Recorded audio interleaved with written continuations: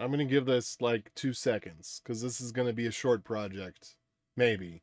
Hopefully. Because, you know, I actually have to work too. But I got to take some time to just do things that are stupid and fun. Because, you know, otherwise, Grog Brain die. Oh. And let's see. Is the soundboard working? No, it's not. Give me a second. Give me a second. I should have done all the tests before I hit start, but I didn't. So now we got to live with it. Okay, that's working. And then we need to get the real sound working. Hold on. We have here musics. No? Yes? What? Window capture.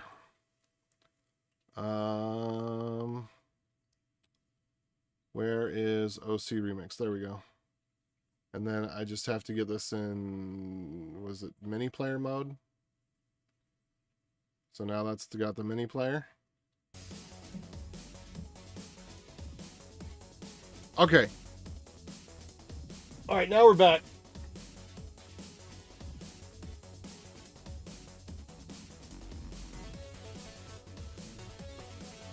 Oh, this is just right. Okay.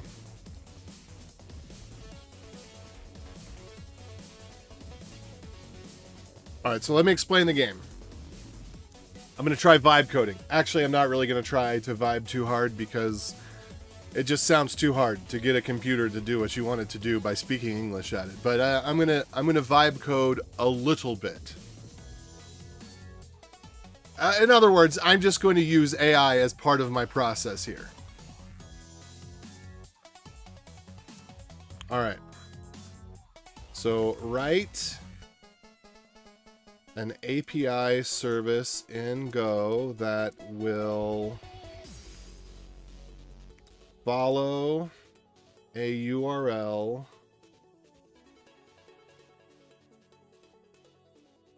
follow the redirects of a URL up to 10 times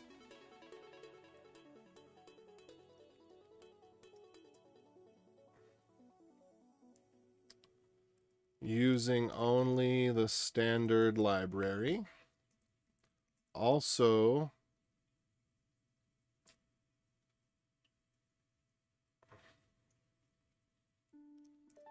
it should return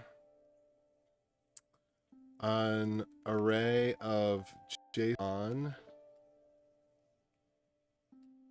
that is that looks like this.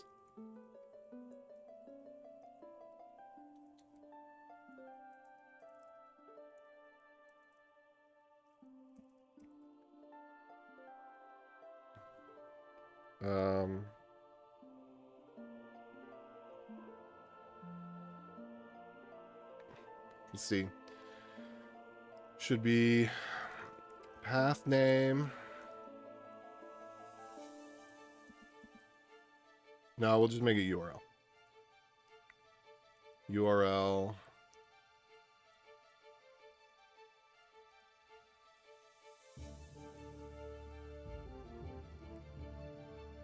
Actually, you know what?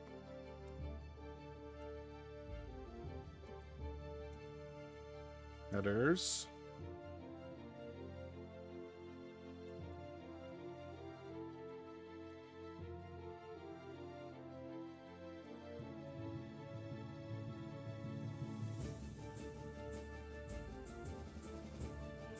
And then, you know, set. I don't know what are some headers. What's a default header?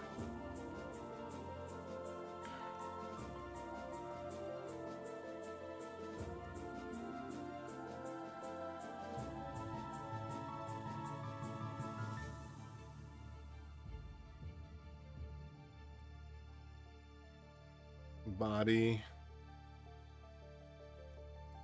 Yahaha. You found me.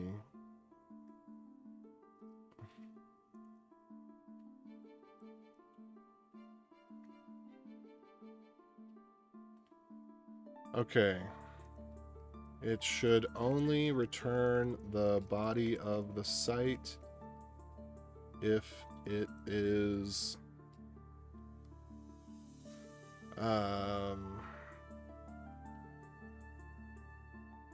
let's say less than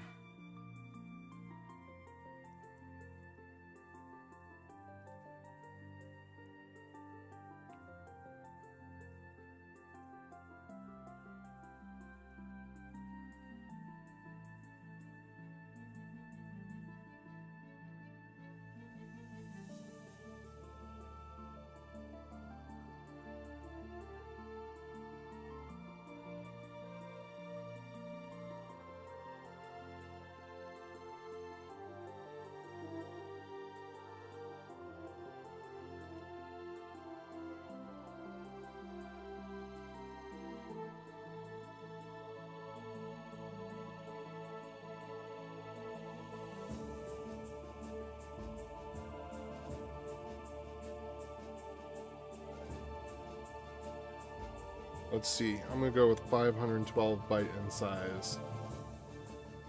We're going to find out. We're going to find out if Grok is better than GPT. But here's the thing. They're all better than each other depending on the day.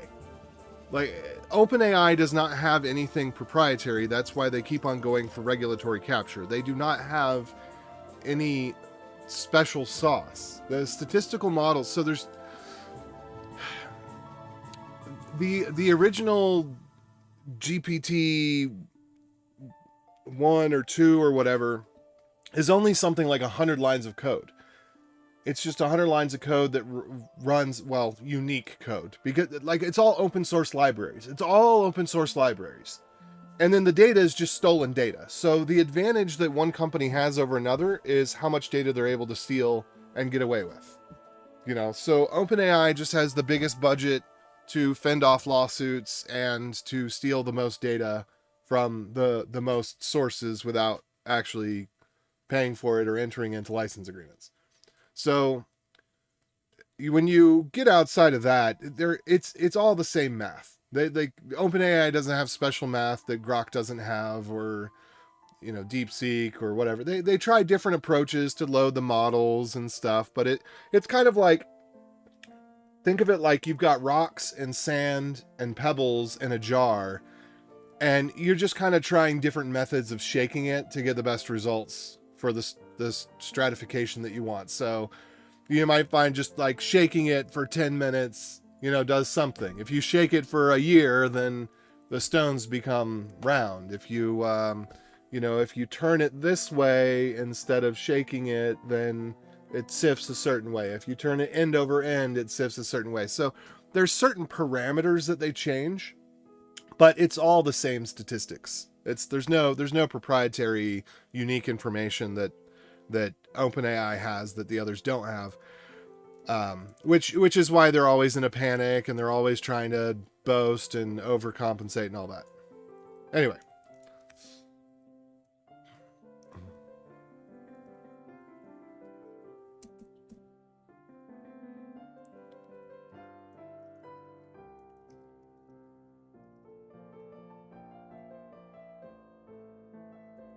All right.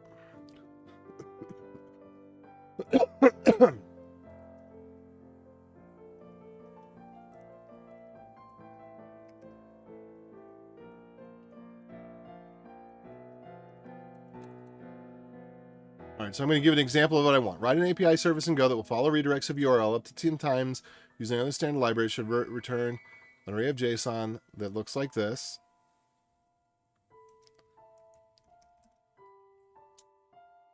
The last URL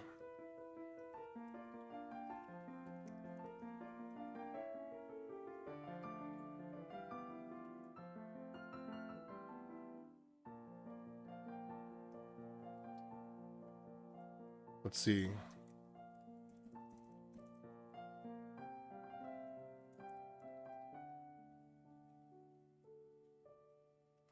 Yeah.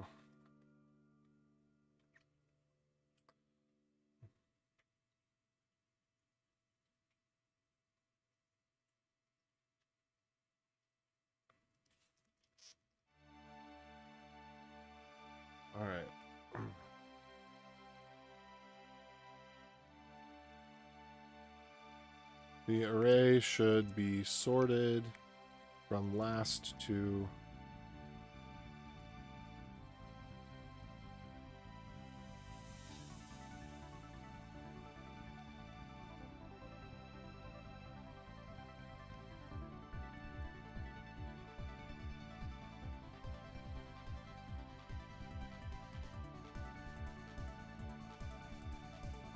There should be a configurable delay.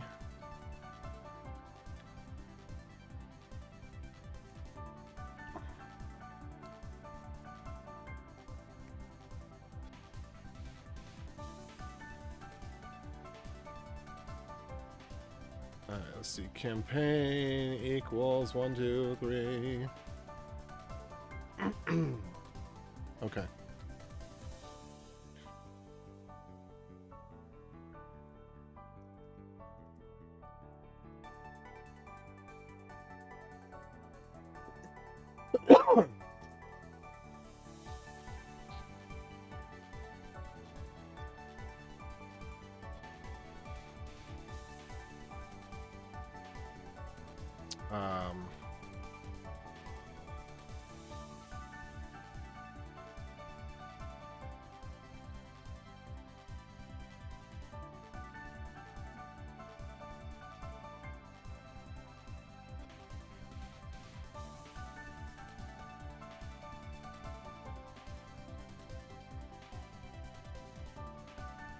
Let's see.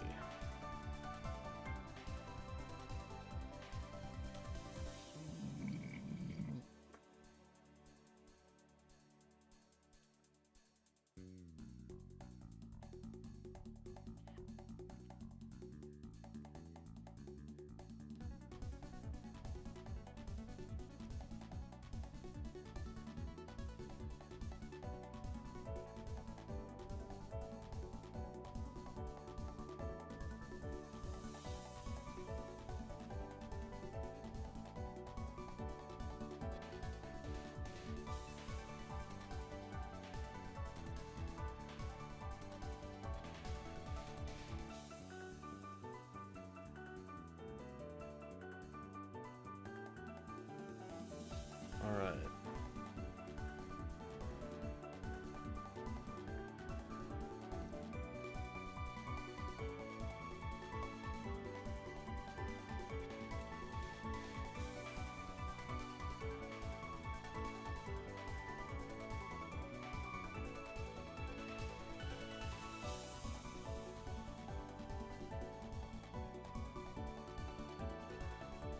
All right.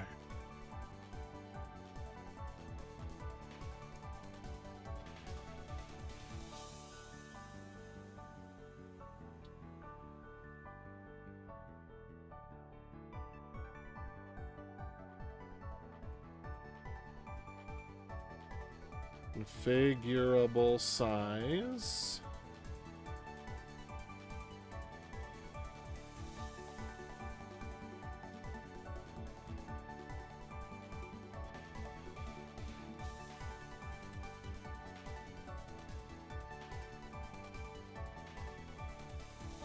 All right.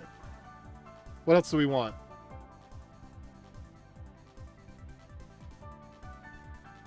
I think we're going to start with this. I think we're going to make it into 2 projects. One project is going to be the API. This, I'm imagining that it's going to get done in a one-shot because this is incredibly simple. I mean, first of all, there's got to be a dozen other open source projects that do the same thing. And I mean, if not more than that. But, you know, this is all very, very simple stuff. So I think it's going to get it in one shot. But to not confuse the issue, we'll have the front end as a second shot, and we'll use the JSON that it creates. And we'll feed that in, and we'll say, there's an API, it should have form input, blah, blah, blah. It should, you know, escape the HTML and present it in a, you know, in a simple way or something. Anyway.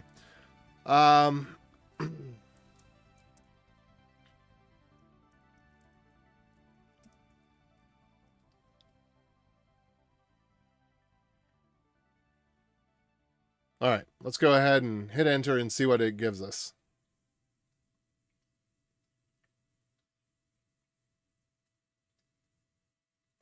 Yeah, it's doing it pretty fast too.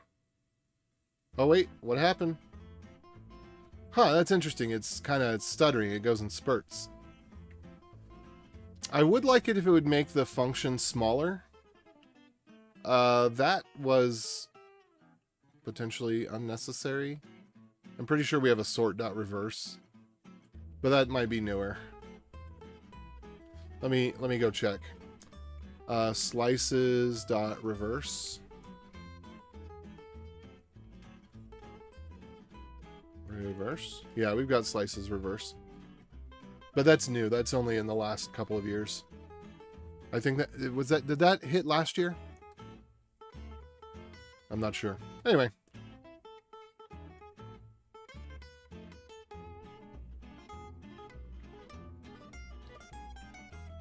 Okay.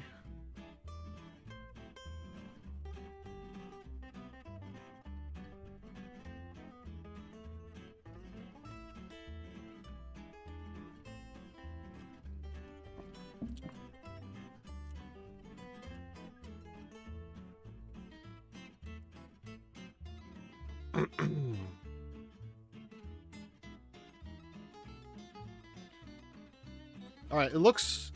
At a glance, it looks good. Let's go ahead and copy it and see what we got. So I'm going to clone this URL, which is where my project is going to be.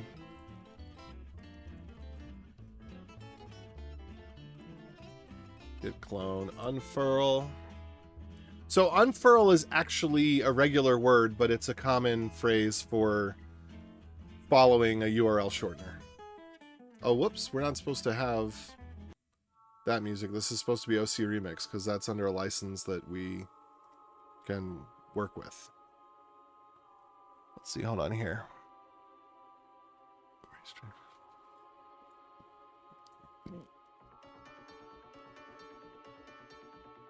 Okay.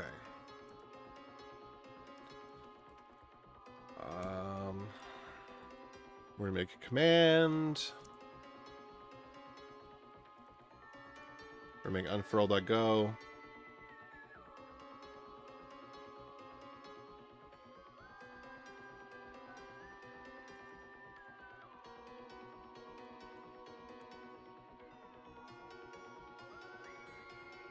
All right.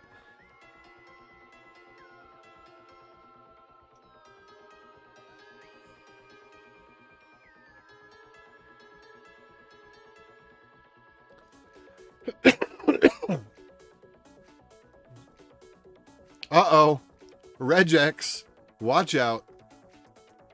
That's okay. It's probably going to be all right.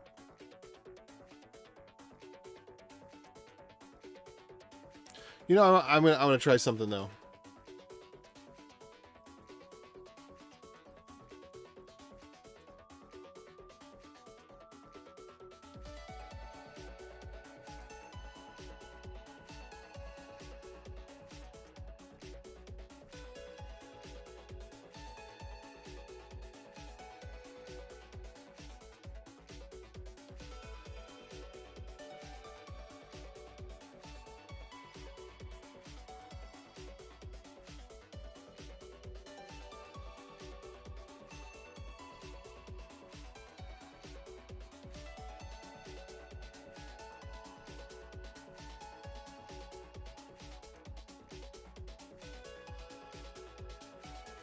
Okay, so I'm going to put the server in this file and the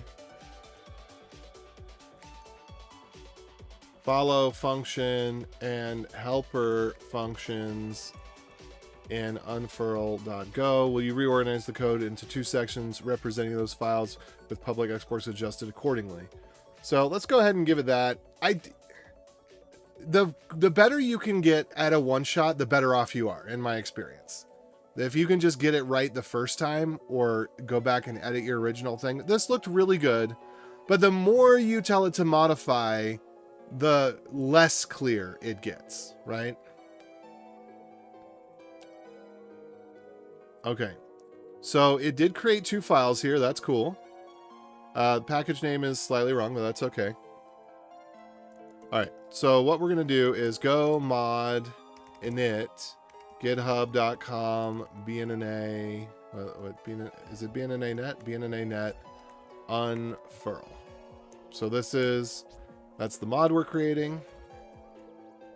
I don't know why I had that other stuff on the screen. And so from that, yeah, here's our, wait, unfurl.go. I guess I didn't actually save it before.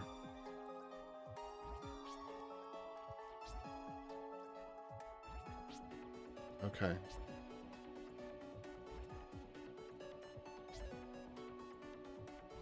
You know, I actually want max redirects to be configurable as well.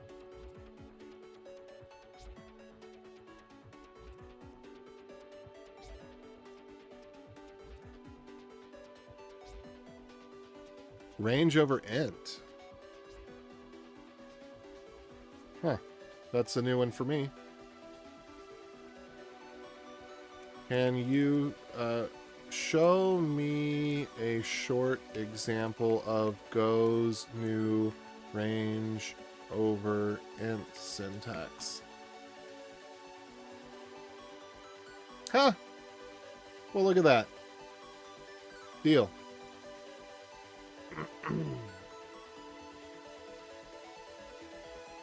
Rage.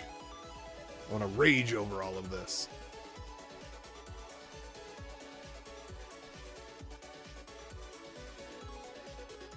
I'm actually going to change this a little bit.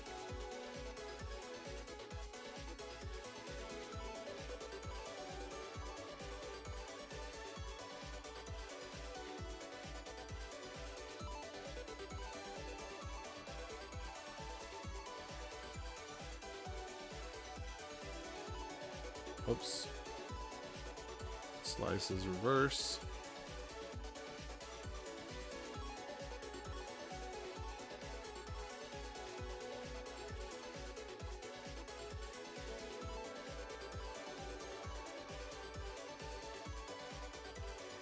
Oh, interesting. I like that it used has prefix here. That's actually smart. Because you can have something like this. And that's valid. So I like that it chose the has prefix route.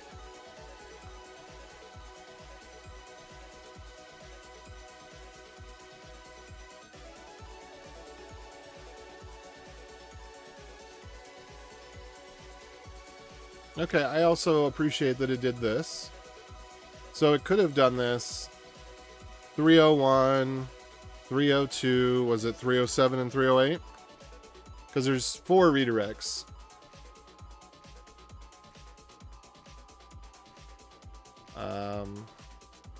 I know, okay, temporary redirect and then 308, permanent redirect, yeah. The difference, I don't really think those are very useful. The difference is that those are used for, these are used for get, and these are used for things other than get.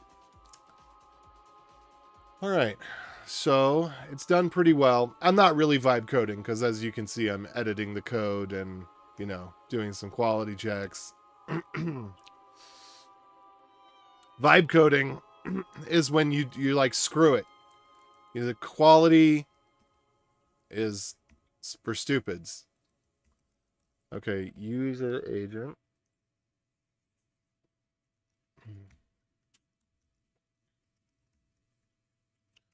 So we're also going to make in here user agent. I'm really glad that it set the user agent. That was very good. I should have it do some other stuff to prevent, like it should handle timeouts and stuff like that. Not sure if we're going to be able to do that.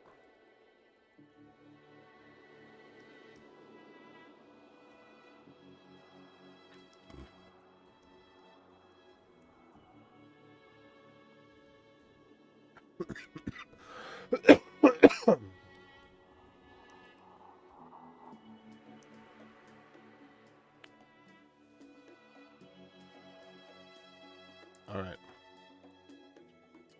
But I am going to tell it to go ahead and update the code here. So update the follow. The JSON example I gave was abbreviated.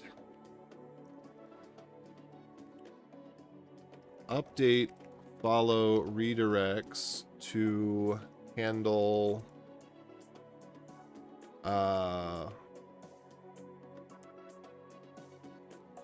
assign all headers to the headers map. Also, update follow redirects to have other to use. Create a request function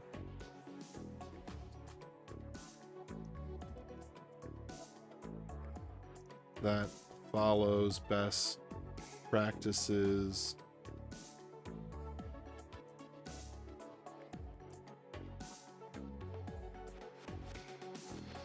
attacks against the Unfurl-as-a-Service.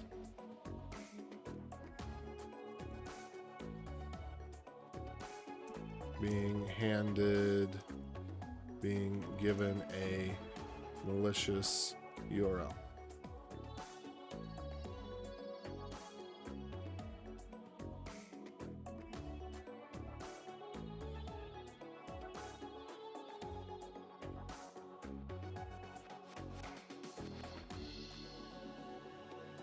Think about the best practices for... Because when I tell it at least do something, then it kind of just hangs on to the things that I tell it to do. I think I can get it to do better if I just ask it to think about the best practices.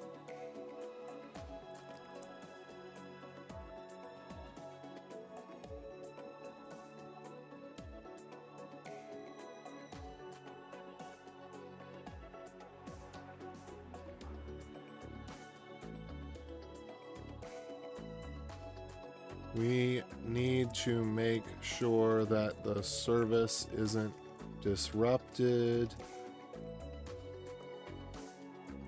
by being given a malicious URL.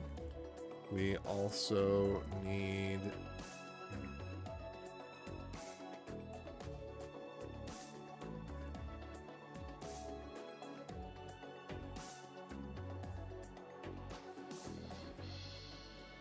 write a function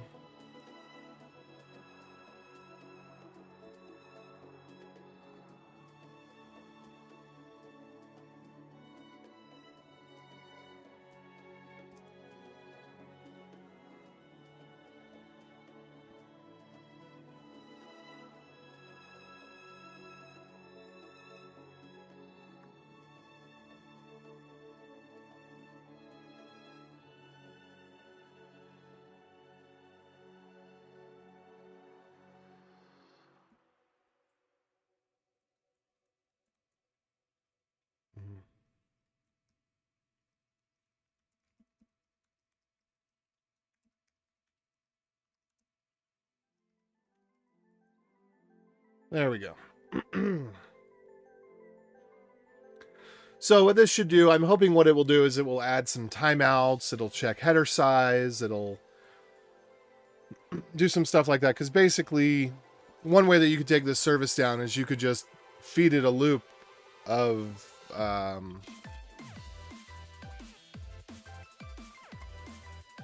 an infinite number of headers. So we want to protect this service from denial of service. All right. All right, follow redirects. Here we go. Make request.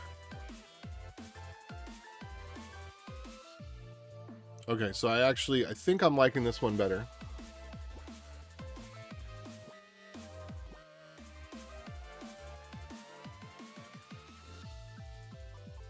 Let's see if it updated this. Use slices.reverse. I wonder if there is a better way. I guess OpenAI has some tools to be able to edit a file in place. because I don't want it to rewrite everything every time. Basically what I'd like to do is, think of it like a GitHub review. I just want to say, okay, not reverse slices. That doesn't need a comment now, duh. But whatever. Okay, and it did pick up on that we want to use the range for max redirects. That's good. Okay, so let's look through and see how it's doing. Add this import, you tard. Okay. Remove comments. If a comment seems necessary, use a variable name. Break.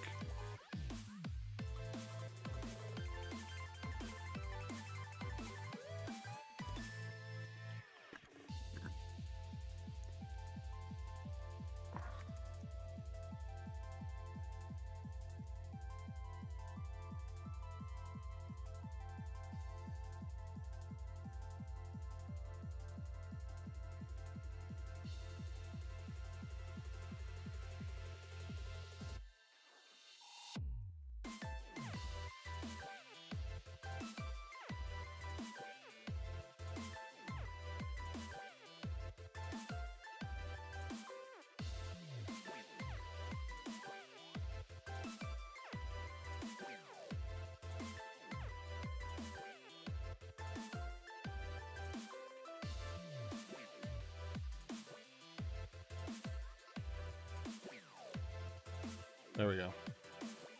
Spit it out again.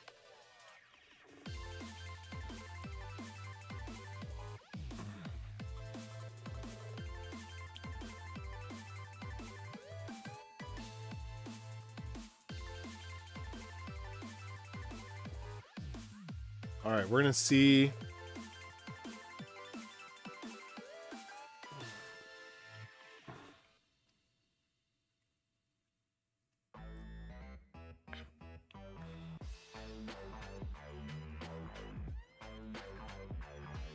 Does this look right?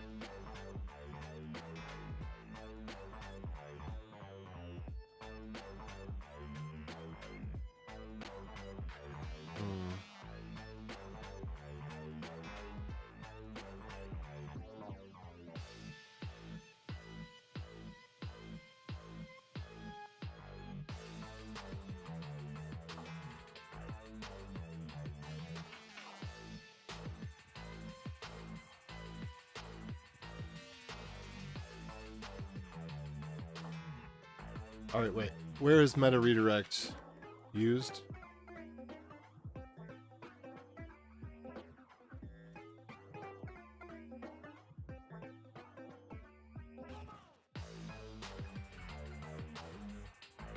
All right, vibe coding's going great, y'all.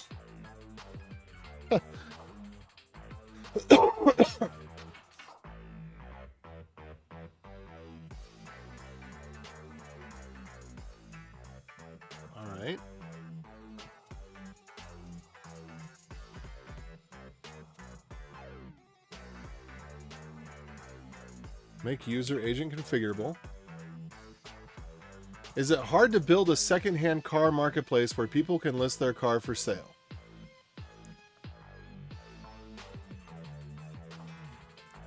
I don't know. I think that's a lot more about marketing than it is about coding. Because it's a basic CRUD app. You're not going to be handling credit cards. You have to worry about the law. You don't want to be caught up in some sort of black market for stolen cars, for example. I don't know what the law dictates, but you have to worry about stuff like that. Your money for something like that is primarily going to go towards design and marketing, more so than programming. I would think, okay, one of the most tedious things about something like that is categorizing all the different car features and doing it in a way that the sort and the search actually works well, like manual transmission versus automatic versus electric, so on and so forth. So And then also handling things like, for example, an electric vehicle should be considered as an automatic transmission. I guess, yeah, unless it's gas or hybrid, or I don't know. I guess there's just a lot of those things you got to think through. Like, how are you actually going to categorize things? But in terms of creating the database for that, that's something that you could totally do with AI. That's a very, very simple problem. It's very well understood. It's textbook in terms of, you know, lots of homework assignments are around things like that. Burger shops, car sales, you know, these are canonical examples for things with parts that have relationships.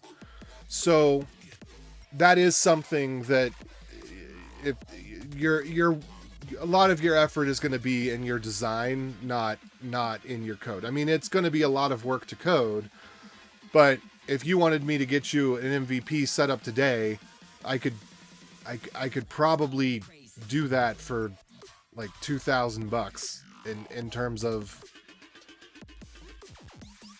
the you're talking about data forms, you know. It all depends on where we want to take it, right? But if you just wanted a cheap, get the thing going, you could probably even find something that's open source that'll do it. So I would say it's hard because you've got to deal with the law, you've got to deal with how you protect your customers. But in terms of, it's a database with a search functionality and, you know, some authentication and like 3 different views, not hard.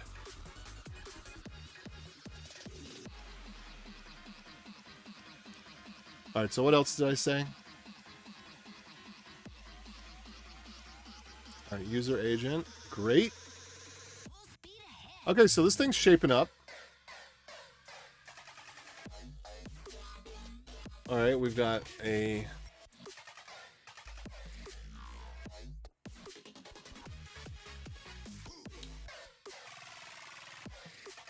move all magic numbers to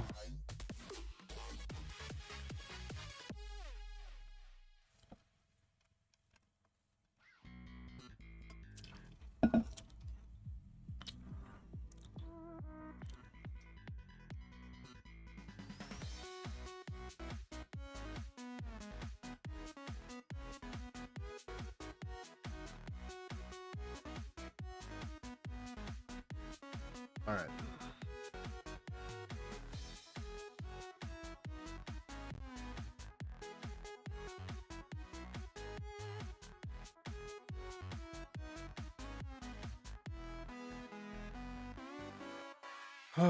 All right, what else we got here?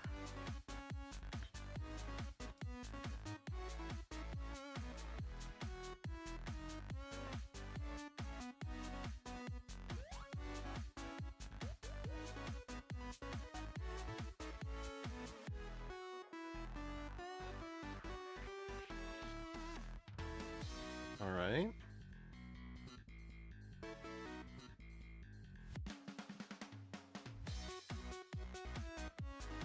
Now I'm starting to feel like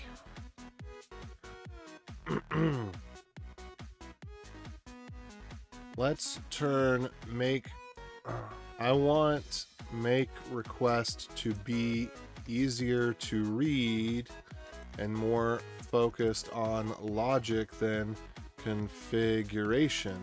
Let's make a requester struct with a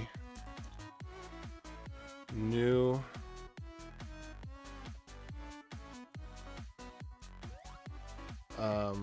function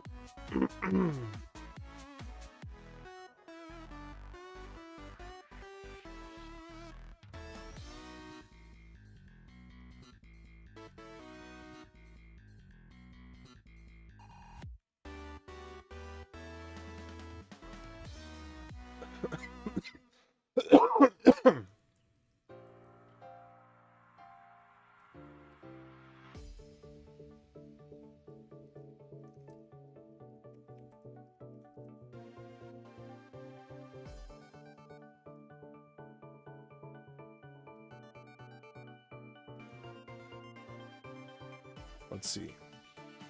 Trying to think of, because this is statistical, you do want to think a little bit about how you'd explain it to a person so that the person would get the steps in the right order. That's going to help it to get things in the right order. Not because it's got consciousness, but because it's trained on data where certain things being in a particular order makes a difference. Like if it's more clear to a human, it's going to be more clear to an AI.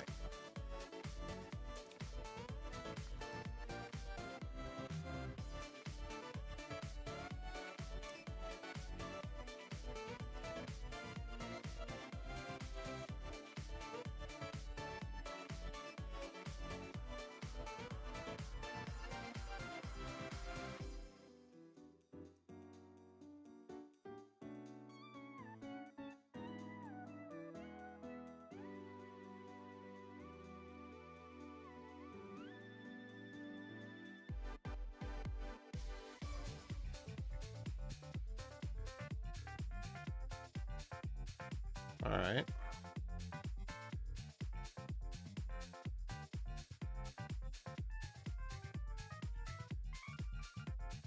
A new requester. Excellent. Okay, this is looking pretty good.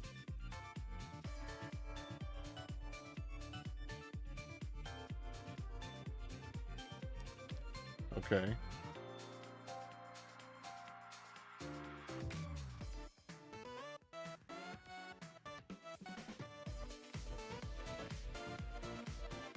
Okay.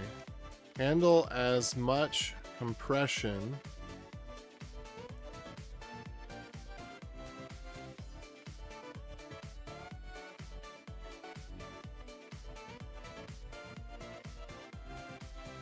okay, no, we probably don't need to worry about compression because generally things accept, let's see. Yeah, okay, we don't want to deal with compression because if we deal with compression, then we can't do truncated bytes and we're more susceptible to various types of attack. These are going to be small, these should be small responses. So yeah. Have to think about that. For now, we're not going to handle compression. That's going to be fine. Okay, so what are we looking at here? This is looking a lot better, actually. All right, so we've got all of our defaults configured. That's great. I don't even really necessarily want to make those constant, but I guess that makes sense. It's a better program if those are constant.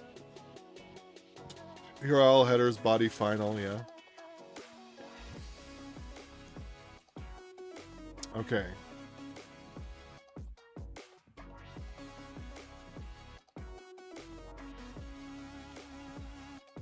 All right, client. New requester. All right, that handles all that. It sets up the client.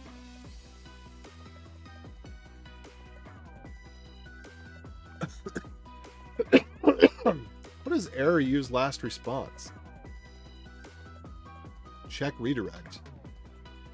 That I'm not familiar with that. Let me go look that up.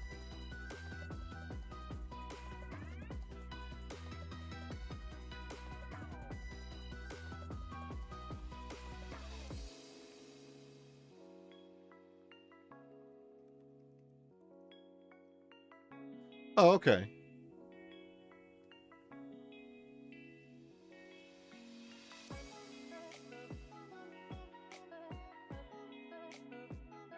Okay, okay. So yeah, we want to check and see how many redirects it's going to follow. Interesting that they put that into the HTTP client. I guess that makes sense. All right. New request with contacts. Accept. Text HTML, text plain. That's what we want. Connection close. Do we really want connection close? I guess we do, actually, because we're anticipating that we're going to go from one domain to another.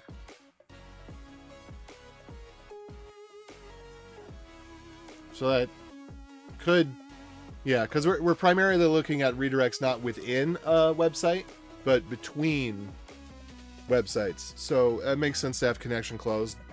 Why leave it hanging open? Although I think we you know, there is an argument to be made to leave it open, let some tool in the background handle it, because there could be many links from Bitly. All right, follow redirects, traces URL up to a limit. Okay. Follow redirects and a requester.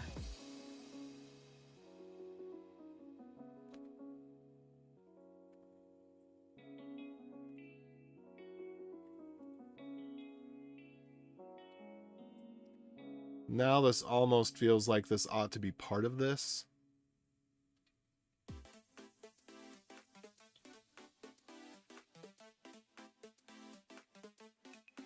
Let's see.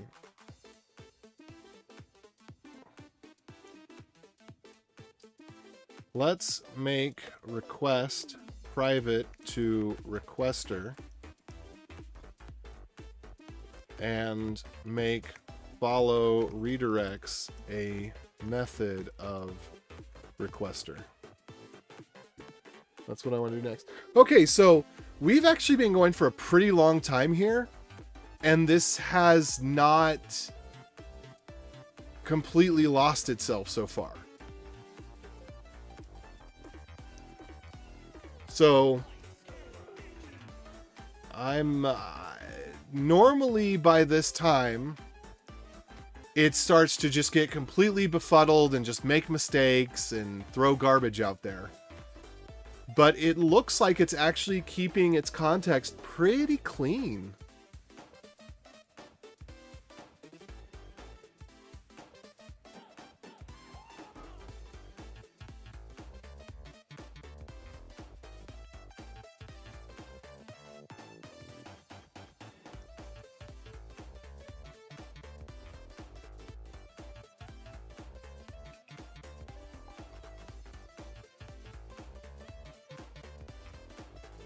I kind of want to use an exponential back off for every redirect. So the first redirect, there's no delay. The second redirect, there's a delay. The third redirect, there's twice as much delay.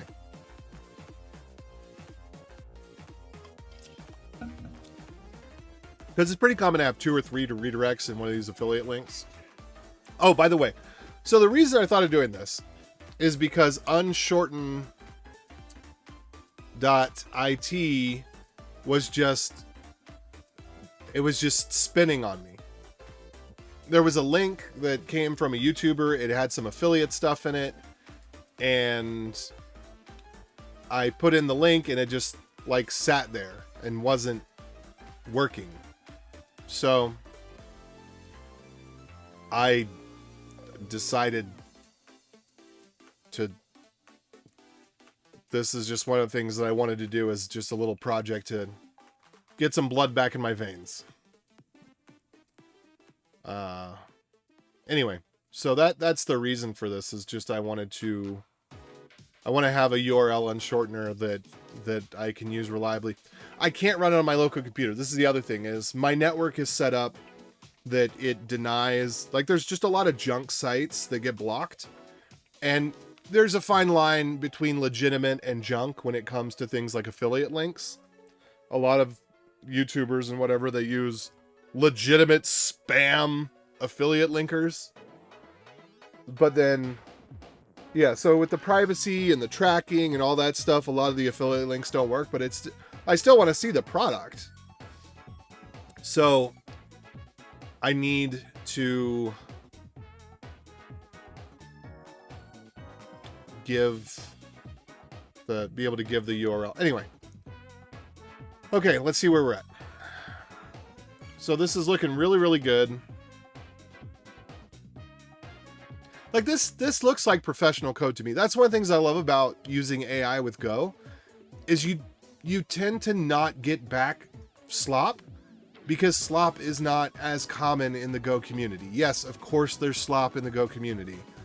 But when you say, hey, stick to the standard library and write this, there's a good chance that you're gonna get back something that makes sense. I would say that we want max redirects to be at least 1.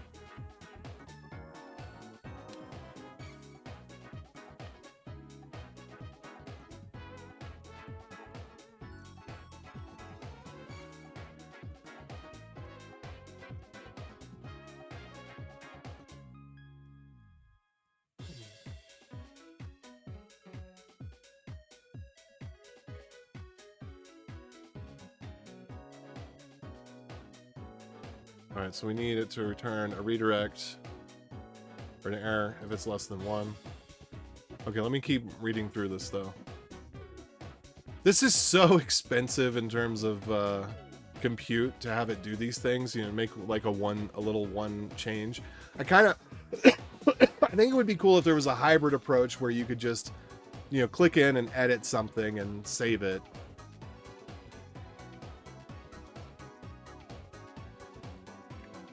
Okay.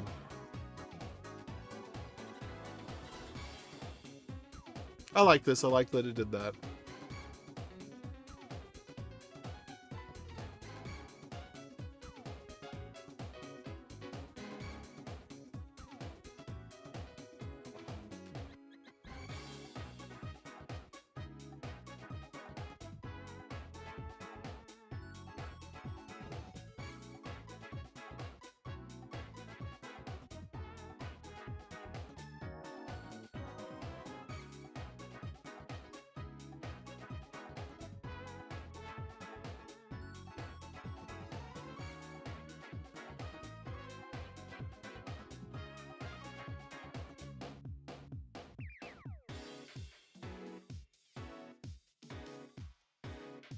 Okay.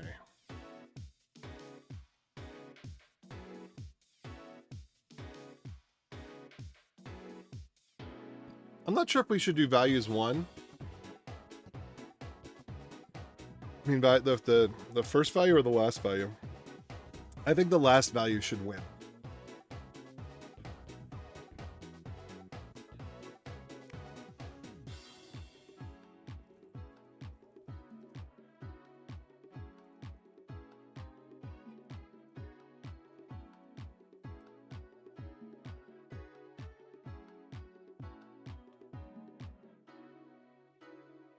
All right, what else?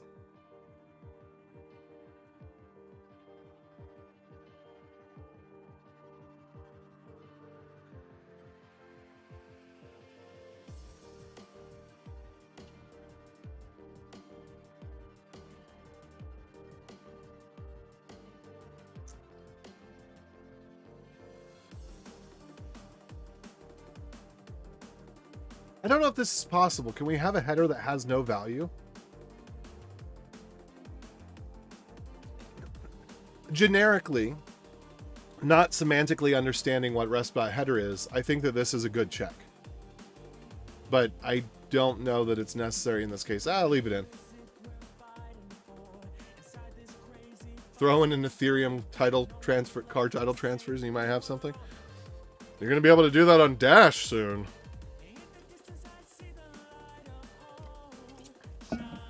All right. Lyrics have got to go.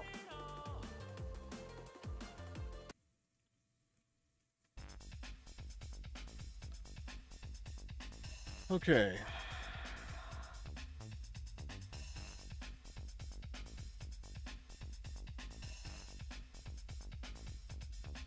Limit reader.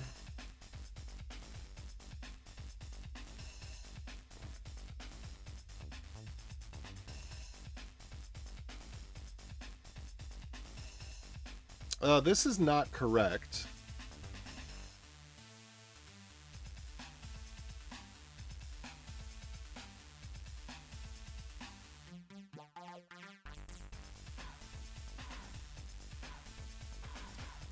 Let's see, does limit reader...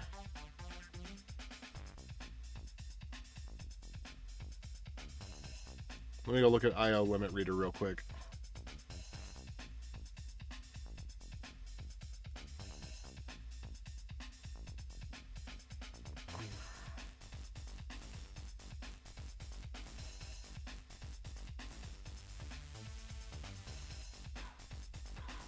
Okay. So I think you got one thing wrong.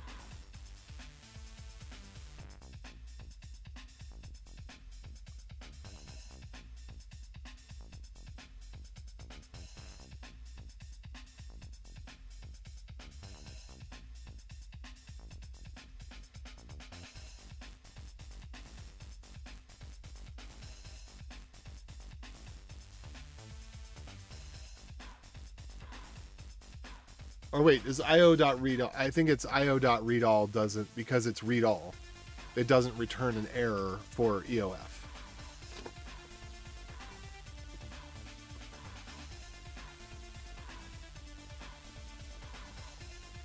Right. Right. Right. Okay. Yep, that's good. Okay.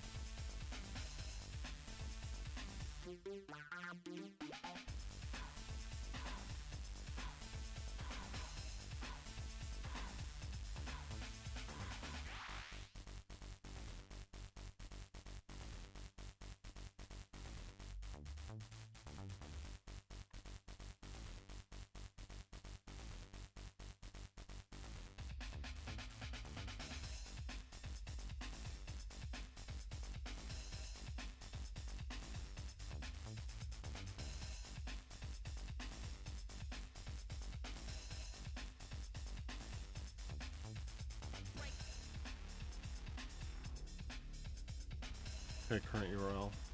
Location.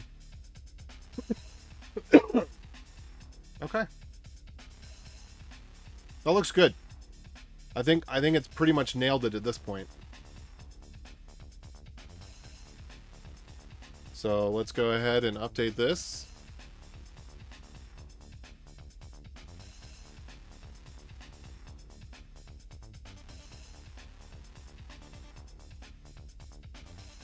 All right. Now I wanted to update.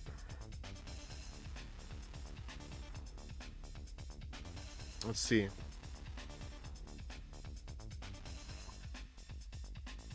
I'll be using Go Releaser to release this.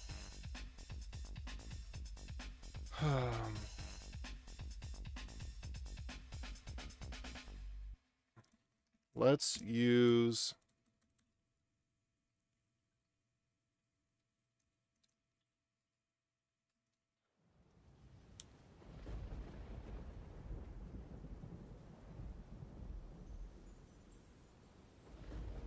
I think we're okay.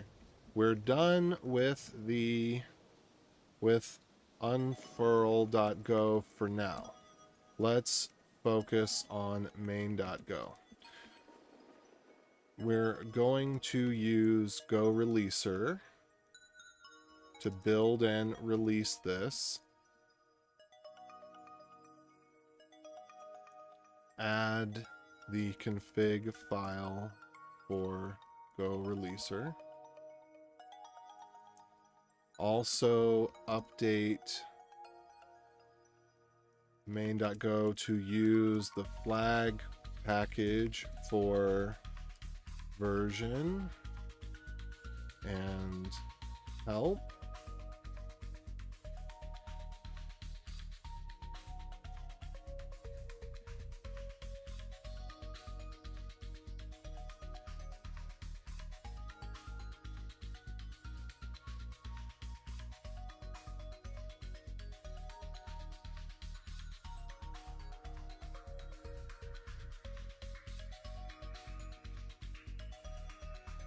User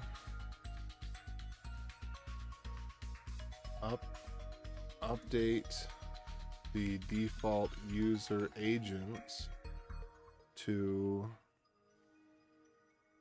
have the Go Releaser version and build tag, if not a clean version. All right.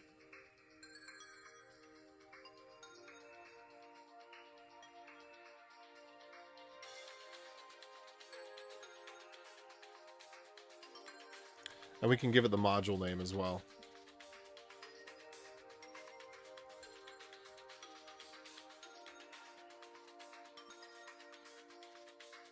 Cat go.mod.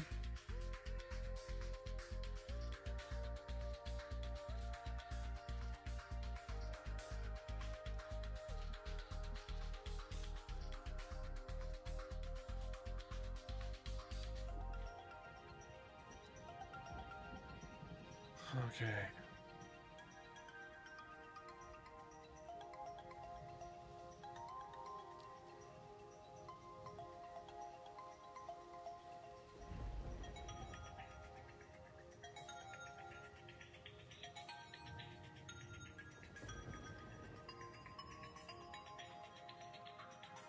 All right, redirect handler.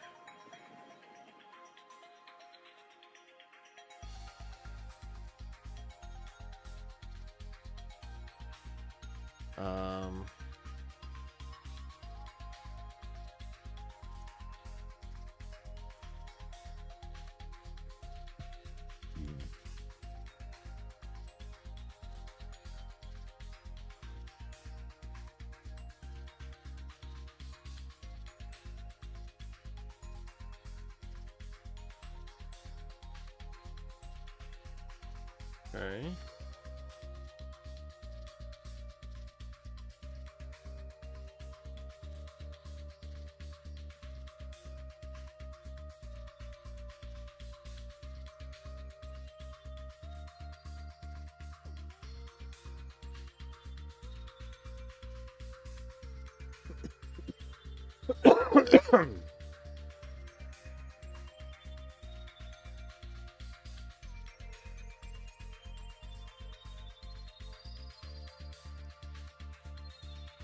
I can't remember if I'm getting that right.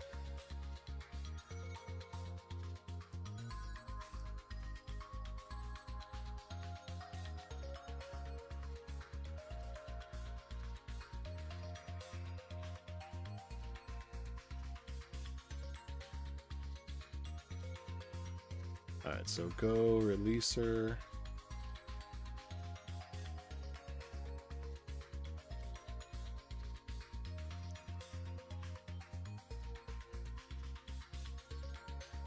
Looking good, looking good.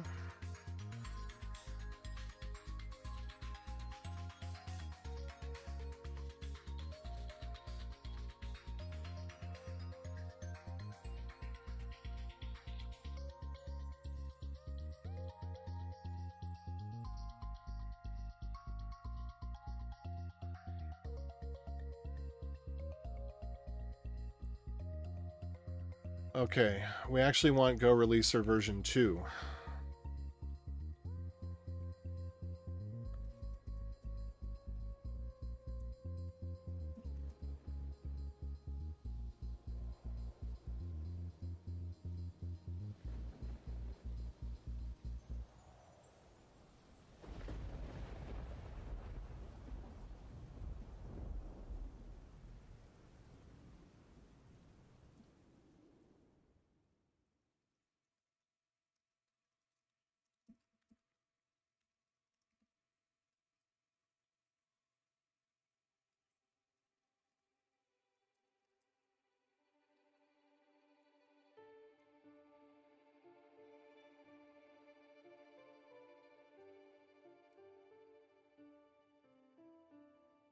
All right. Oh. I guess that's all right.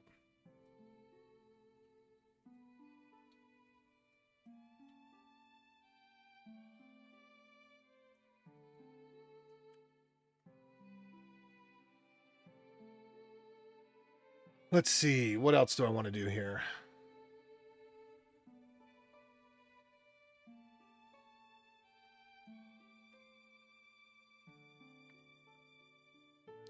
All right, now I'm gonna start to mess it up. I bet if I go a little too crazy here. I don't know about this LD flags. I don't think normally we need to specify that, but I like it being explicitly specified.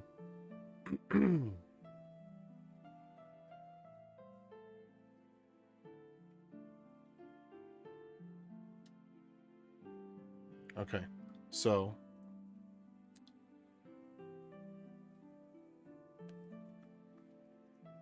let's call the non-Windows POSIX instead.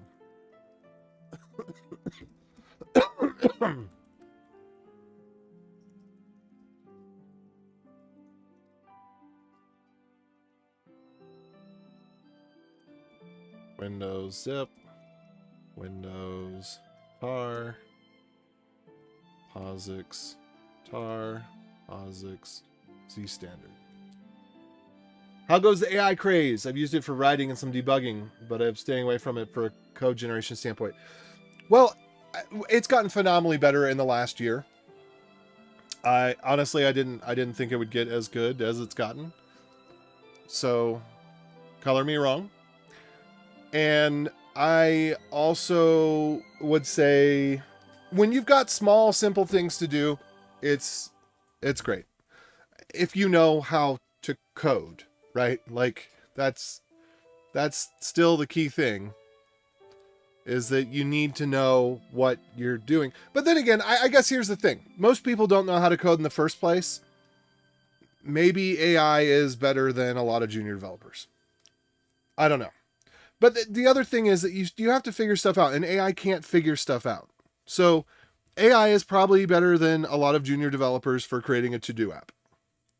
It's probably because the median to-do app, there's enough examples of to-do app out there in enough different languages that I think that AI is better at creating a to-do app than your average junior developer. But you still got to coax it to do things, because still by default it's going to like not pay any attention to security, and there's still critical bugs. So I don't know. By junior, I don't mean junior. I mean more uninvolved, uncaring person who's sitting in a chair collecting a paycheck. Which that's not the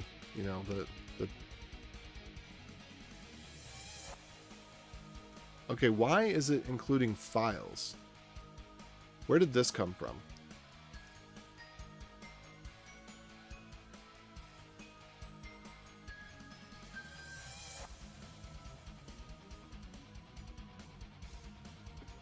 Huh.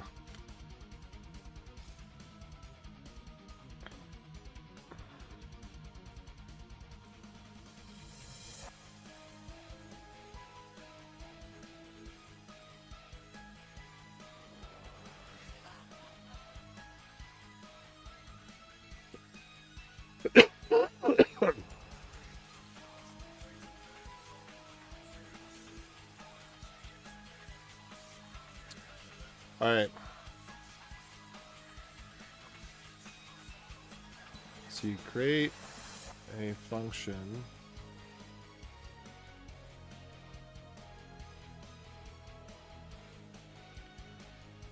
Use the flag package to append the version info to its own help output.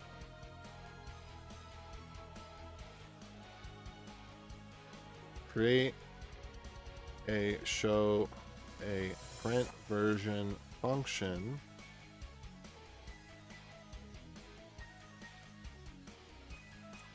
before flags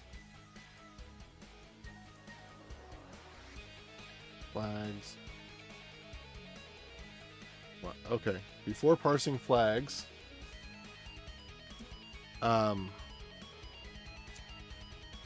it's crazy. Yeah, anyway,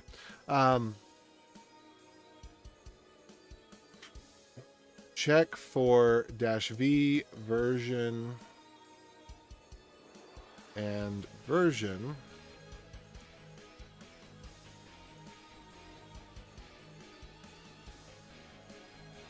for printing the version.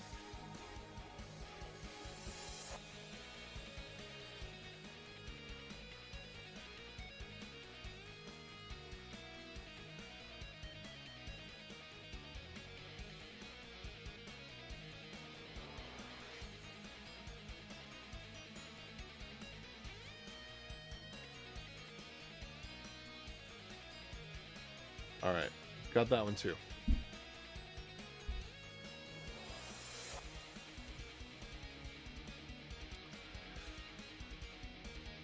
Okay, so wait, did it made these changes?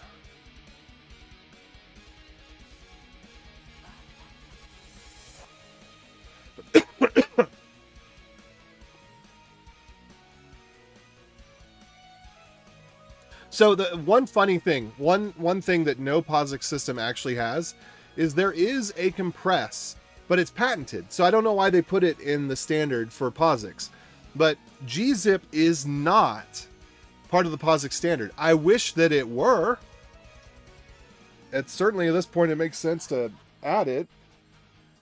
But for whatever reason, or something else. I mean, it's okay to update the POSIX standard to add a newer form of compression like Z standard or something. Although that was probably a little bit too complex. Gzip and deflate are about the right speed for what you want in a POSIX standard, because you want to be lightweight. Anyway. Yeah, so no Unix POSIX system actually implements the compression that's part of the standard.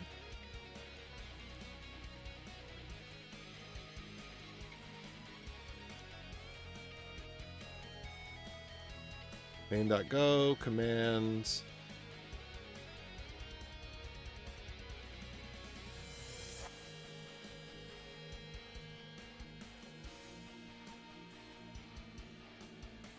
Okay, so go.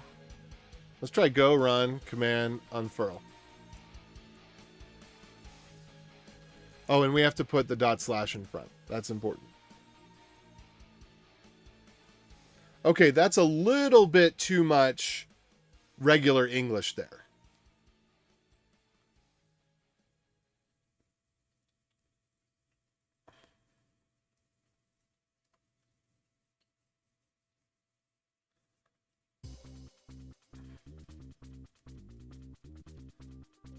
Okay.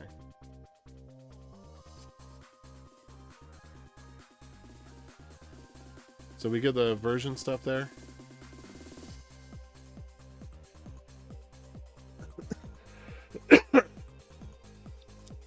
Oh, interesting. That makes sense.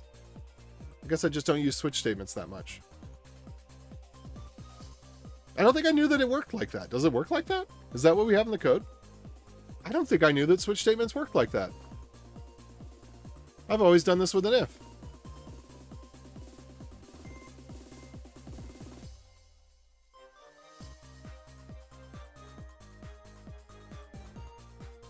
Nice. I learned something.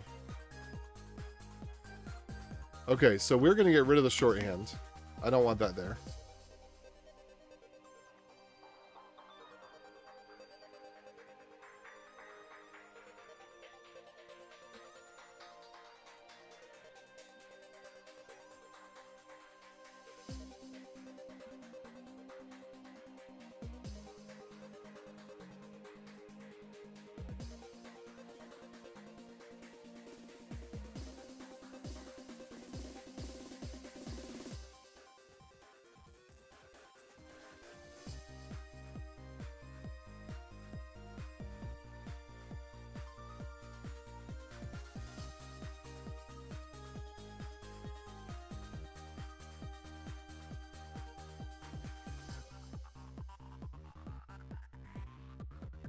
And I don't remember off the top of my head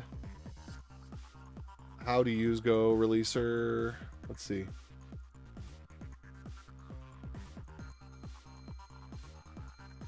I think it's Go Releaser -- build snapshot rm dist. And then there's something else for a no. There's like a no. I don't know.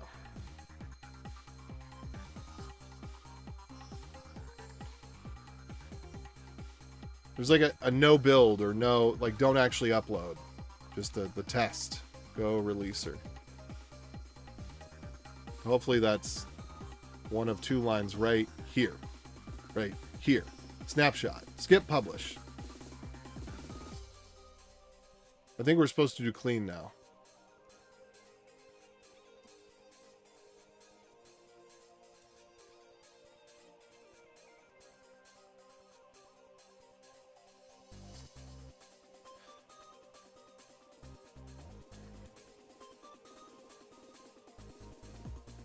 Okay, wait. And we don't run Go Releaser build then?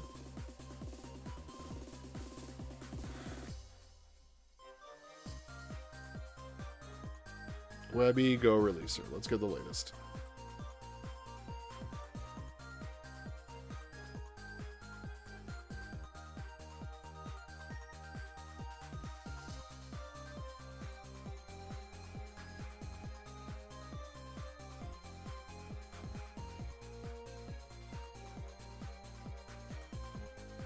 I think that Grok is producing a version 1 file rather than a version 2 file. I think it just changed the version to 2. Let's see, now changelog. Snapshot checksum. I don't like it when things change. Like, they really didn't need to change it. You know, it worked. Let's take a look at example files.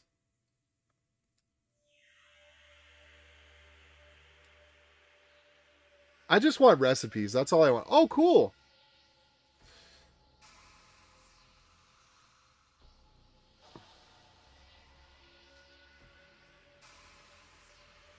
That's actually really cool. I had a little repository for doing Go Releaser with Zig. That's really cool. I guess I can throw that away now. Let me see if I can go find that.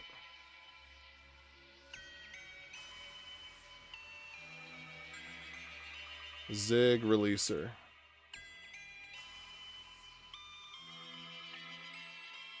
Is this one that I contributed to?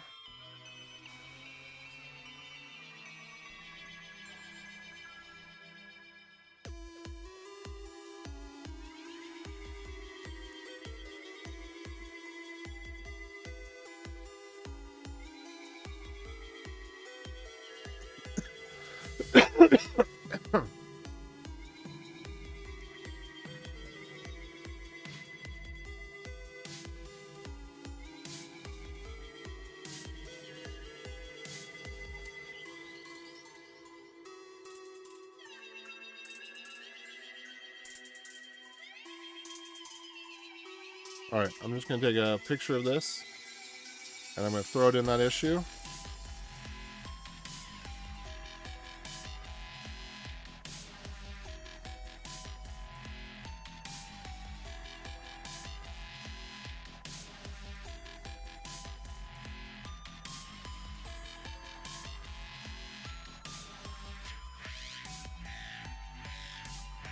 I'm actually going to update the README on that one.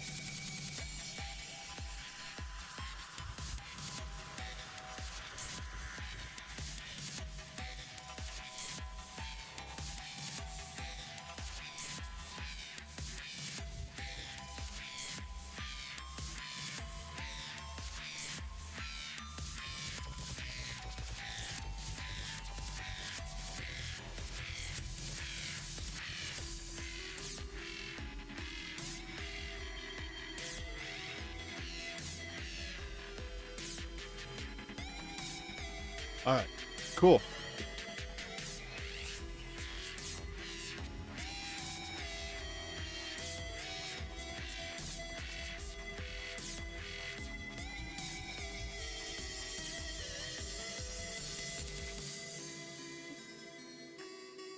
Okay, so release.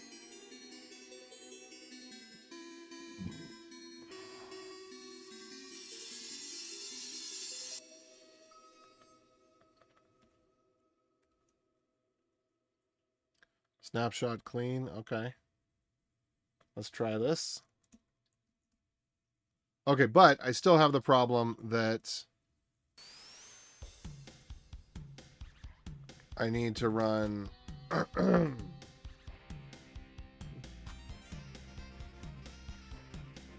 Go Releaser init.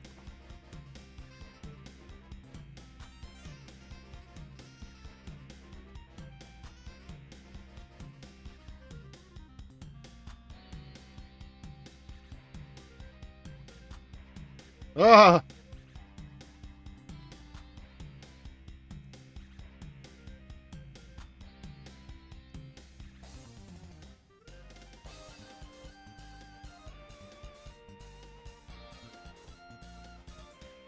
I don't really want this to work this way.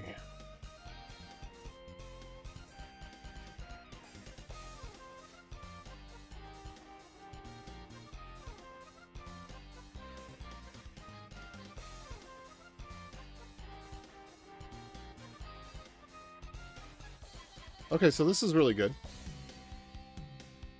This is really, really good. Except that I would actually want this to work for FreeBSD and some others. Let me see. I've got an alias Go Targets that shows me.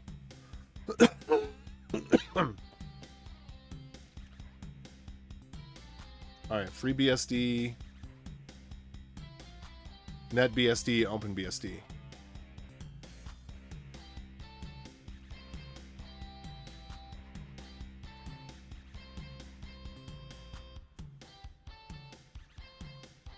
I think that's sad that they don't include those by default.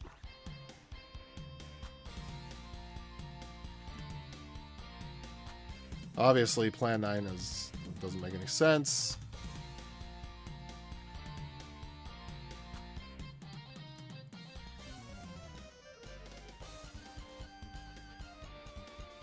Okay, so Android, do we want to release it for Android? I don't know. AIX, maybe. Dragonfly. Why not? Why not release it for Dragonfly? And Illumos.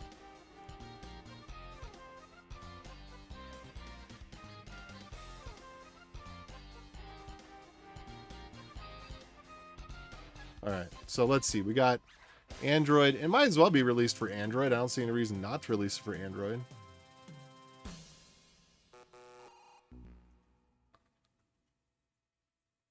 And I mean, we could go with Solaris, maybe. Yeah, Solaris. Just do them all, you know? Android. Solaris. Now let's put them in alphabetical order. A, B, C, D, E, F, G, H, I, J, K, L, M, N, O, P, A, B, C, D, E, F, H, I, J, K, L. Alright, there we go. It's like, I don't want to exclude anybody. We can even throw AIX in there. And iOS. Actually, I don't think we can throw iOS in there. So, okay. There are problems with trying to do Android and iOS in this. And it's basically that the toolchain doesn't work. Yeah. So we probably won't do iOS.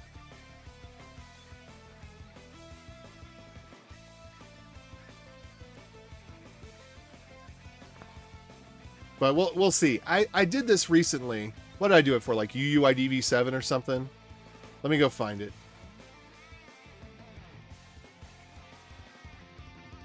So I wrote this in a bunch of languages. And I think I have a Go releaser in here. Yeah, a Go releaser. And I wanted to have it build with everything. But that didn't work out. I thought I had to do something special. Okay, there it is.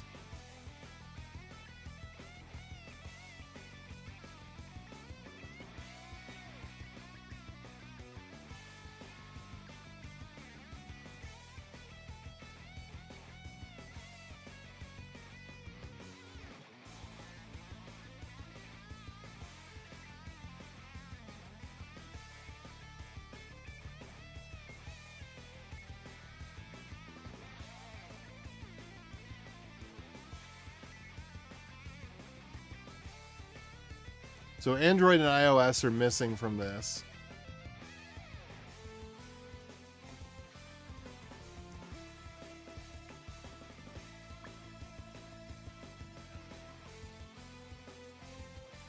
Yeah, this was the winning combination.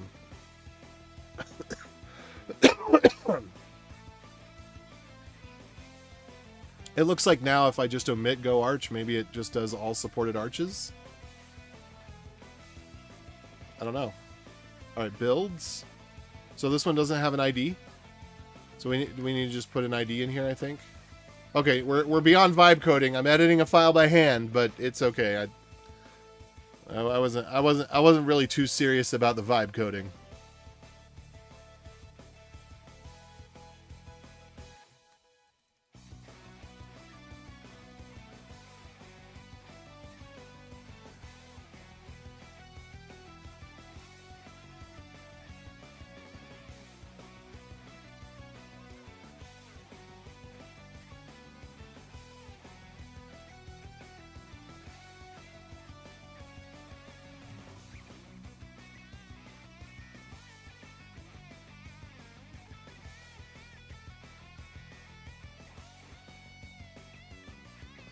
All right, so first of all, let me just...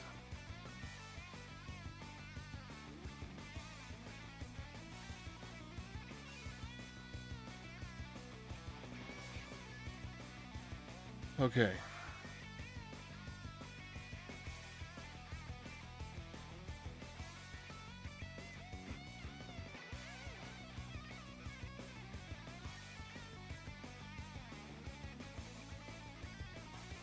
Here we go.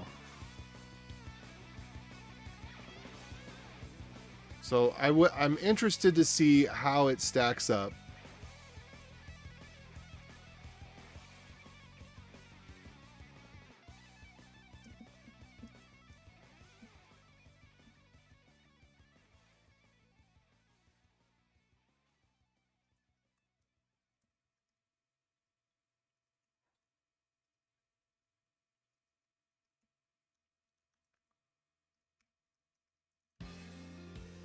There we go. Let's see if it will correctly build for everything that it can build for, and then we're gonna have to do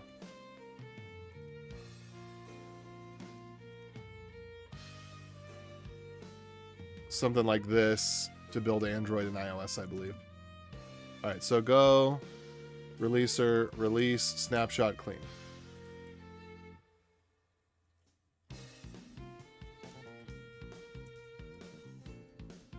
Okay, and then I gotta do something.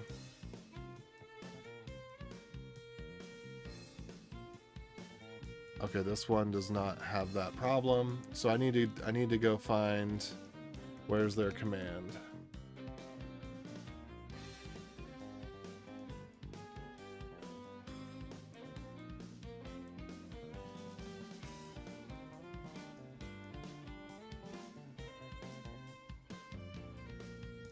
Okay. So command.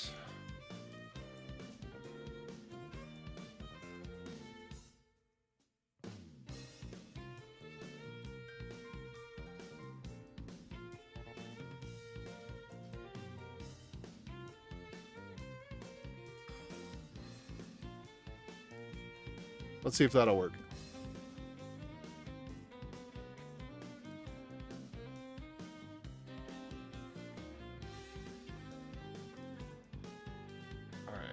Archives format should not be used anymore.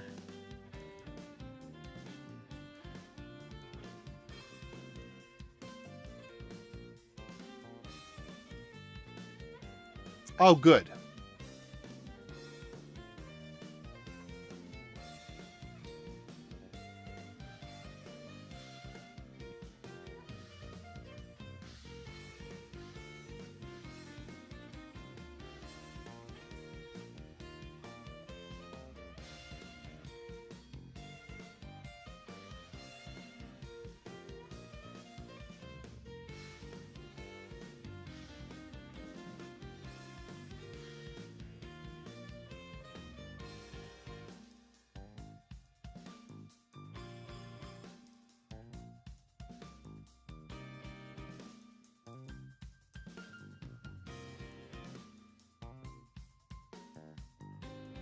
Alright, I'm not entirely sure what to do here, but this is alright. Probably. Okay. Alright, that's what I thought. So we're going to go back to this, and we'll remove iOS from here, and then we're going to add iOS here. Let's see if that works.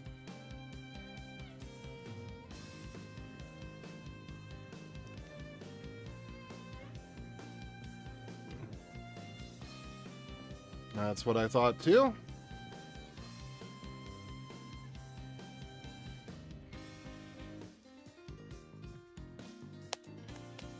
All right.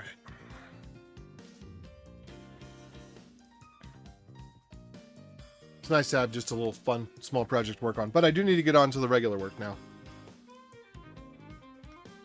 Oh, we've only been doing this for an hour and a half. That's great.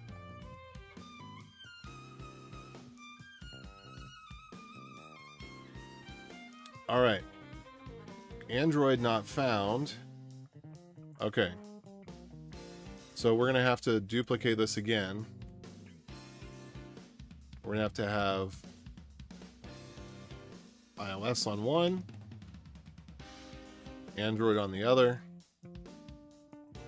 And then what did it fail with? ARM64, huh?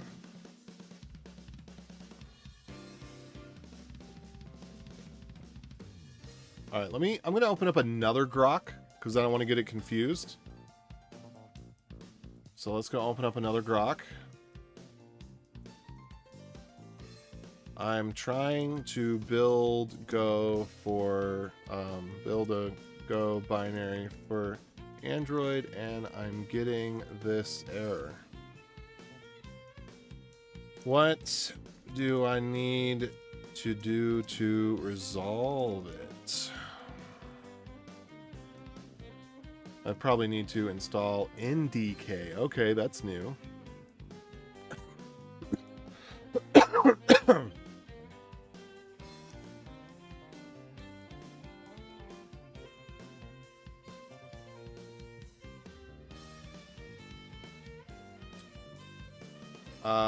I'm using Go Releaser. How do I update it to use the Android NDK?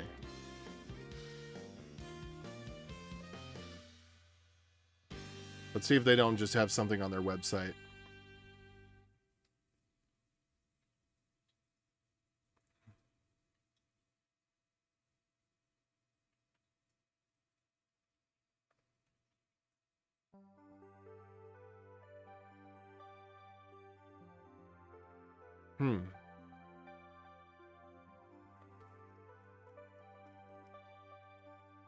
There's no Android there.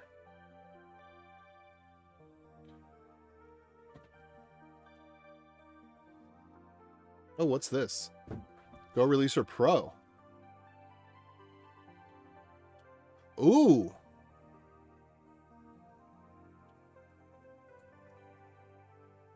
How much is it?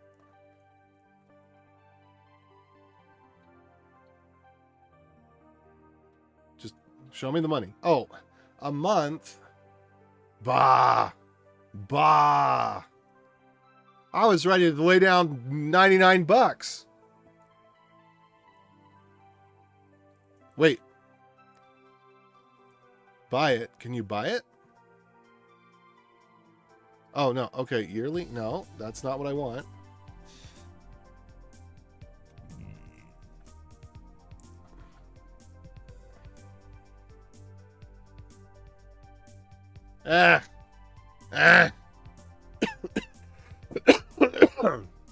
Whatever.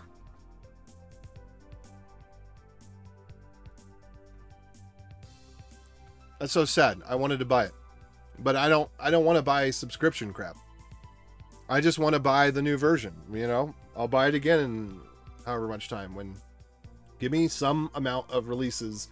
I just want to buy it, and I want to get free updates for a year. I don't want to subscribe to it. Okay, anyway.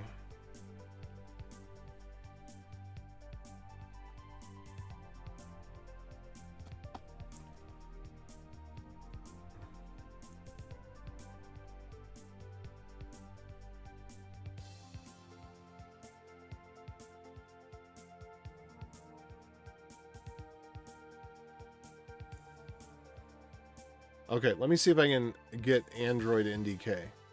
Not because I care about it for this, but just... It's like a kata, you know? We're going through the motions of a thing. Alright. Download Android NDK.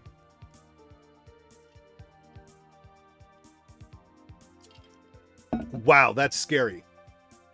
That's so scary that I search Android NDK and the spam sites come up way before the real site does. That's scary. I'm actually going to @Brave on that one.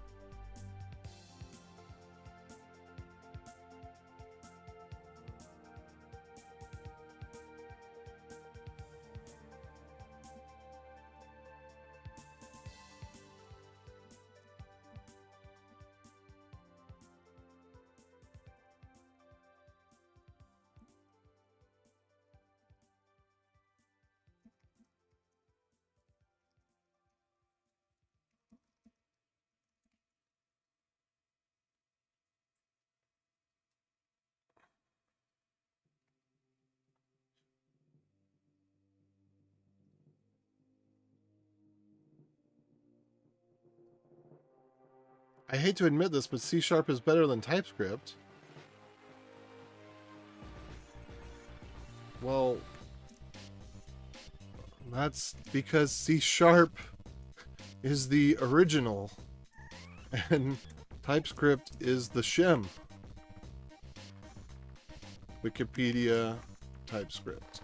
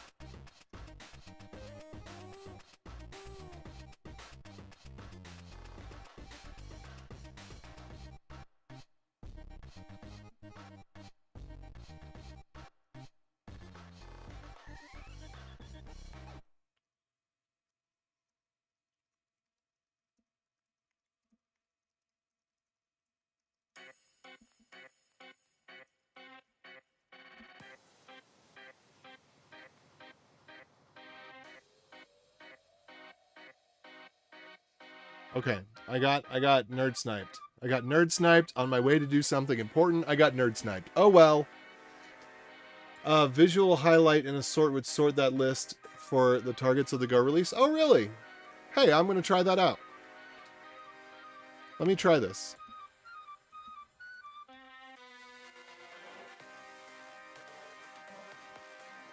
Huh! So it is. Hey, thanks.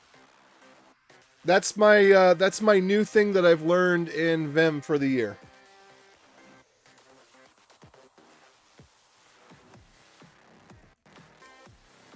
Okay, so where was I at? I was looking for the Android SDK. I was trying to download the real one.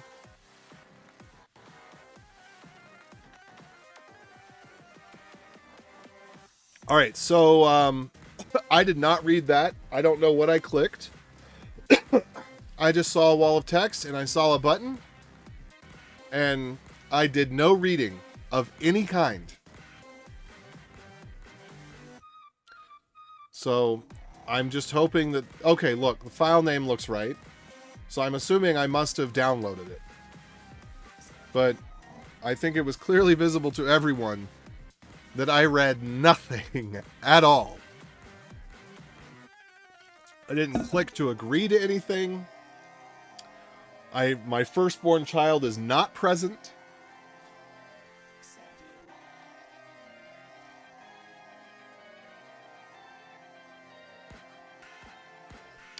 LTS version is good enough for me.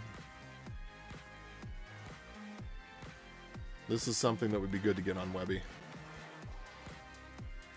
They probably have an API for it. It's amazing that a company like Google, how many of their things don't have APIs? Like I you know, I made a comment about how, you know, something was broken and they said something like, "Oh, well, you're not supposed to depend on that." I'm like, "Why the heck is it an API then?" I mean, they're like, "What do you think people are doing?" But I mean, I don't know. Are people primarily just? I don't know. The idea that you would download something and install it by hand is kind of crazy to me. Okay, this, I don't know what this is, but this is not helpful. I do not know. How do I... Okay, so it's giving me this stuff. So I think I need to go show package contents. And then somewhere in here is like NDK, I guess. Okay. So I think this is what... I think this is probably a wrapper for this. So what I need to do is I need to copy this. Copy. And then we need to go into... What is it? Opt. There we go. And then I'm just going to paste. And what was this called? I don't like it when they do things like this. Okay. Android NDK v27, right? Okay, so we're just going to drop that into opt. And then I'm going to go create a symlink.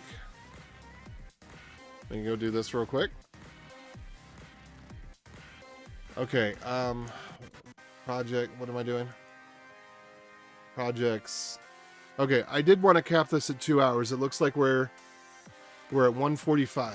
So hopefully I can get this wrapped up soon here.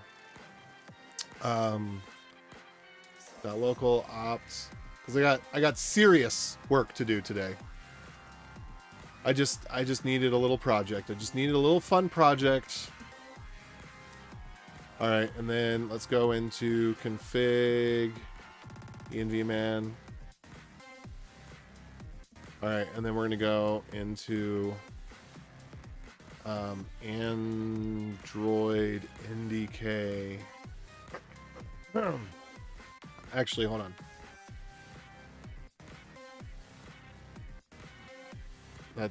That LN thing that I did should have been Android NDK. And then what's in there? Do we have bin? Okay. No, we don't. Okay, so... Alright, let's see what we got here. So now if I run this again, can we build it now?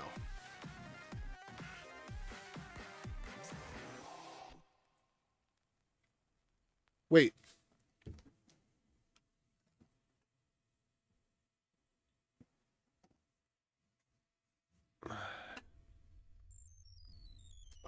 Do I really have to do all that crap? It can't just look at where the binary is and then figure out from there where it should go? We really got to do all this?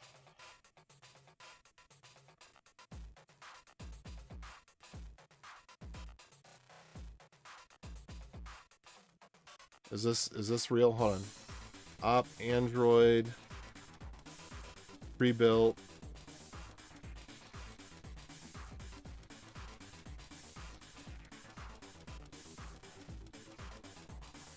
All right, whatever. Let's try it.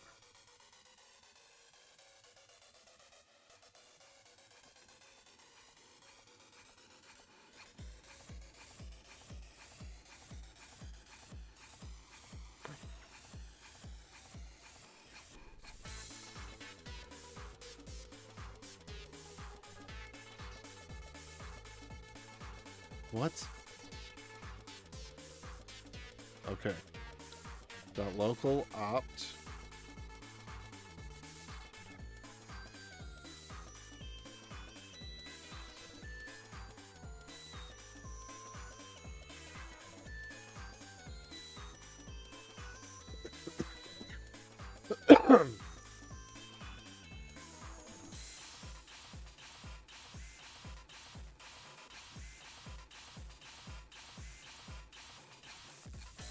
Tool chains, LLVM pre-built,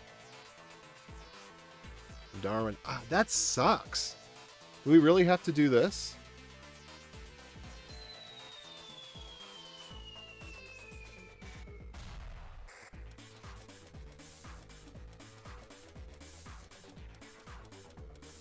Okay, so then for all of this, replace Linux with Darwin.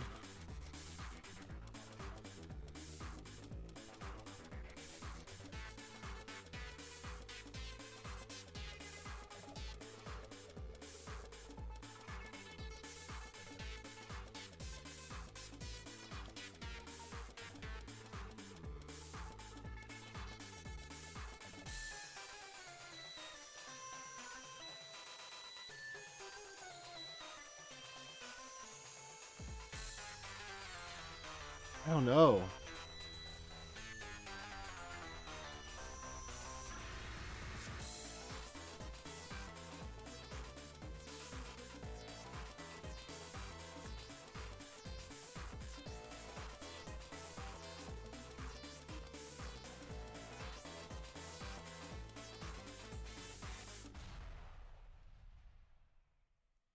Okay, so this one.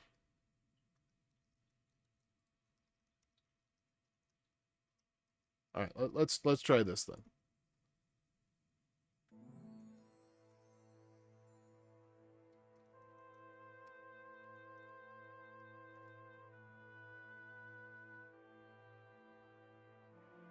I am so confused. Okay.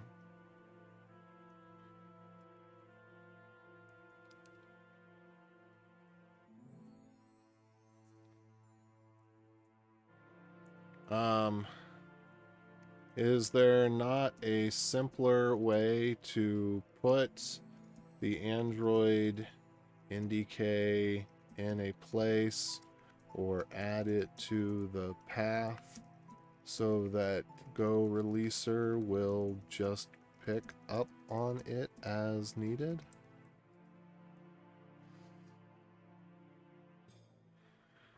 All right, I might just drop this thing because this may not be helpful to me.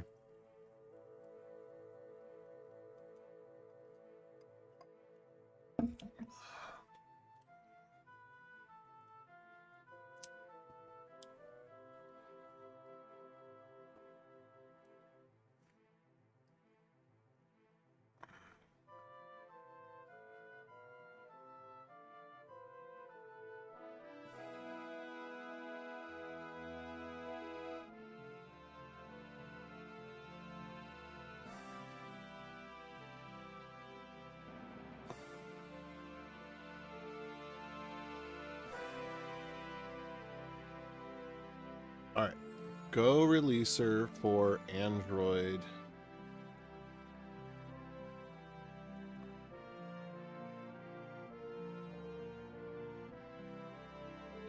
Let me go check the GitHub.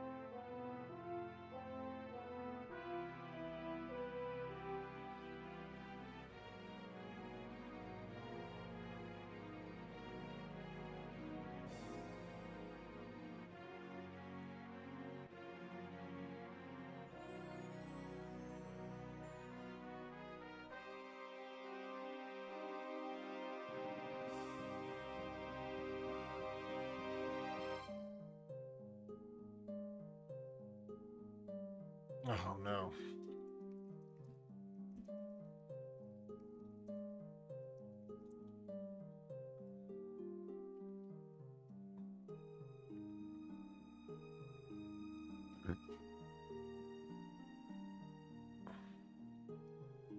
All right, well, let's go back to first principles here. Or not first principles per se, but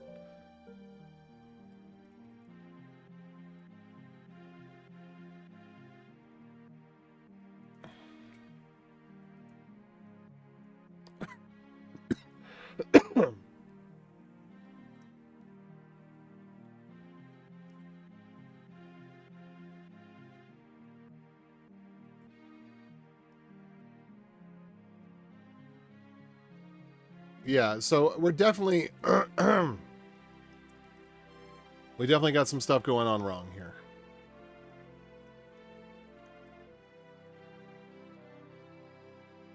All right, first of all, let's list this.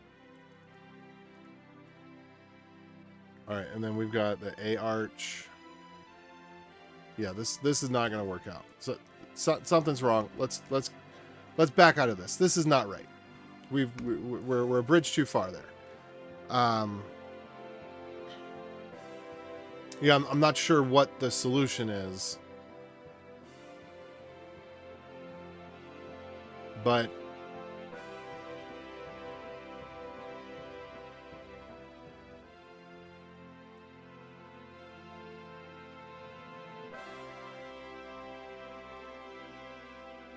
this definitely, let's see, Command-V CLang.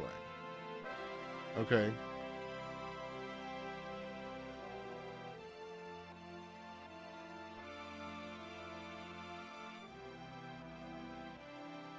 I don't know. I don't know what to do. But the actual problem here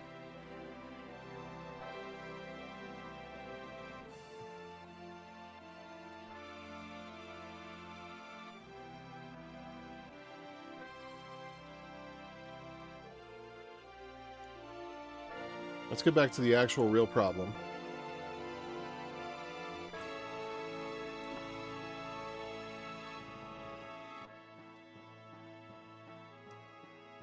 I'm going to try GPT. Let's see if GPT has a solution here.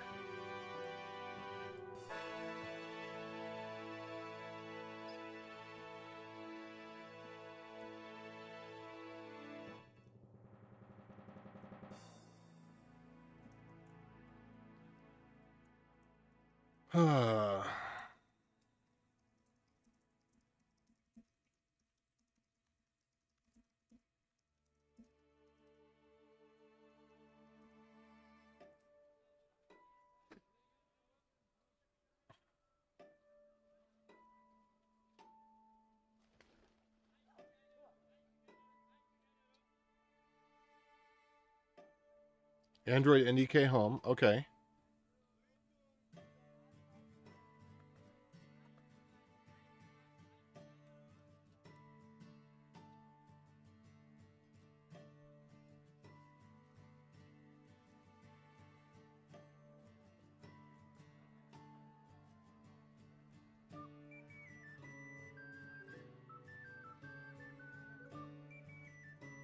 Skip publish. Okay. So let's try this again.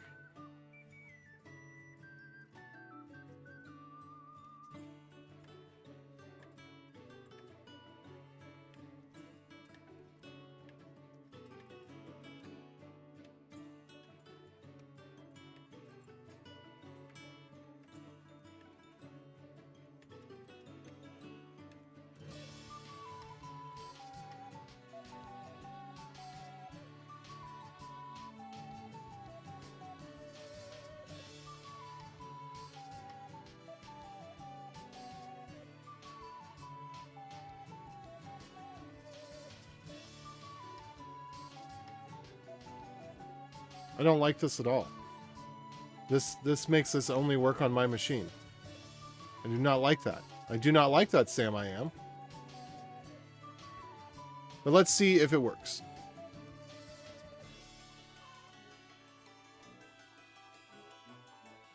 Let's just see if it works. And we can do a skip publish maybe. Skip equals publish. Okay, there we go.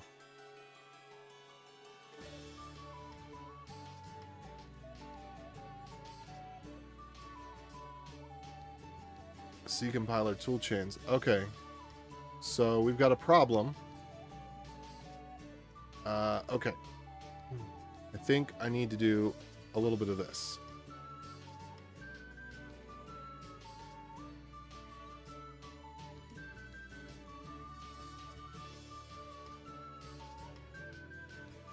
Okay, it's building Android.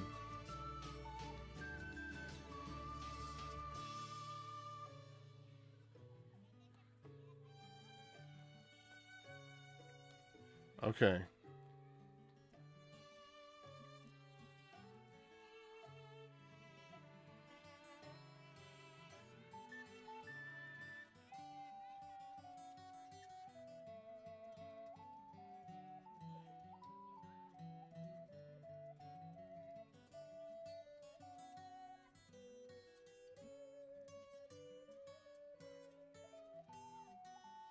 Oh.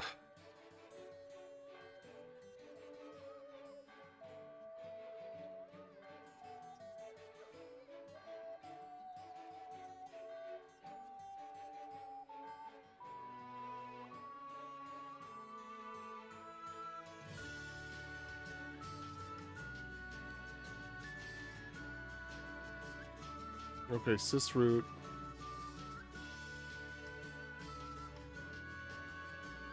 All right, let's see. I don't know if that's true. I don't know if this is true. We're gonna check it out.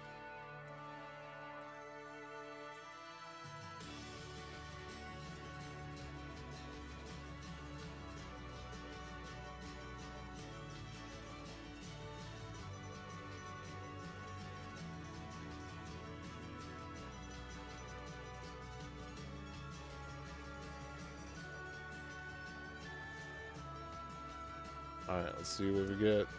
Sysroot. Nope, none. Alright, tool chains pre-built. No.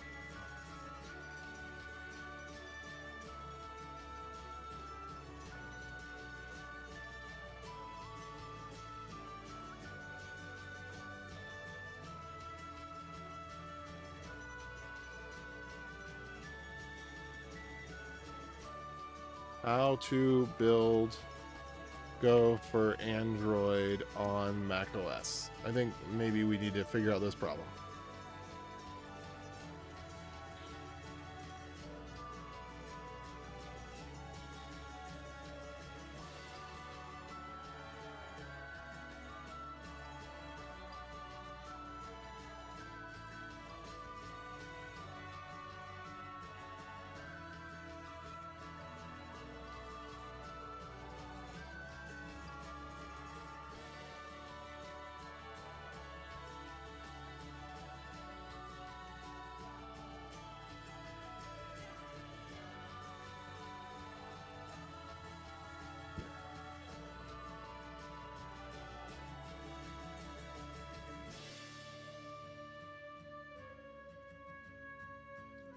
Surely I'm not the first person to ever try this, right?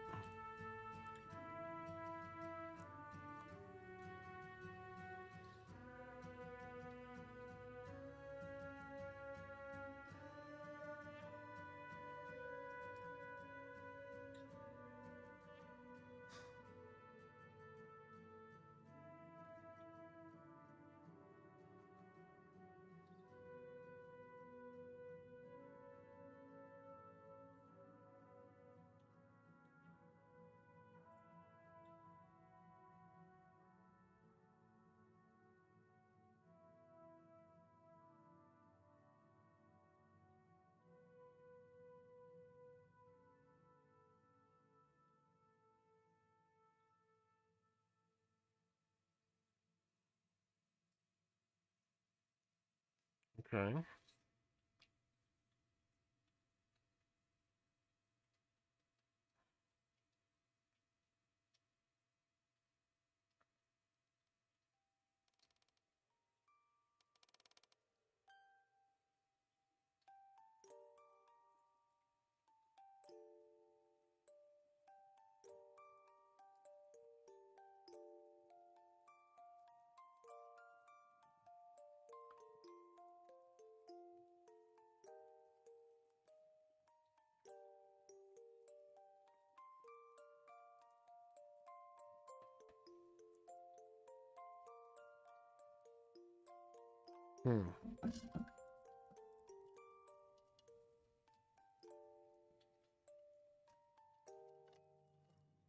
All right, well, I'm probably going to have to give up on this.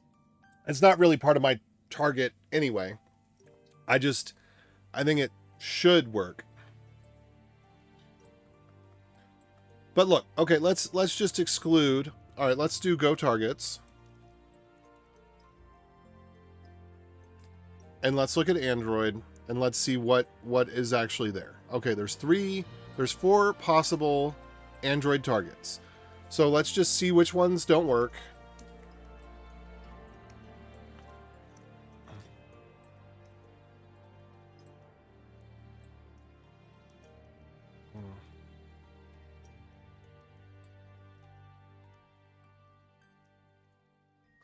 So let me go ahead and put this into my ENV.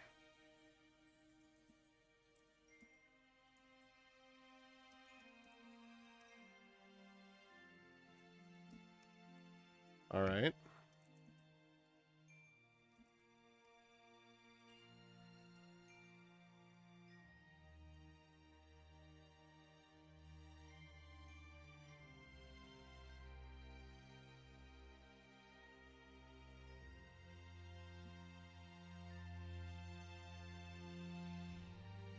All right, so for right now, we've got that. So that's not too bad. That's acceptable. So what we're going to have to do is say... What are we going to have to say with Go Arch?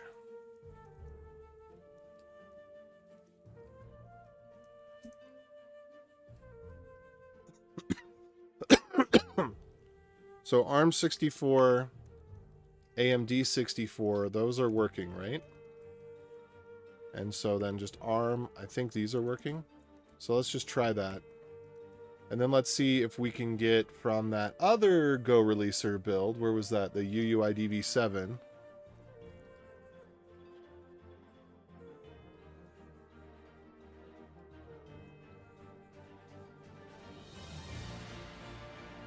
Yeah. Go Releaser failed. This is what I'm talking about. Yes.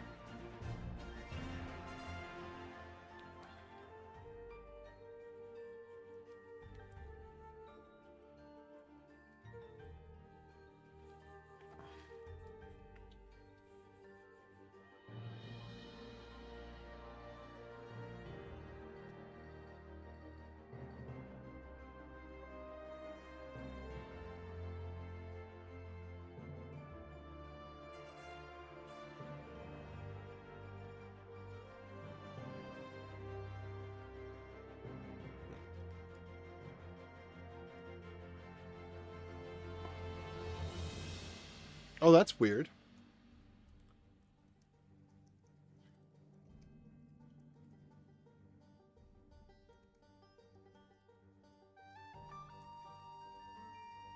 All right, so what do we got left? Arm?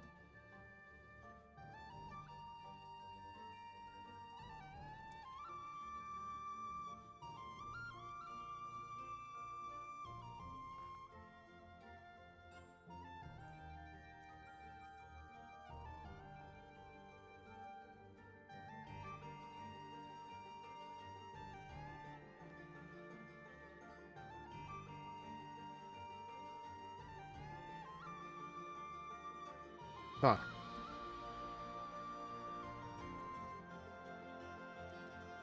All right, so we're gonna try this one more time.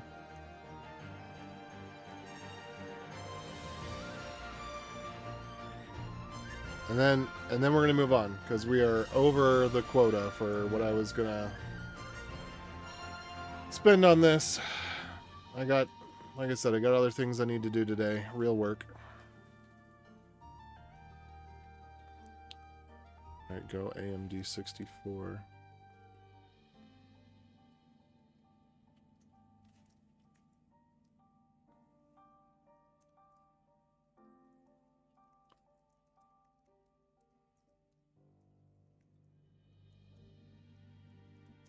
And it always the way. All collection items must start at the same column.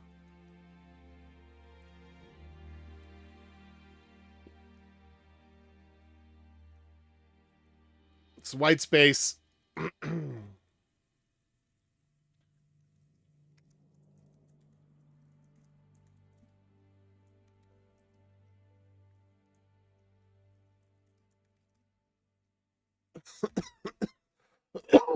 Okay. So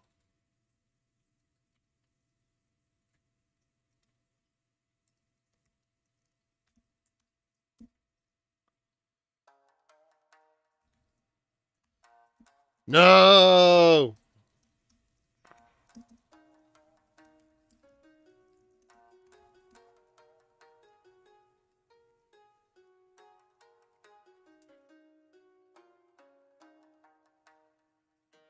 All right, so it looks like almost everything Android is building now. The one thing that didn't build was Android 386. Okay, so let's just take that one out of the mix.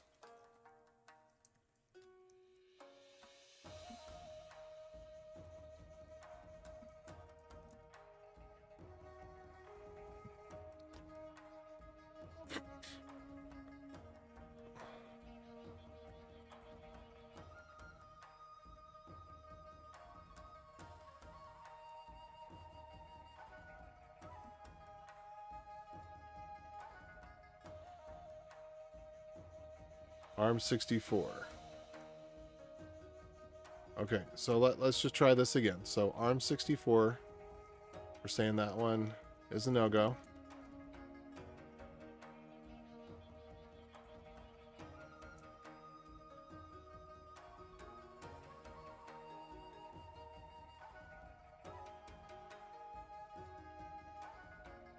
Okay, so I think I see what's going on here.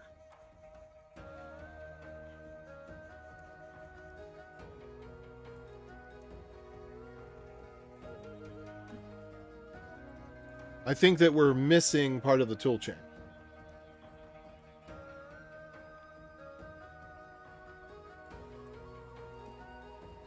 So we could potentially figure this out, but we're not going to, because that would be a waste of time. Well, this whole project is a waste of time.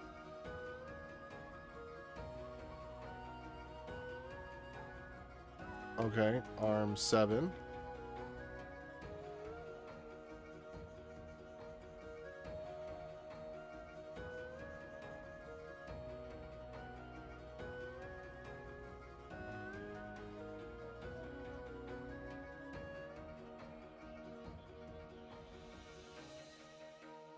No, that was target equals AMD V1.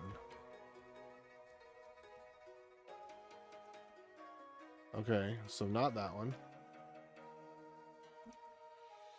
My guess.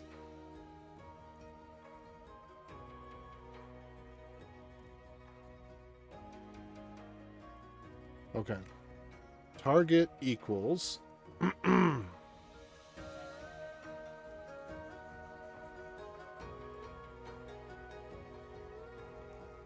ARM 64 V8.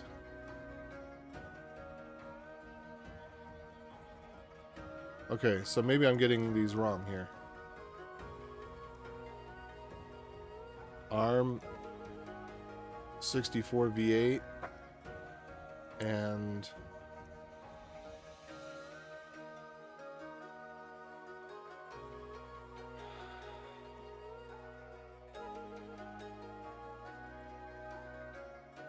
I'm guessing I'm going to get the same problem with V2, but let's just see where the chips fall for a second.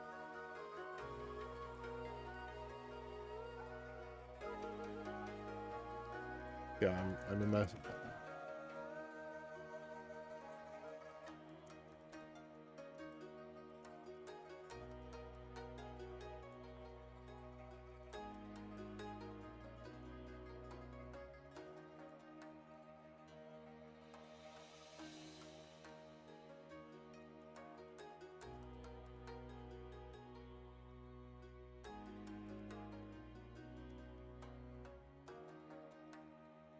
Okay.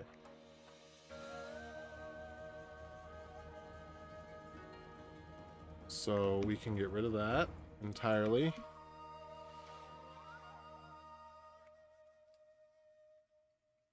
All right.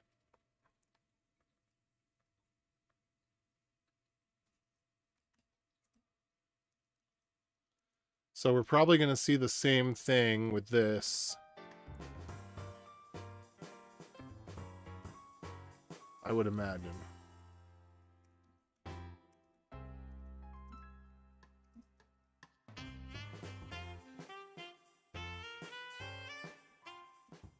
Let's see if V7 works. I doubt it, but we'll see. Yeah, so we have to nix ARM. So really we can only build 386? That's what I'm seeing.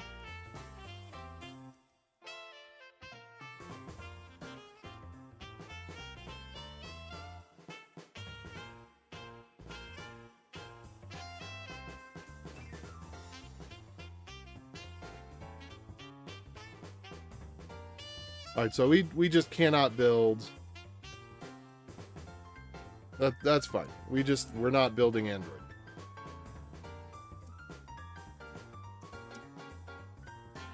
I actually don't think that's the worst thing in the world.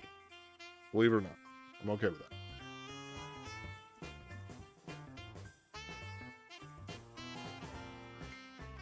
Okay. So I'm going to try this one more time just so I can get the exact error message.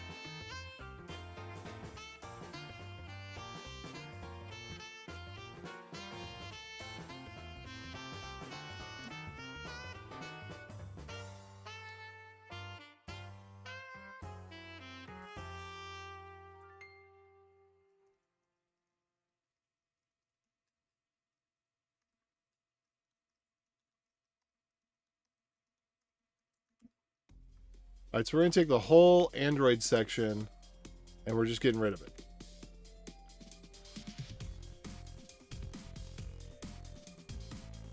Except I can't, for whatever reason. Okay.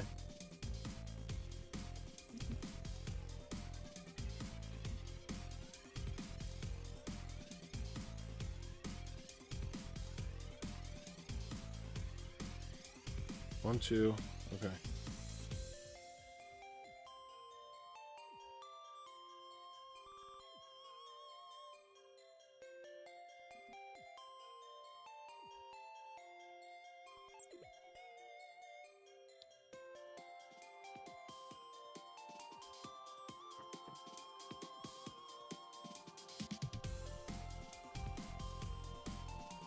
All right. Well, that's that.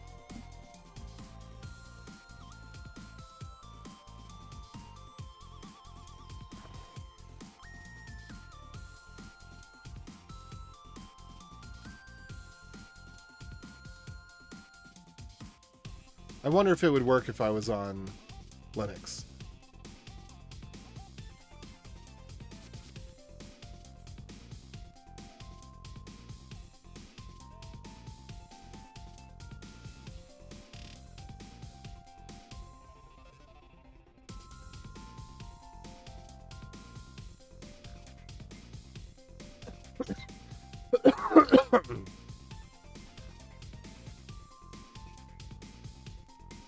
All right, we'll get back to the vibe coding with AI in a minute.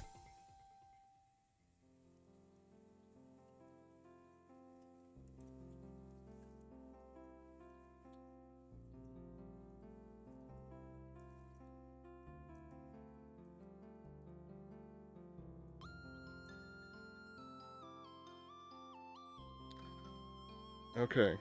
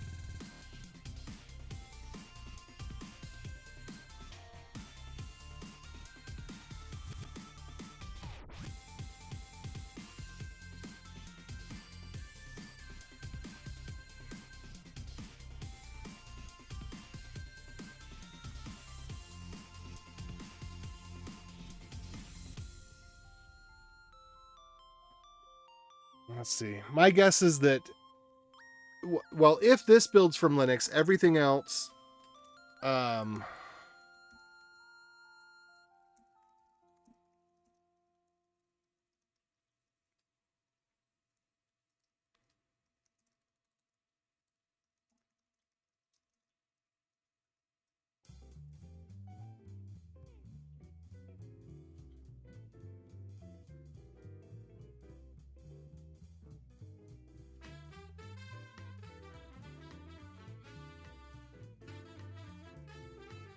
let's just make this pretty.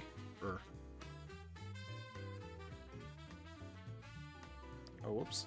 Edit that, and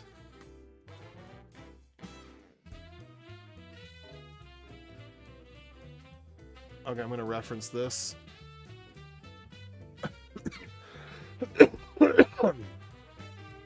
Oh, I'm not going to reference that because I don't have it anymore.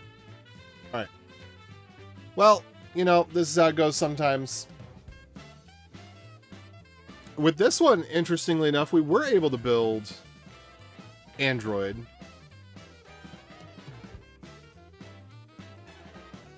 Right? Android. Oh, but you know what? Let's try, okay, let's try that. Let's try building Android without the SDK. Let's try that.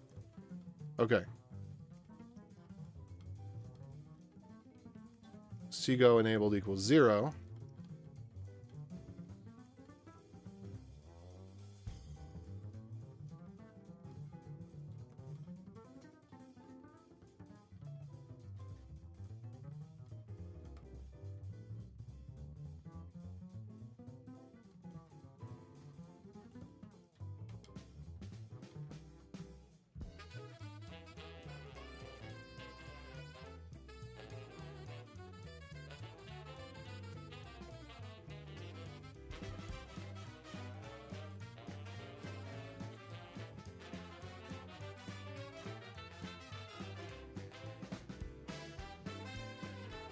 All right, we'll try building without the SDK, and we'll see how far we get.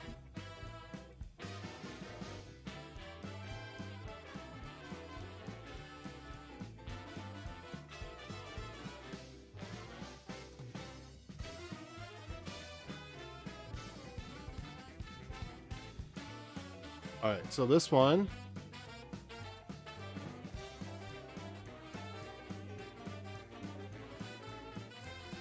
so we get rid of AMD 64. Okay.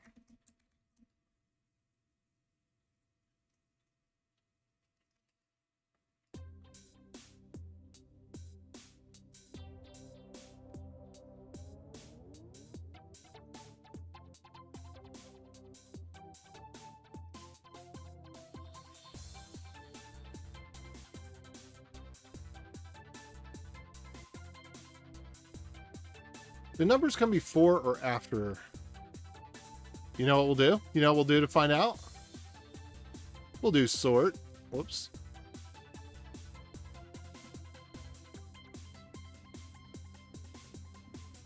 Okay, numbers come before.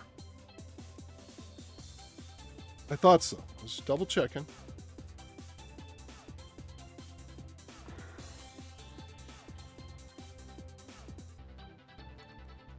All right, so then this one's out.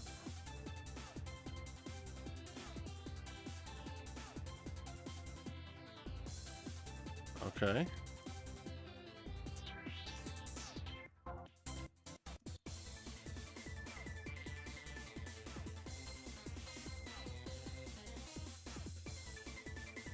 Oh, whoops.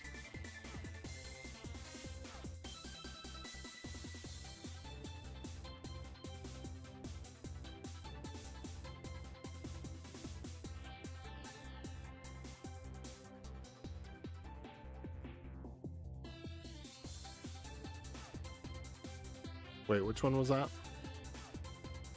AMD ARM? Okay.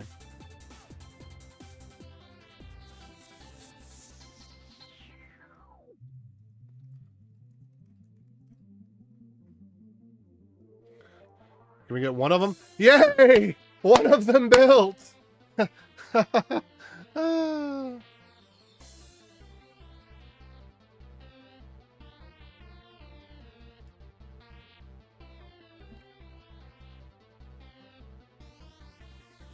Okay, so.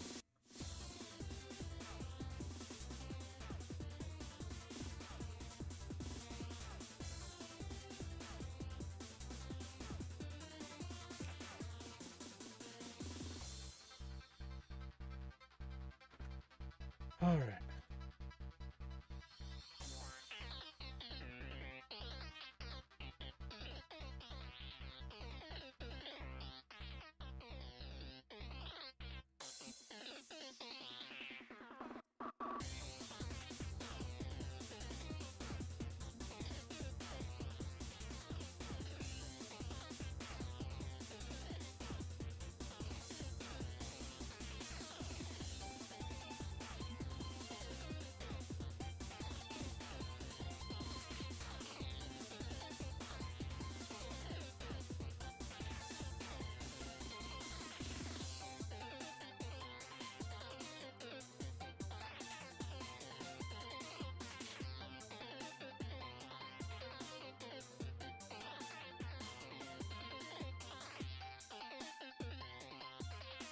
All right.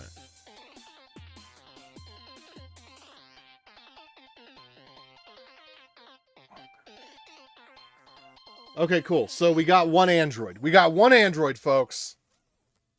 After all that.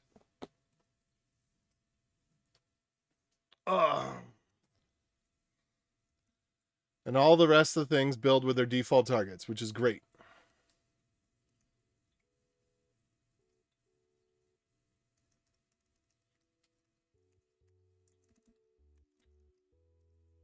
All right.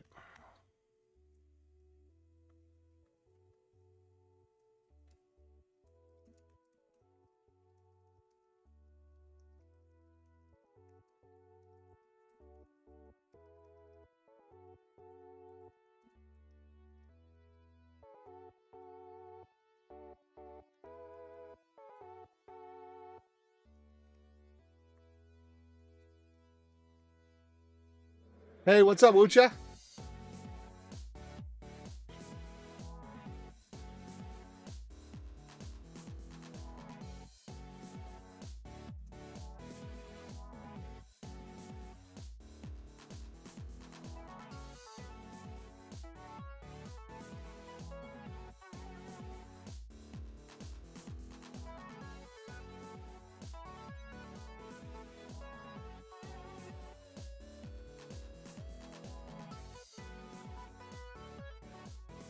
I think we've got this figured out, right? Yeah. Okay, this is good. Okay, so we don't need to make any note about Android in there. Or maybe just a little smaller.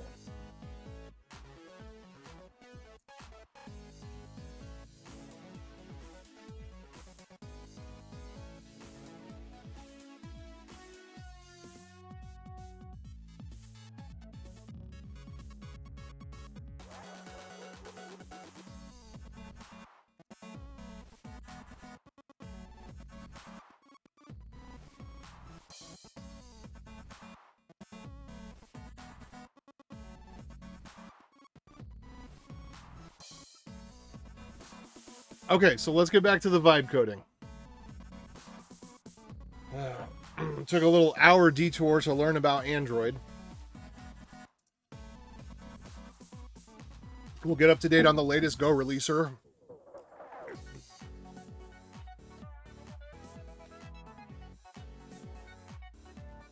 Alrighty. Okay, so now we're back to the vibe coding. Doing some stuff that the AI couldn't figure out. Alright, now let's see. What was the last thing I asked it to do? We don't need explicit flag for V. Oh,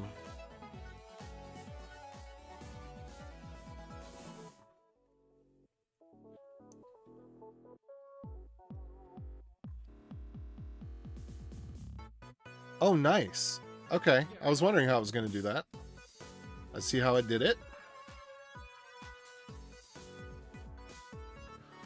Okay, another thing that we need is we need an option for port. You know, I think I'm going to cancel my OpenAI subscription. I don't know how long I've had it. I think over 6 months now. And it's been helpful, but I just don't know that we really need it. Just Quinn is so good, DeepSeek is so good, Grok is so good. I just don't know. I don't know why I would use OpenAI at this point.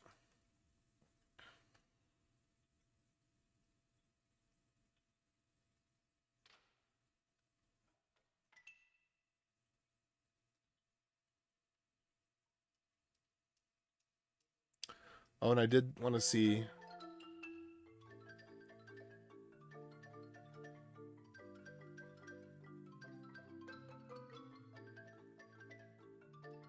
Yeah.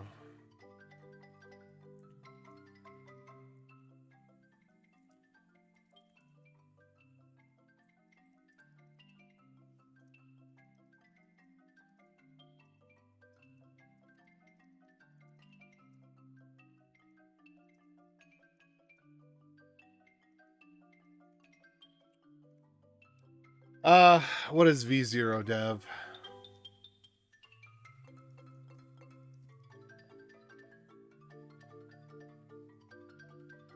So this is just a UI over top of OpenAI?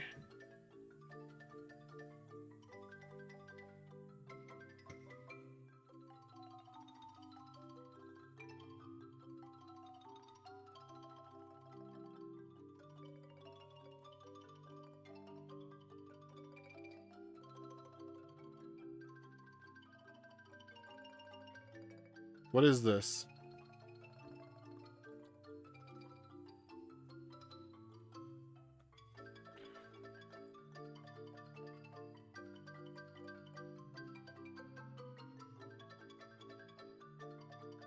Well, I was already using Grok to create my whole next project.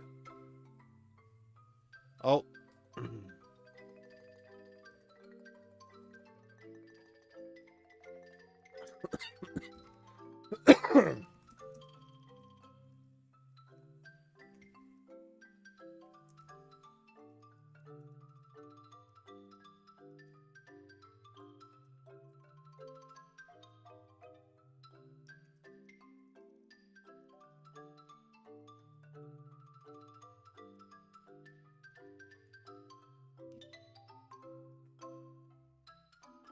I mean, look how good this is.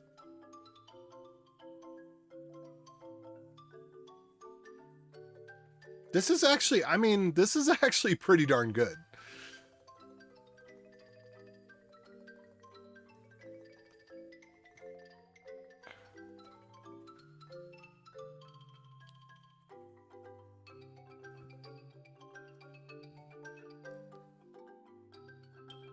Let me go see, how do I, over here,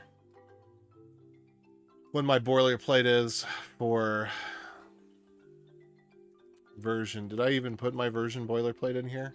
What was my last Go program?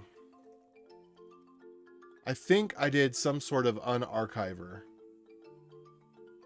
It was for, what's that format? Unrar? I think I did Unrar. I think that was my last. Runzip. Runzip. There we go.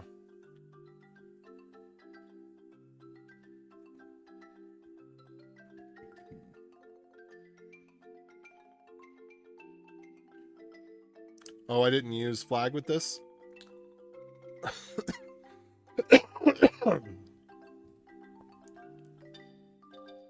What was the last project I used flag on?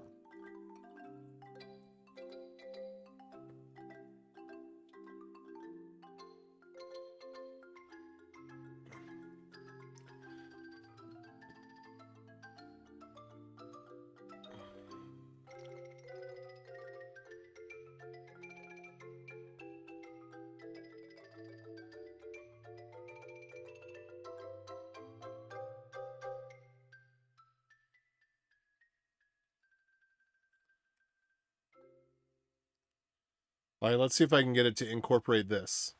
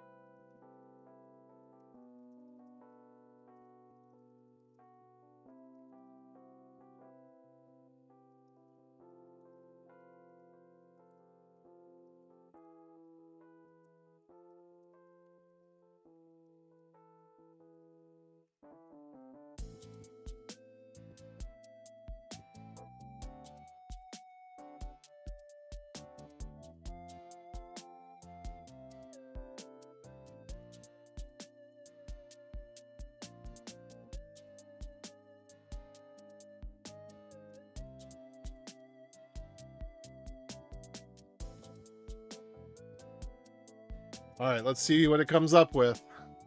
But I think after this, we're pretty much done. I'll test it out. And hopefully it actually works. Haven't actually tested to see if it works. It looks like it's going to work.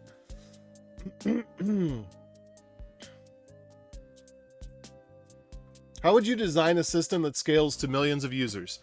I would pay $6 a month for a DigitalOcean instance. Well, I wouldn't really do that, but that's my advice for other people right now, because I would just run it on bnna.net, because that's my data center, or my cluster, rather. Not, I don't have the whole data center. It's not mine, but the cluster is mine. And I would use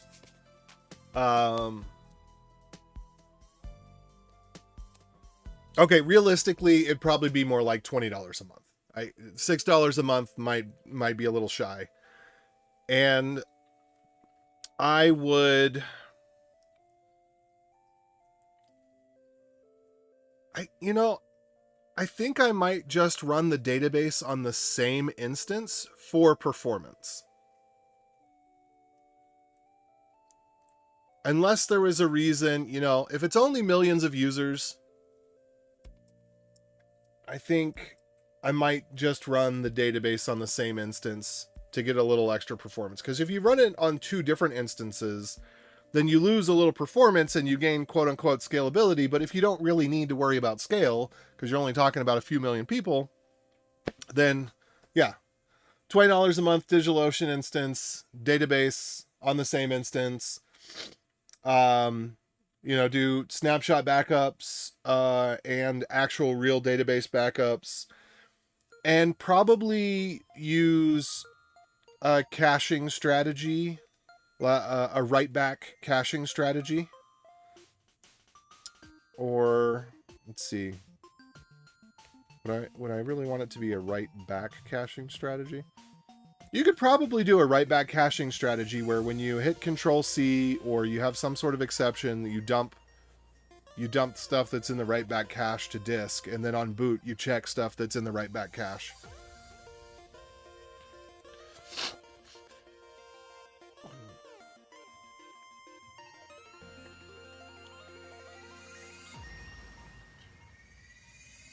Yeah. But yeah, I don't think that for something that only needs to service millions of users, that's like your typical app, I don't think I'd do much different. Now, if you have tasks that, like, let's say you need to run millions of MP3 transcode tasks, how would I build that out? That, I probably would want some sort of load balancer and run a bunch of Go applications on systems that have, maybe 4 vCPUs or something. I think there's a lot you could do. But what is it that you think that you would need to do that would be difficult to manage? Obviously, I wouldn't be using Ruby on Rails. If you needed to scale to 10 users, Ruby on Rails is great. If you want to spend $10 million and scale it to 1 million users, then Ruby on Rails is great. But if you want to spend like $10 and scale it to millions of users, you probably just want to use Go. Or Rust if you're feeling fancy.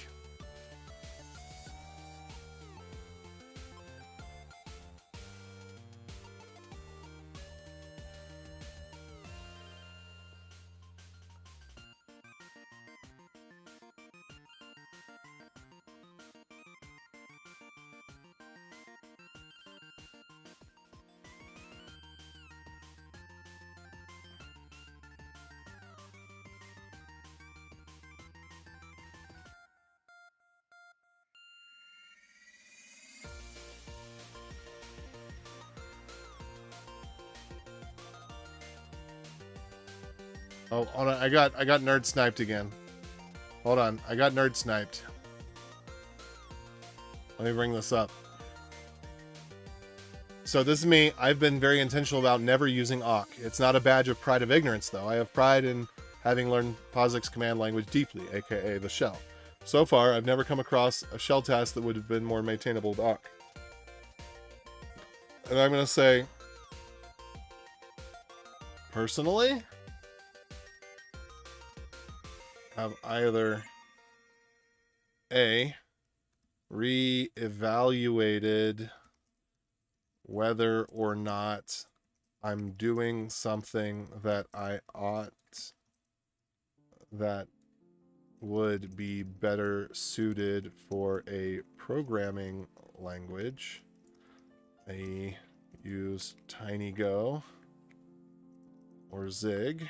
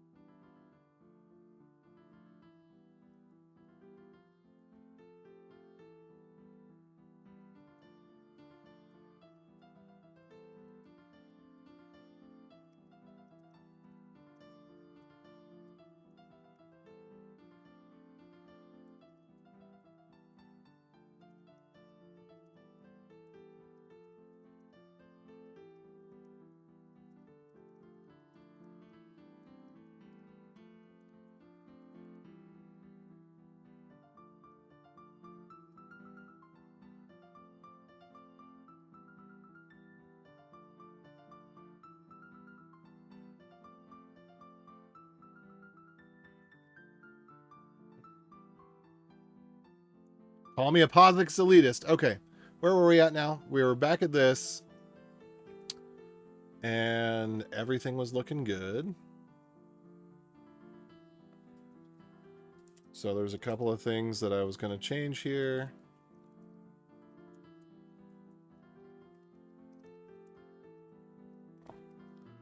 I'm just going to move this up. Wait, did it not incorporate my changes? Did it not incorporate my changes?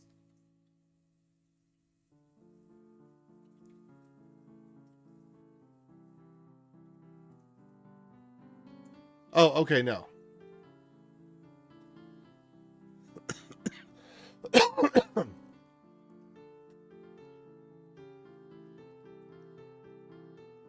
All right, we don't need those comments. Dang it.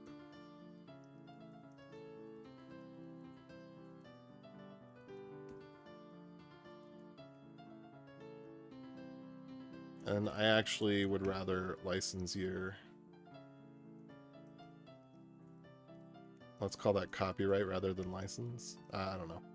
I think I'm done. I think I'm done with the vibe coding.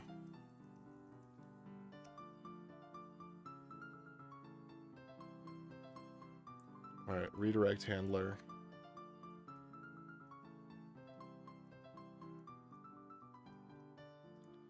I want to make this go afterwards. Dang, that was good. This is probably the best LLM coding session that I've had. All right, let's not do that.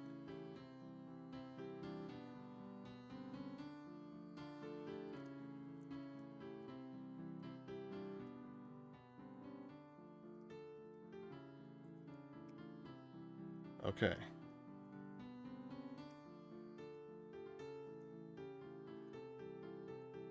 There is a case where the V gets duplicated here, and I don't remember which it is. But there is a case where the V gets duplicated.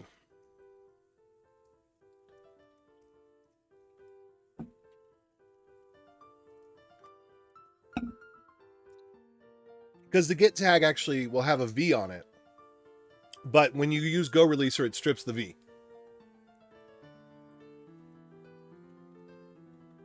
What technology do you think is overhyped? All of them. I think they're all overhyped. I think any technology that has hype is overhyped.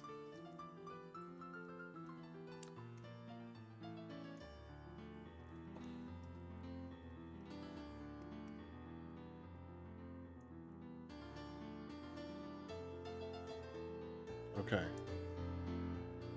So all of this is looking pretty good.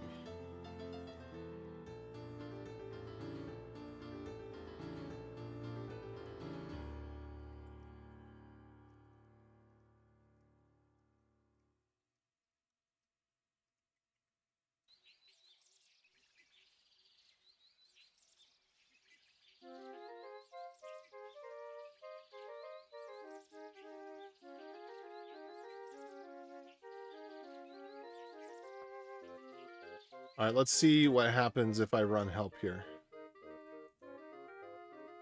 Return value of is not checked. Wait, where's encode?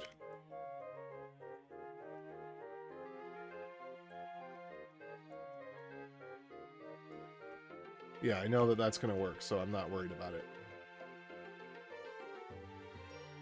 It's not going to fail to encode.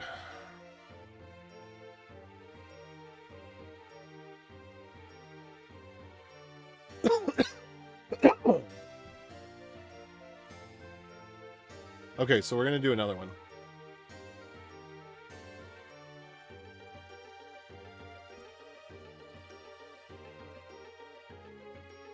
Okay, so I'm going to tell it this. Actually, we're going to rename command unfurl main.go to... My muscle memory is so weird. If I start to mistype something, then I will correctly type it out. Like, yeah.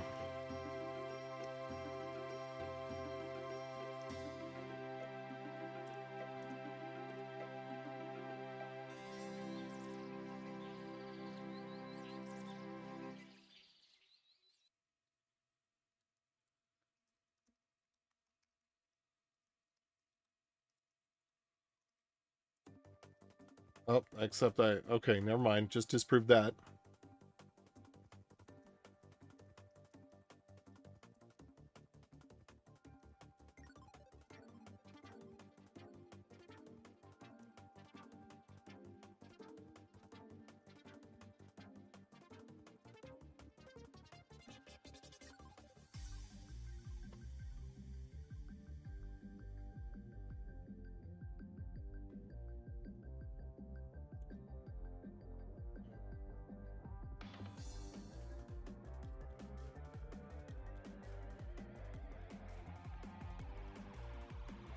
Okay, so go run command unfurl.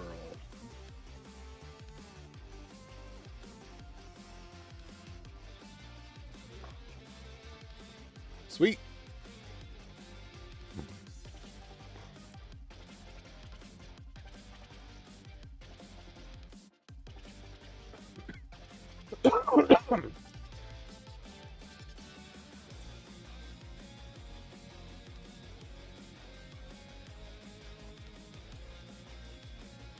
Now the question is, should this be a post or a get?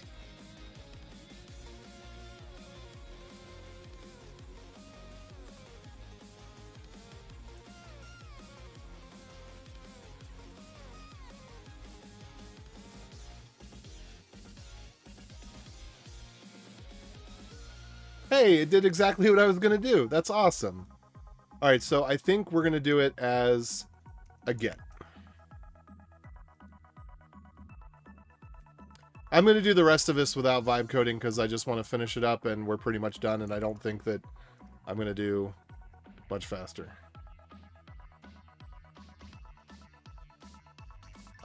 Any other way. Okay, so we need to do this. We're going to do get /API unfurl.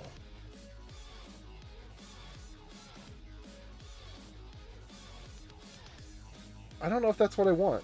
Is it? We're not changing the state of the world in any particular way. Well, we could be. We could be changing the state of the world because there could be some URL and that parameter gets tracked in a database or something. But that's no more than any other get. So yes, I think it's going to be get. So we're going to do get.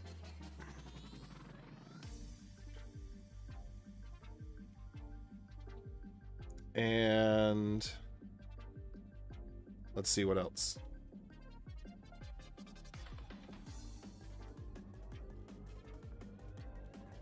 We need to print out an example.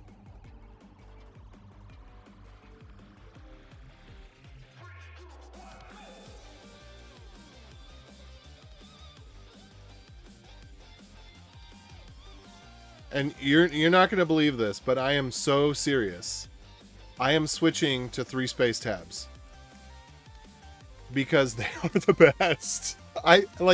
It sounds like a joke. It sounds like I'm trolling, and it started out that way, but I'm switching to 3 space tabs. I actually believe that 3 space tabs are better. They are just right. They are just right because sometimes 4 is too much and 2 isn't quite enough. 3 is just right. You know, 3 is not, it's not taking up extra space, and I started doing it on Twitter, but yeah. Okay, curl.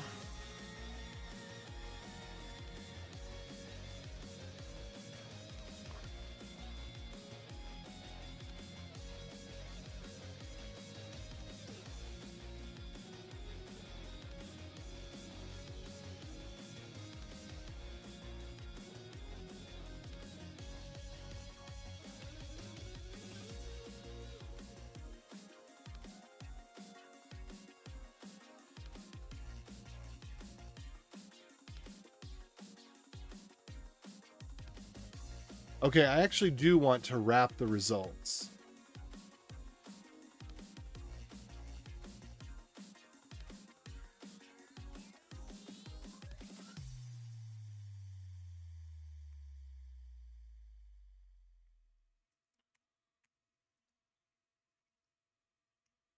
Wait, why is this way? Oh.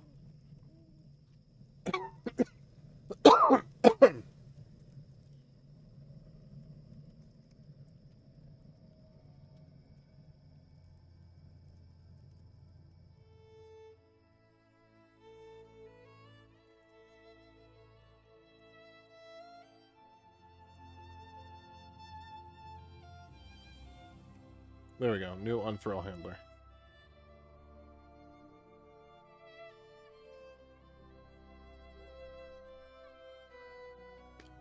Oh, whoops. We got copyrighted music. Let's skip past that.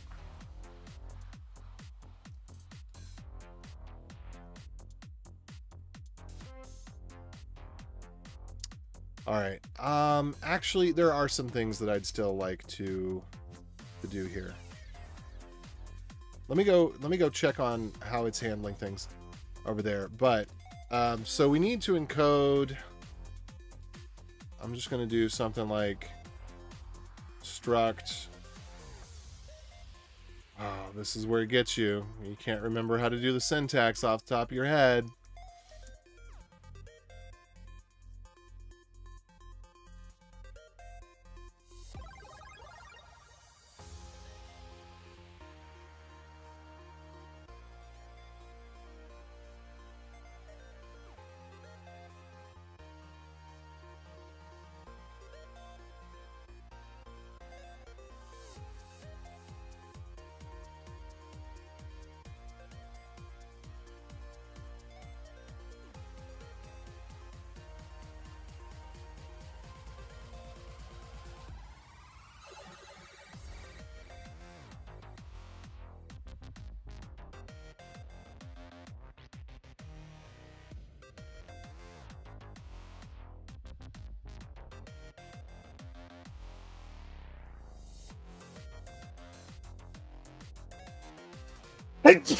Oh, what a sneasel.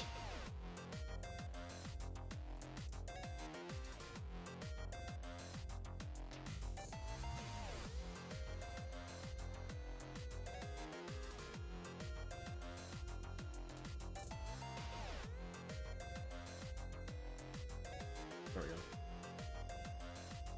Whoops.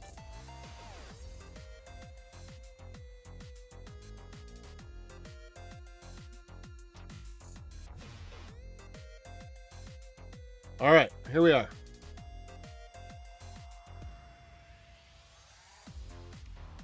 Oh, okay, okay, okay.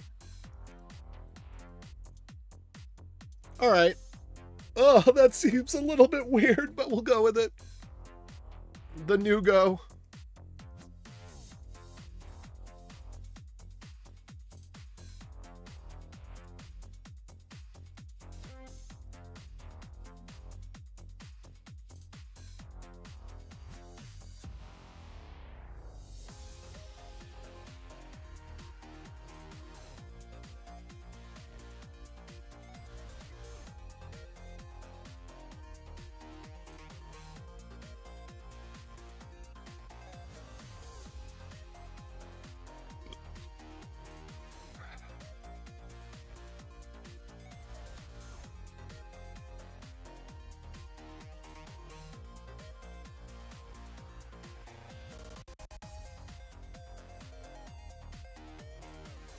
All right, let's try this. First try.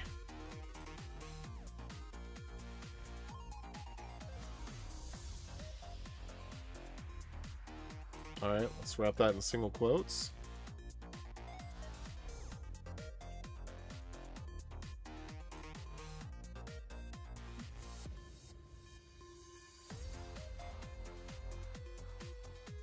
Okay, there we go.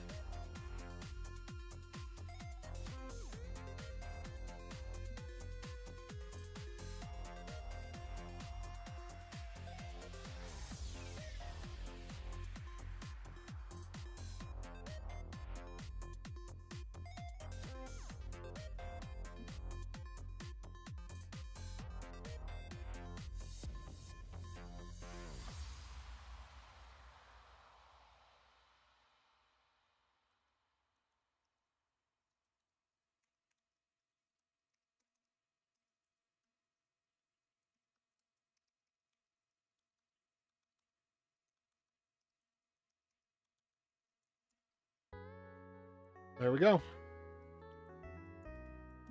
That's it. There's my stupid project for the week.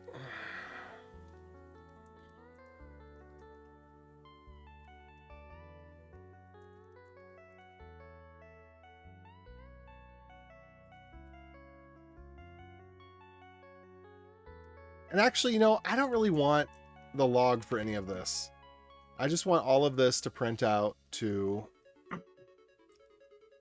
Let's change all of this log to...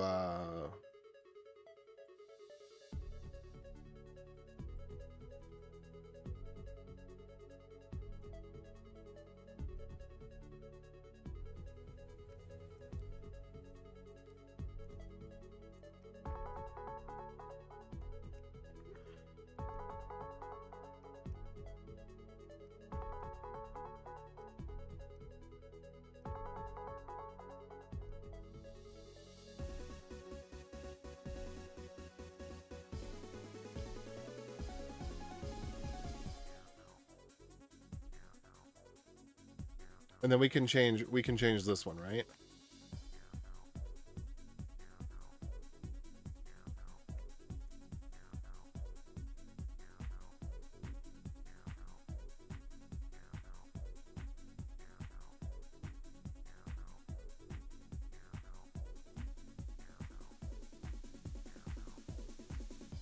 Oh, that did not work out.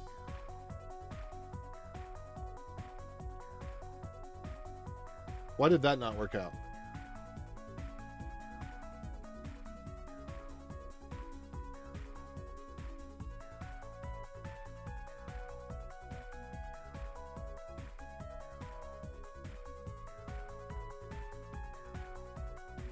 Okay.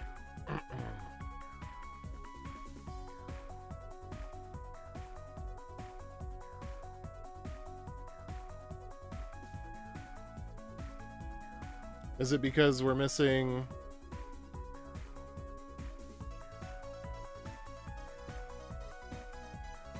No, we've got all that.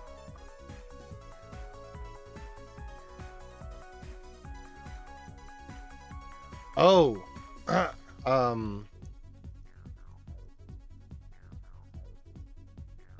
I think it's this.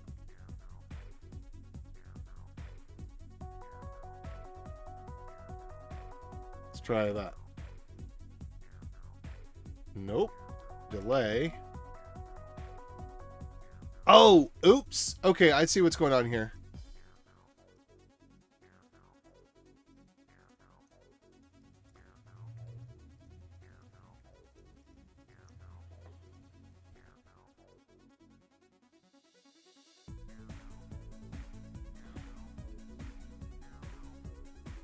I'm a little confused about it. Wait. Oh. Oh, okay. All right, now I got it. Now I got it. Now I got it.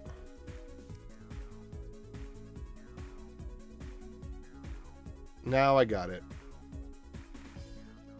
I put the slash-ins in the wrong place.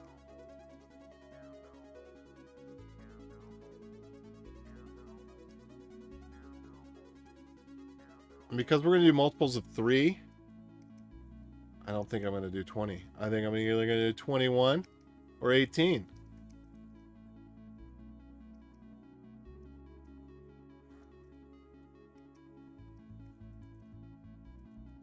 All right. There we go. Port, example usage.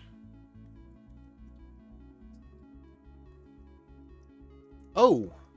There we go. I was missing that one. Probably missing the other one too.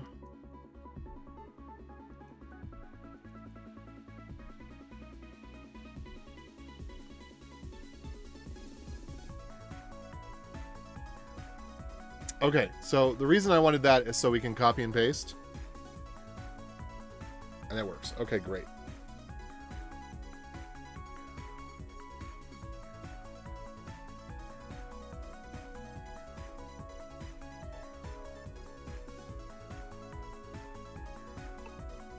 Oh.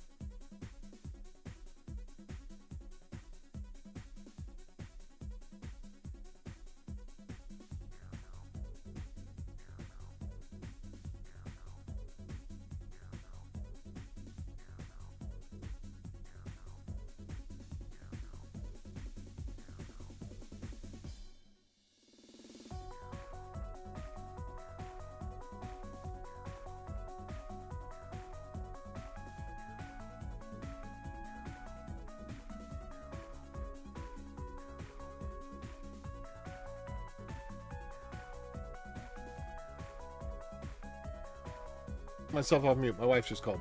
Anyway.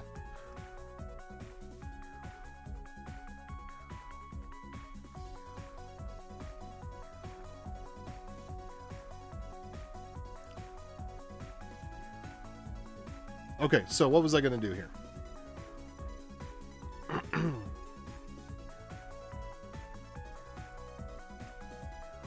Okay, I was going to put in a printf.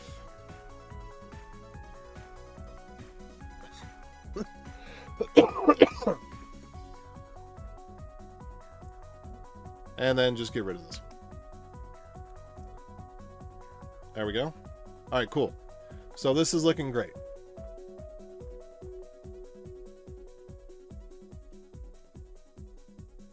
There's like one more thing I want to do.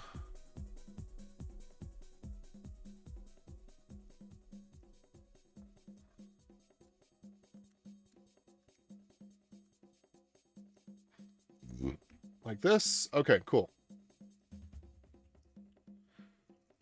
And then the other part of this that I wanted to do, which maybe I'll save for later or maybe I'll never do, is I wanted to create a front end for it. But we're now 3 hours in. I'm an hour over budget on this. I just wanted it to be a fun toy project. And I spent too much time on the Android stuff, which is too bad. But, oh well. Time to commit this and move on. Uh-oh, somebody's trying to nerd snipe me.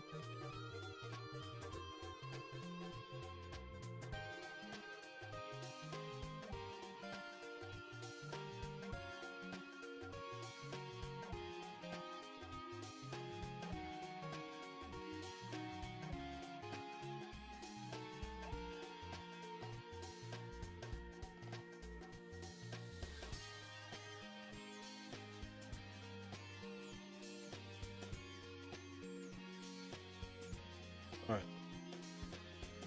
And let's see.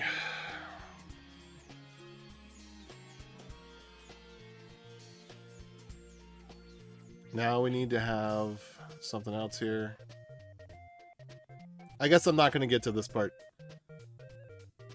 Well, I'll just try it real quick and see what happens.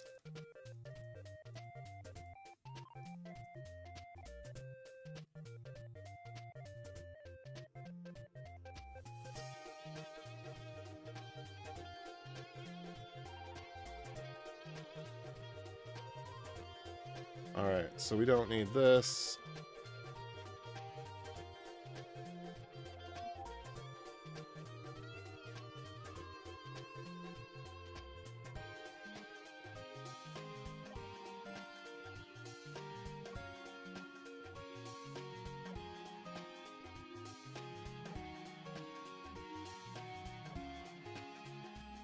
Change that to an S.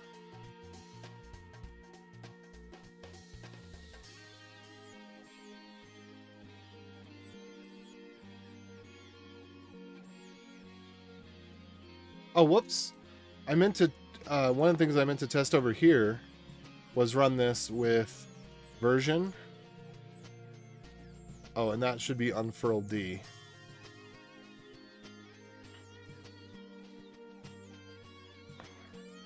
And then check out the help.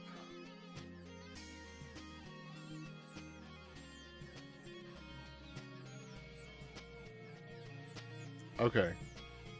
And then I was going to change this ever so slightly.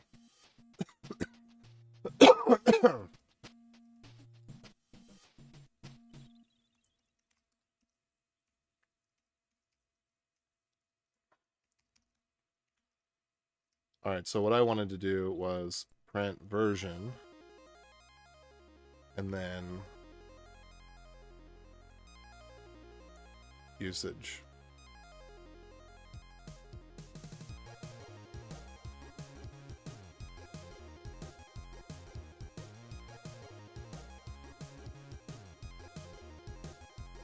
So let's try that.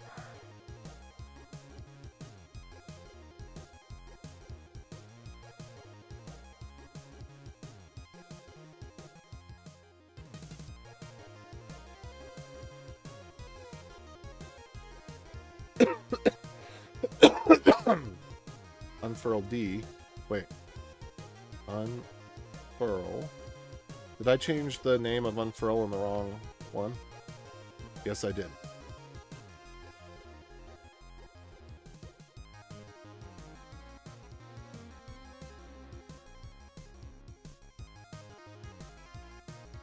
Okay, and then we need to get usage fixed as well.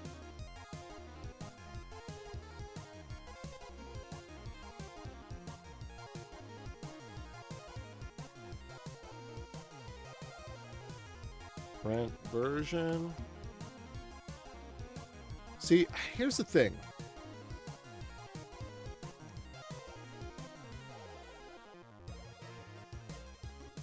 I don't know.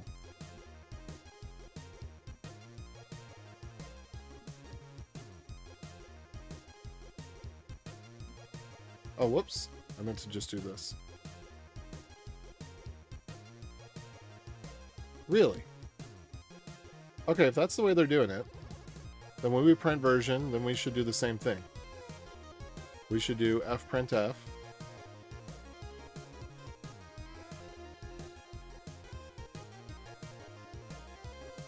And we should do os.standard_error.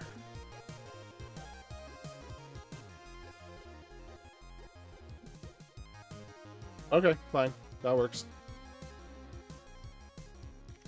Okay, so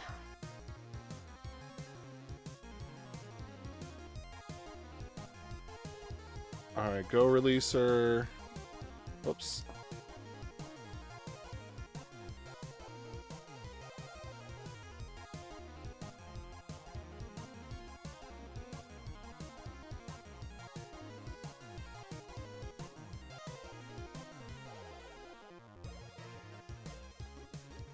Okay, I think I'm just going to document this and be done with it. I think I'm going to end the stream now. I'm just going to document this and be done with it. If you're interested in it, then... And I might also change it so that it outputs... Oh, I'll make it public too. I didn't want to make it public because I wasn't sure if I was really going to do it, but... Change visibility, change to public. I want to make this change. I understand. Make it public.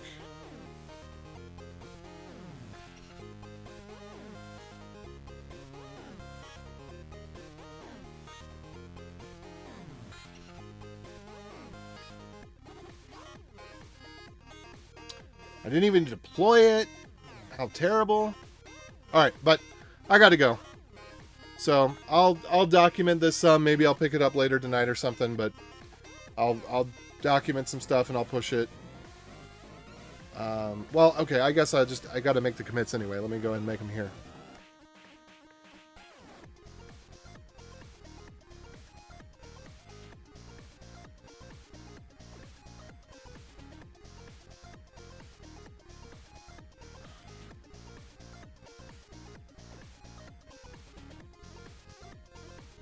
Oh, and I do need to update Go Releaser. Now it has 2 files. Let me go check that out real quick.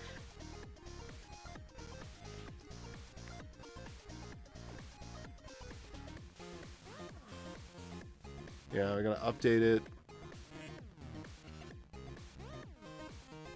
ID Unfurl-d. Archives. Files, builds, ID.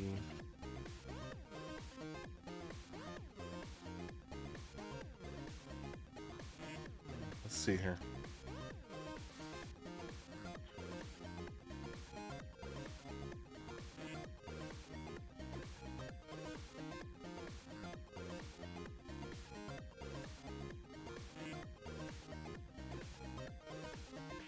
Unfurl D, unfurl D.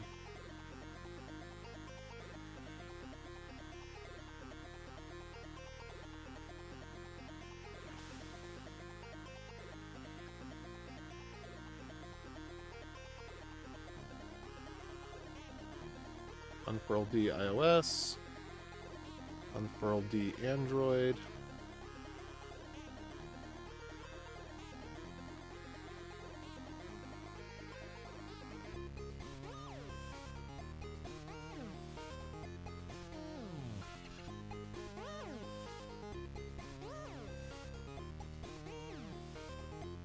Alright, let me take a look. Where's our releases? Dist.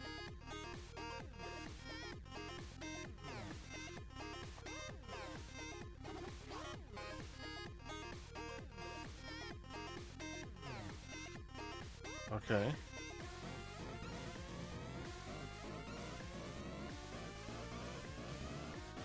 Go releaser, release, skip, publish.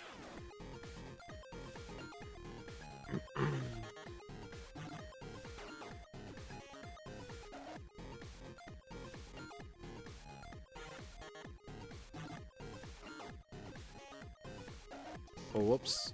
So I forgot to change the name for Unfurl D. Can we have multiple mains? I don't think we can. I think we have to just redo each one. So iOS, Unfurl D, Unfurl D. There we go. Okay.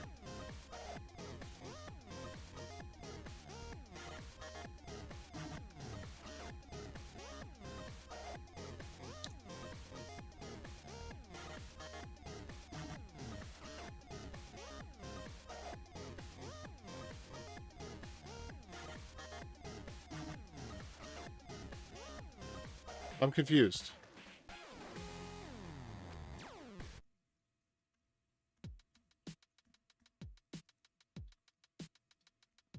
Okay. Oh, whoops. We're not doing this. That's definitely copyright music. Huh. Go releaser multiple binaries.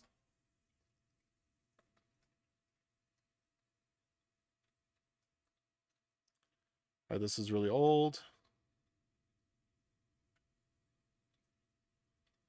ID main. Can we have more than one main? Let's see what the last answer is.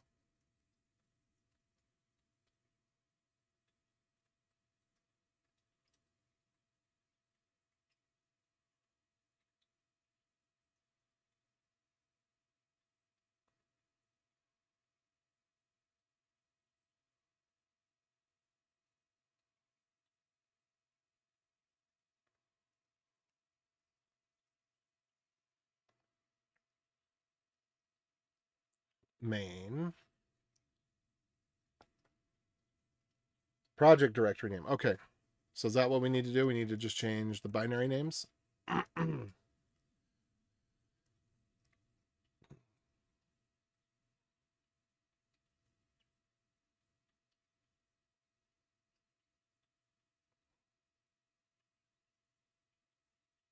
Oh.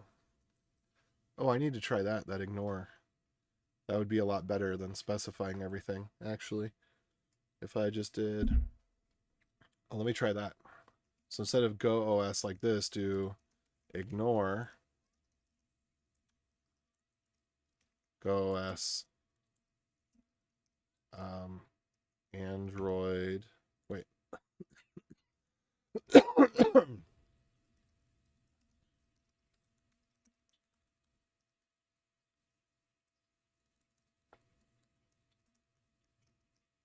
And then go Arch. And then we would do ARM, like AMD 64, 386, and ARM.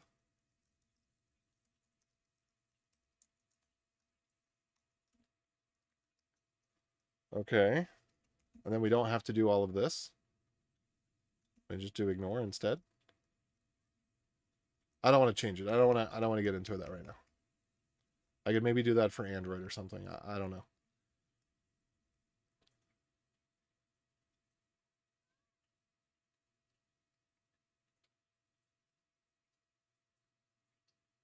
What is Go First Class?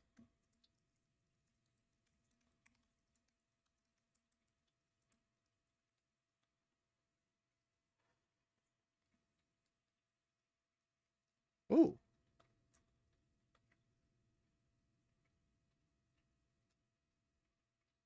Oh, okay. No, we want to do more than that. All right, what was I here for? I was here to figure out a specific thing, which is how to have multiple binaries.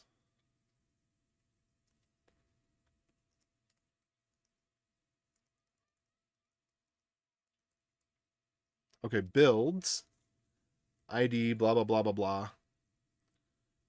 All right, binary, CLI, binary worker. Okay, so do we have builds? Is that what we're up against here? Builds. Okay, and so this is going to be binary unfurl D and then unfurl and then unfurl D and unfurl and unfurl D and unfurl. Okay, so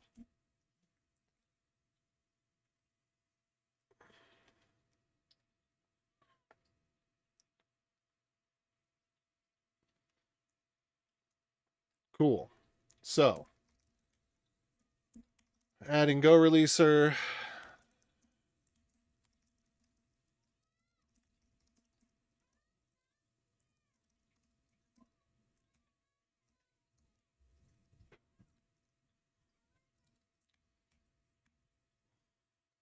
Update.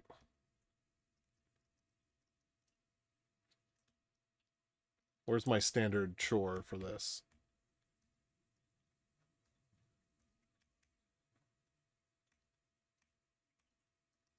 I think it's just add.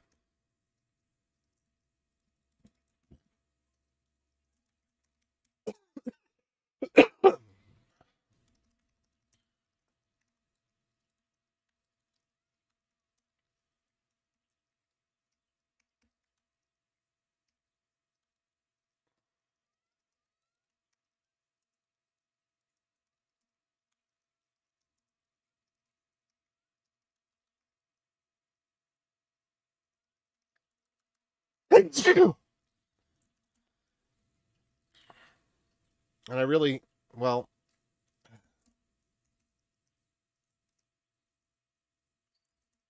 yeah.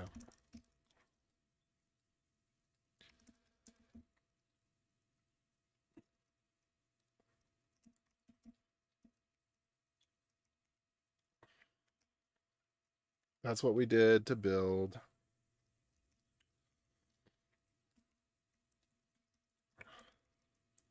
Or go build command unfurl D. Go build. There we go. Go build.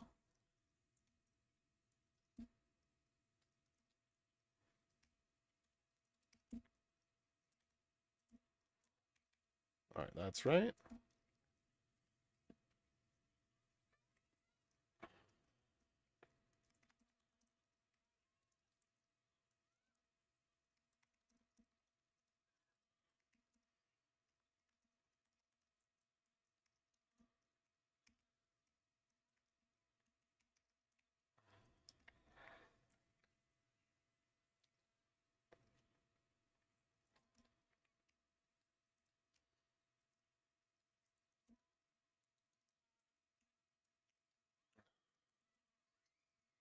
All right, git clone.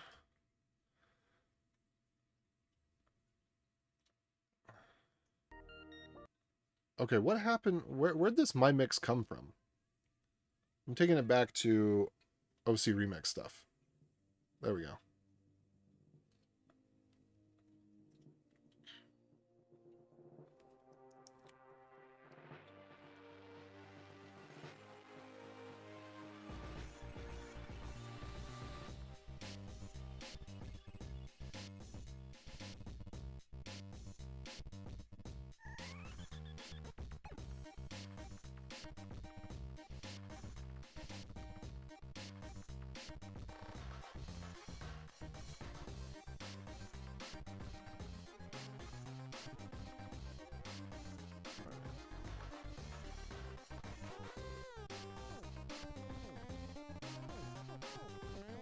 Clone the repo.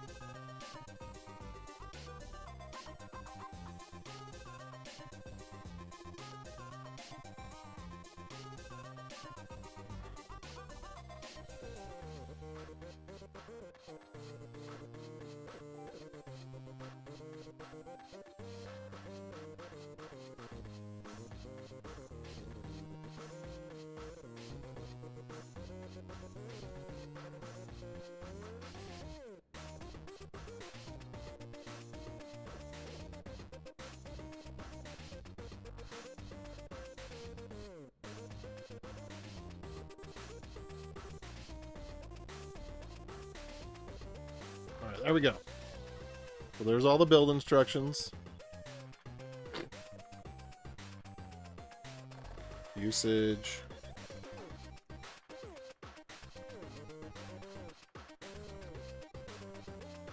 Port 8080.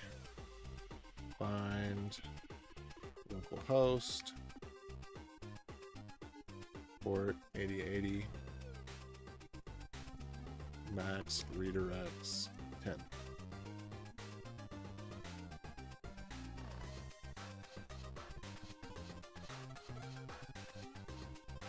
Unfurl.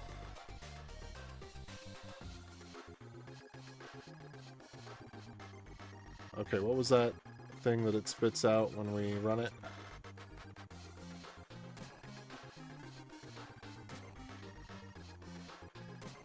Actually, one other thing that I would like to... Well, yeah, we'll just...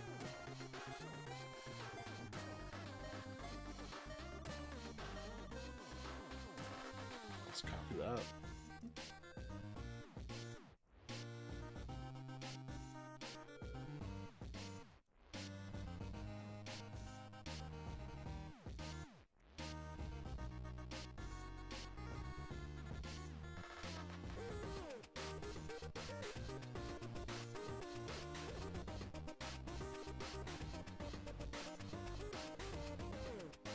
I'm doing it.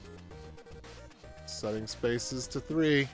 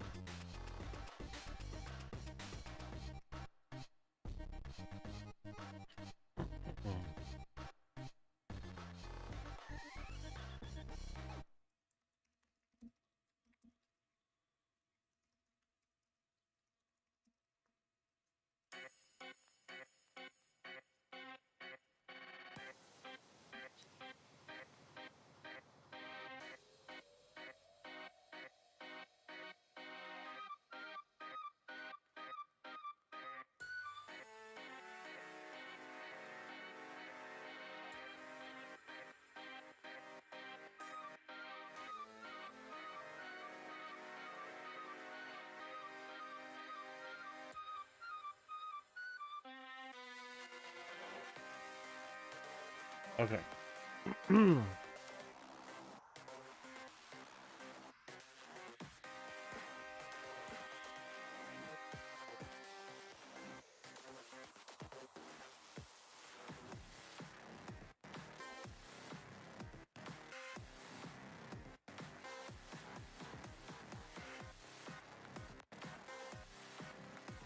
Oh, you know what I didn't do, though?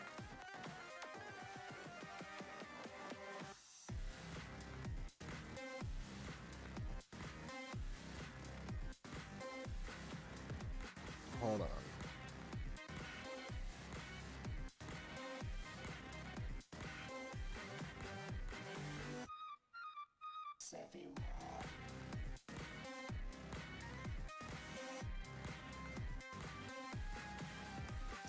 Let's see. bit.ly.com. I just want to shorten the link.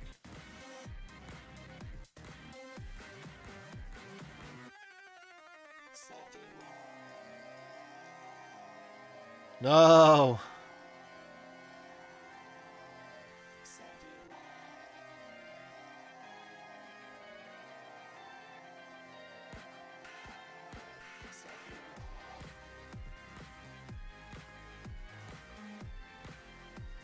Wait, I've never heard of that one before. Let's look at some ones. I've heard of tinyURL. Everybody's heard of Bitly.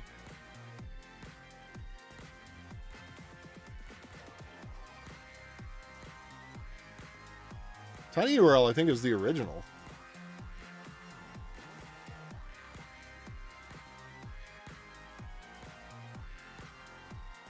The tinyURL is longer.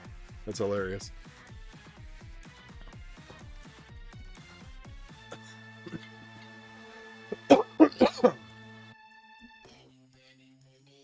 All right. So what else we need to do here?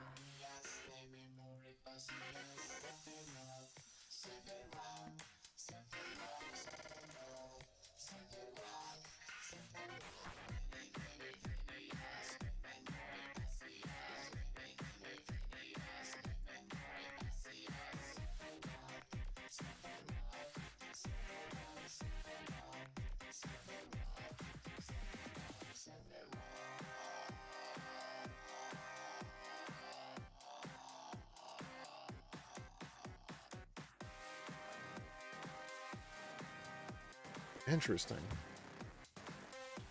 Yeah, we're going to have some error handling in there.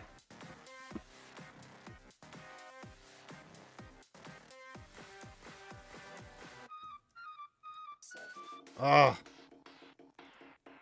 Why did I start this project?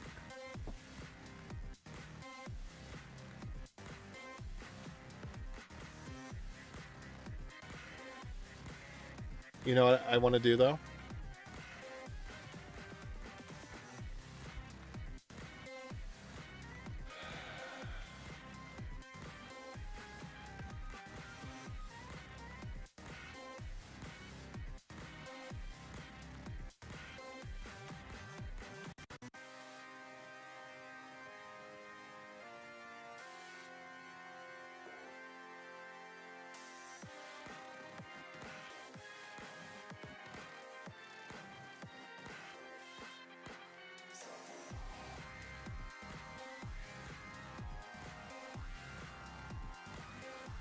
Okay.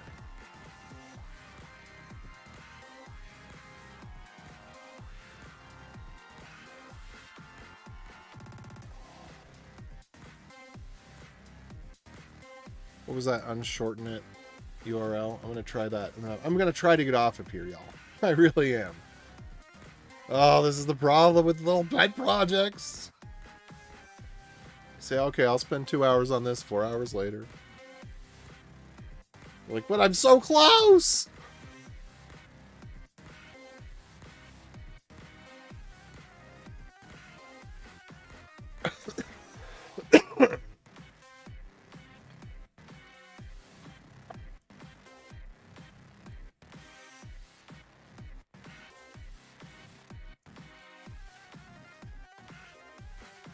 Okay.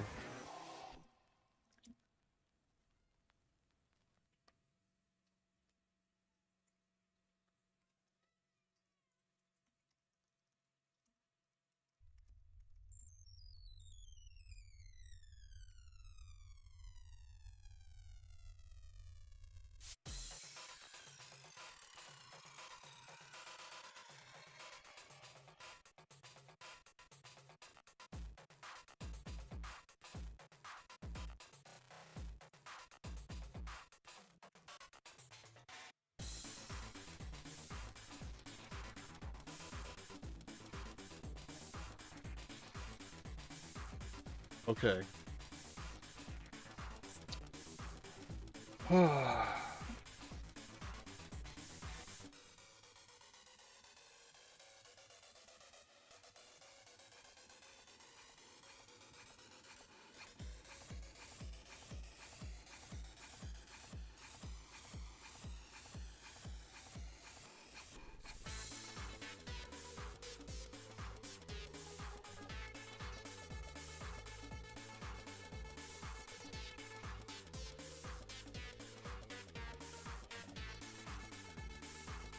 Alright, that's what I want.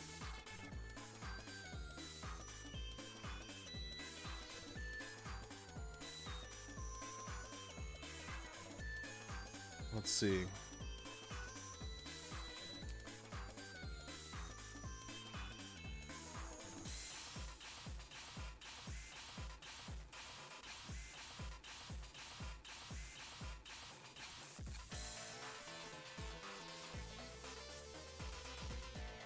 All right, let's see how it updated this, because it's probably going to have to update both files.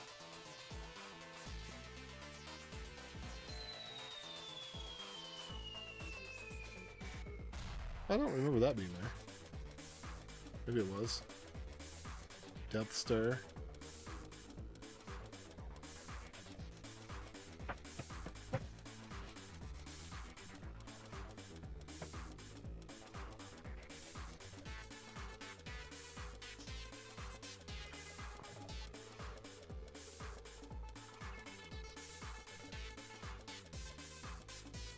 Effective. Where's that? It's not handled anywhere. Uh-oh. Okay, now the AI is broken. Effective. Max redirects. Okay. Oh, no, there it goes. Max redirects. Okay.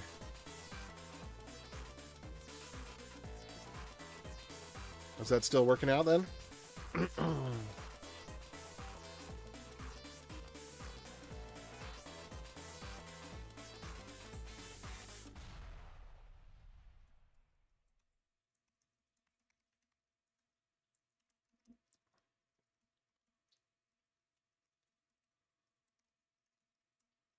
What's up, Taurus? I was supposed to get off like an hour and a half ago. Okay, this is Unfurl-D, right? Yeah. So...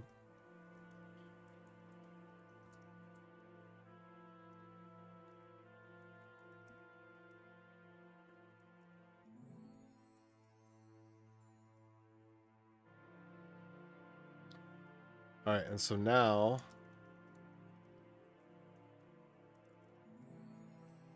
Where did R... Okay, R got set up here.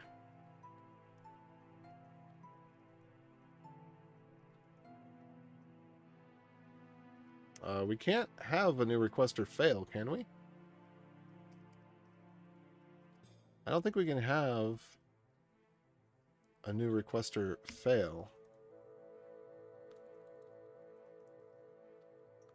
Alright, so unfurl handler. So we get rid of create unfurl handler or new unfurl handler. And instead, we just have unfurl handler now.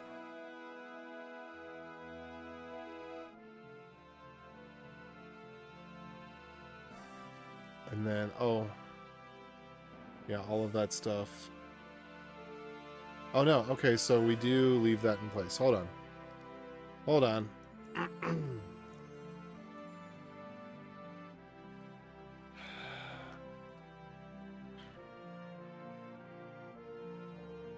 All right, so we leave all this in place, and the reason is that we're going to create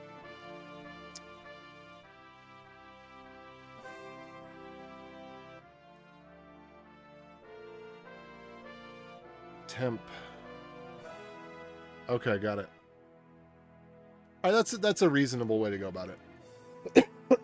That's a reasonable way to fix the problem. Okay, you know what, though? Okay. Now we need to handle all API errors in JSON.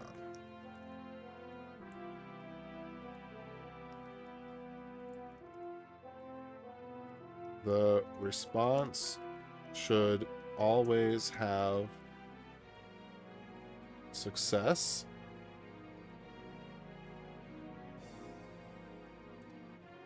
Let's also nest the result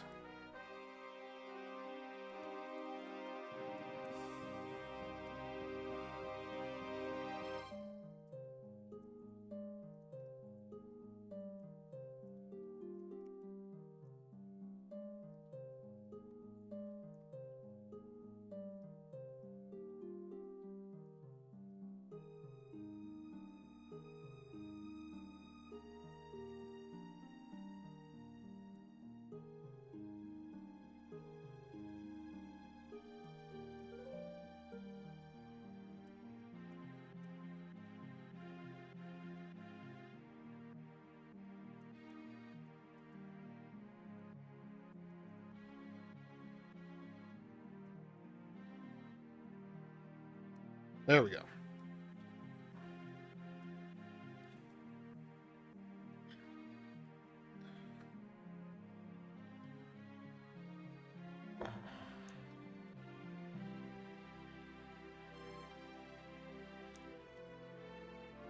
We got API response now. Okay, so I think this entire function I can just replace.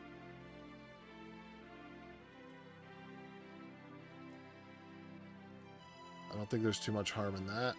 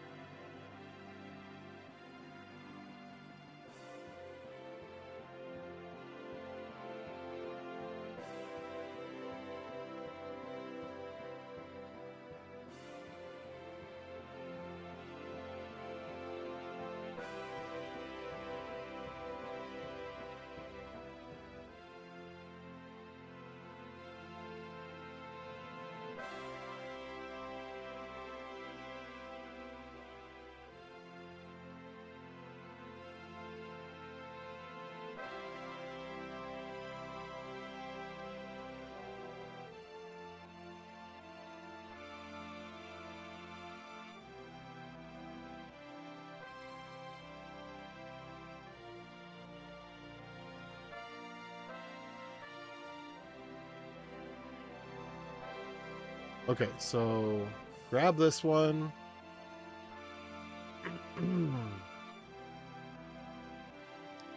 I think we're good to go then. Let's go ahead and we're just going to delete this whole function. We'll check out what it came up with for its API result. API response. I think that its is pretty similar. I just want to have success in there as well. Oh, I like that it used the type rather than doing an any. That was nice of it. Oh, and then of course, the unfurl handler here. New unfurl handler. Maybe I should give it my code and start over with the changes that I've made.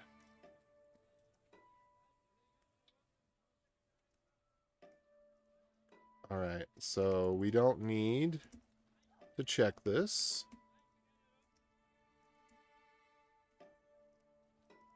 We need to check that one either.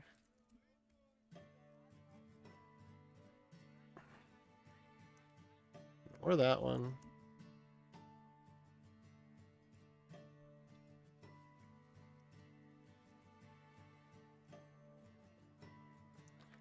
Wait, why can new requester return an error? Let's go check that out real quick.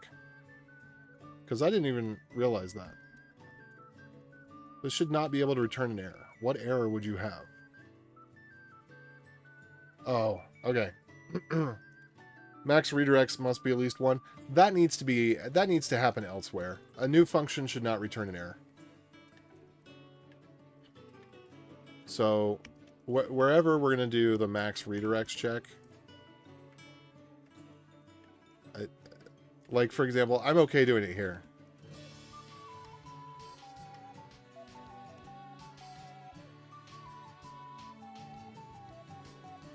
But I don't want the code bogged down with that for every call to new, and it's just not like there's a case for it. There is a case for it. I can't handle that. I can't do that on a new. We can do it in other places, but I just can't do it on a new.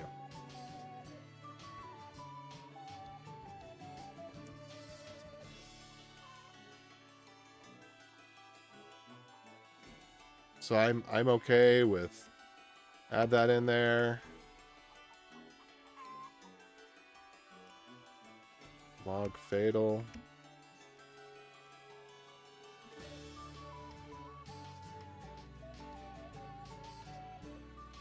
Yeah. Because we just constructors, that's just not something constructors should do. It's not a problem constructors should have. have like a validate function or an init function, but just new functions should not return errors in my manner of belief. Ah, come on. All right, unfurl main.go. Okay, that's all fine. We just need to fix this right here and then copy over the same thing. Yeah, this is one of those cases where a little copying is better than a little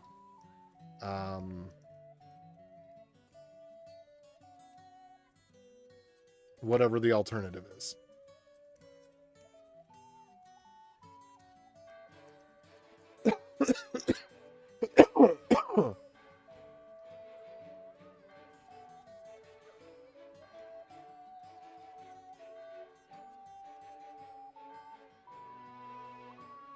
And I do want this depth one.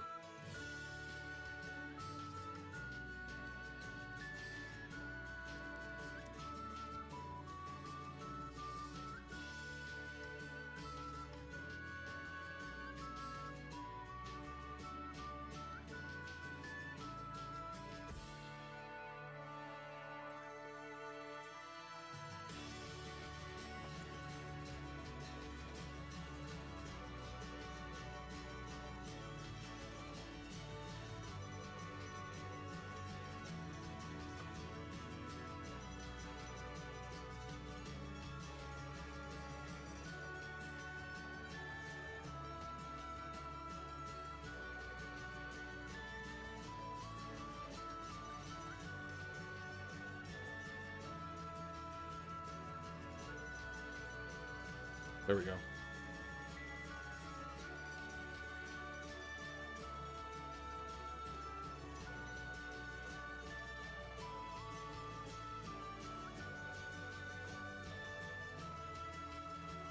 Okay, here we go.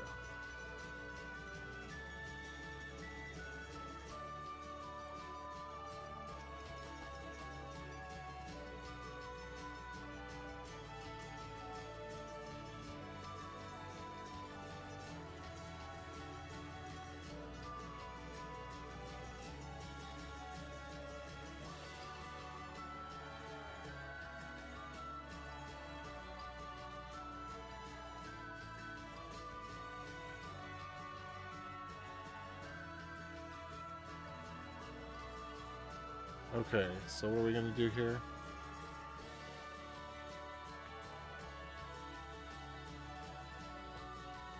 We're going to go back to the other one, where we had some similar code for depth.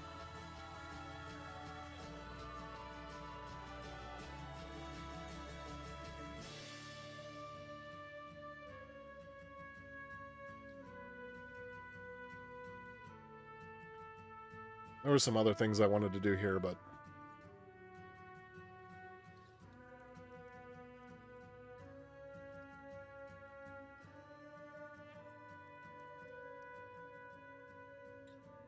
let's see.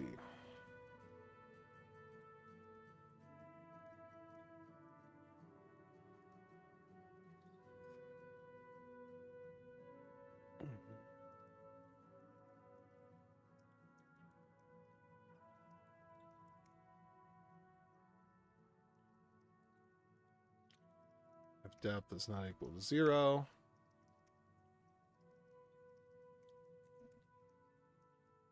then effective redirects becomes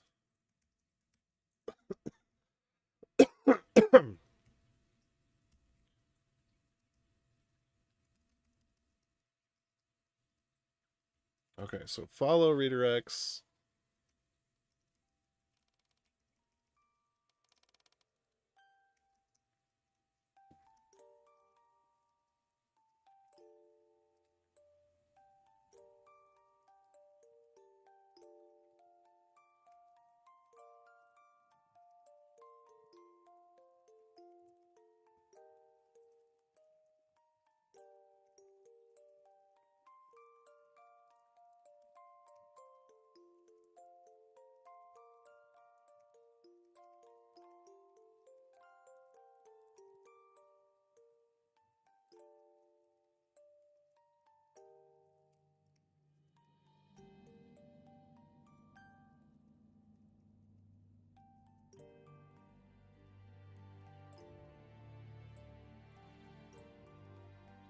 Okay, there we go.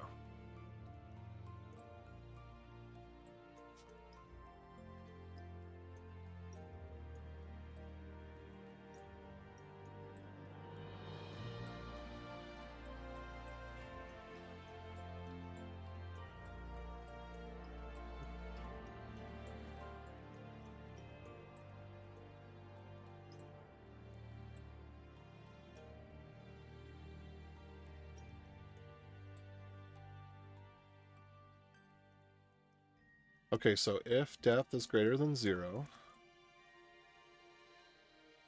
then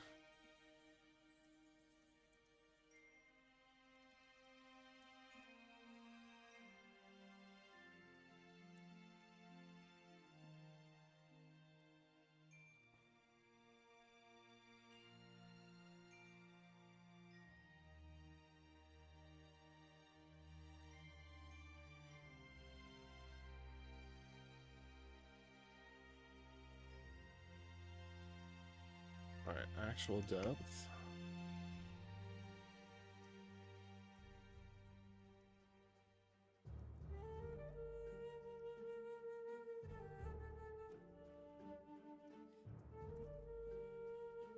Is string.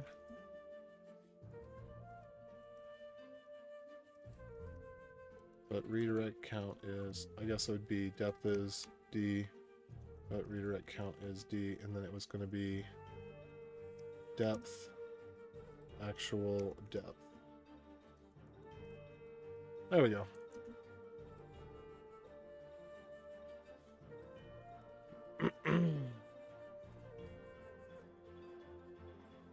And then I would want to have a JSON object or JSON option that prints out everything as well. So maybe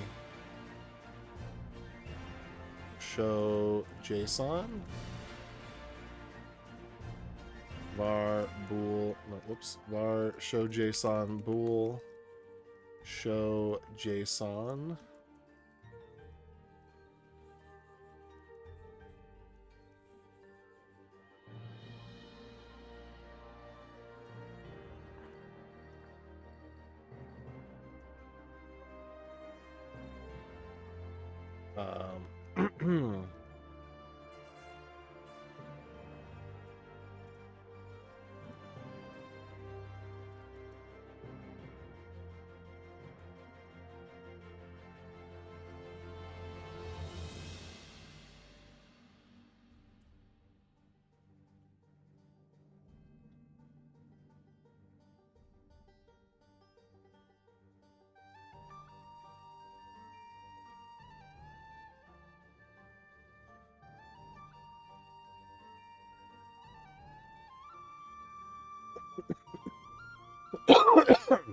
Okay.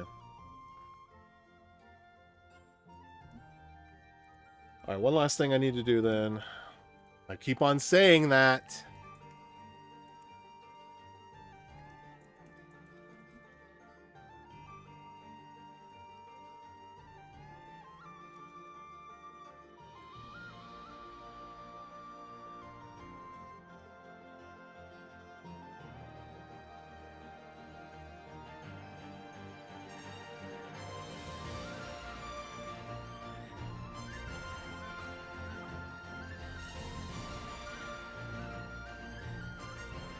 Actually, I don't want to print the final URL.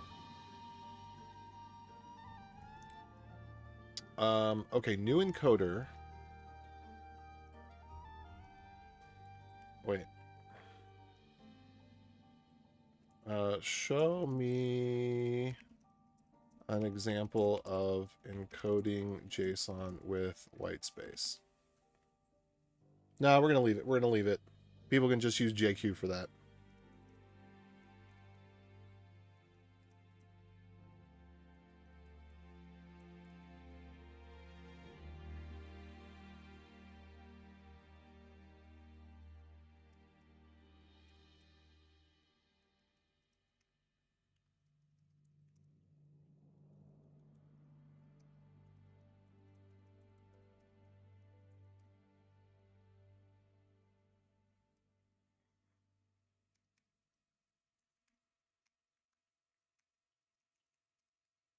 Okay, so let's try this unfurl again. And let me try with one of the things that I was actually trying to do. Where was it? Oh, wait, I had a link.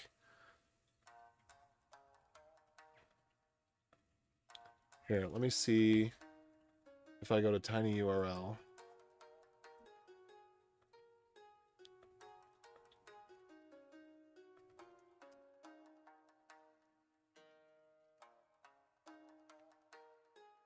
Oh, URL domain banned. Interesting.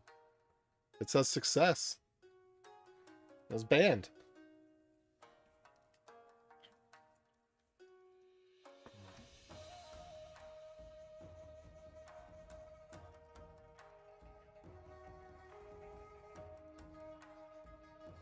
I want to see one that's multiple layers deep. Let's see if I can go back to the YouTube channel was Serve the Home.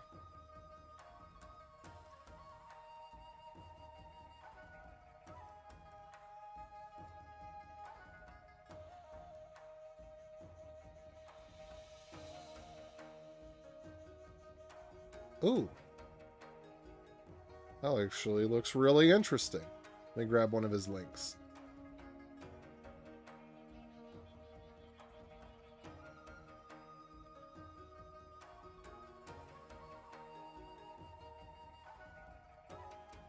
Nope, that one doesn't work. Okay, let me try this one.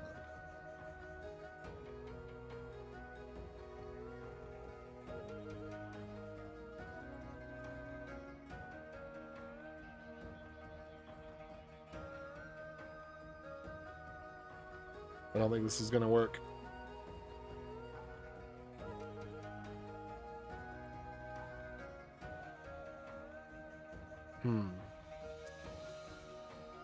See what happened there.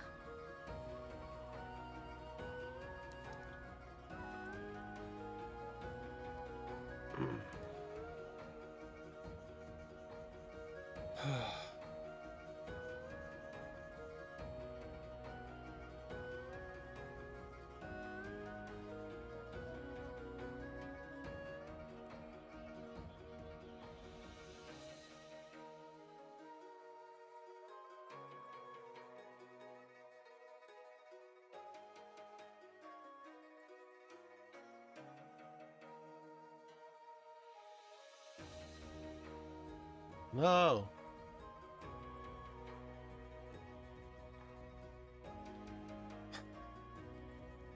Okay, well, let me try this anyway.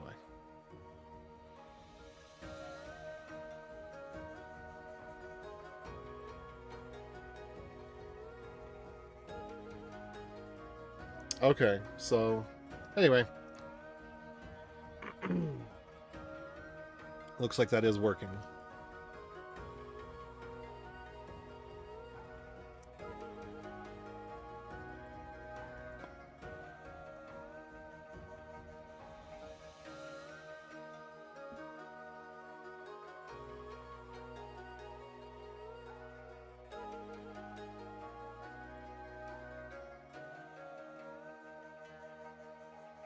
Oh, whoops.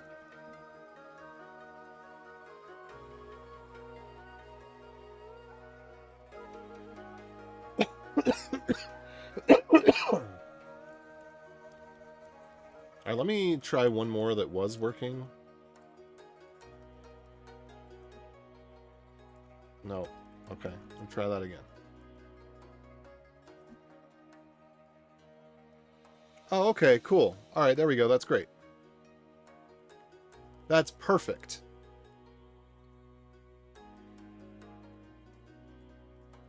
So then we can do JSON. Type that to JQ.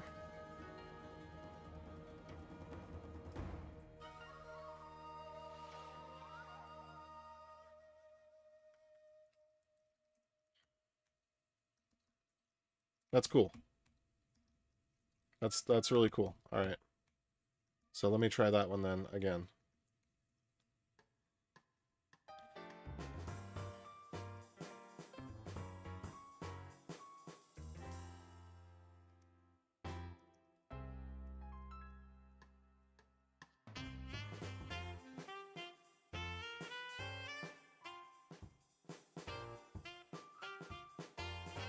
Wait.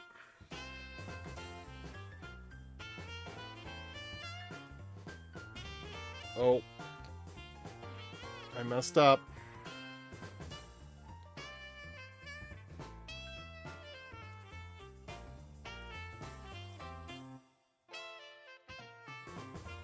Now, certainly... Bitly. Alright, I messed something up here.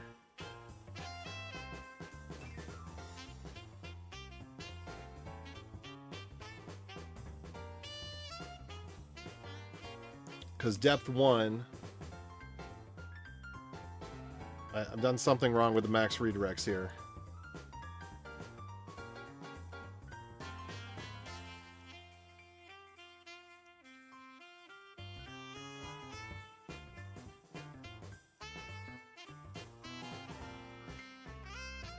Because it's not going to redirect to itself.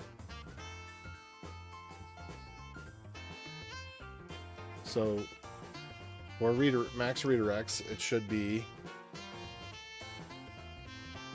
Wait.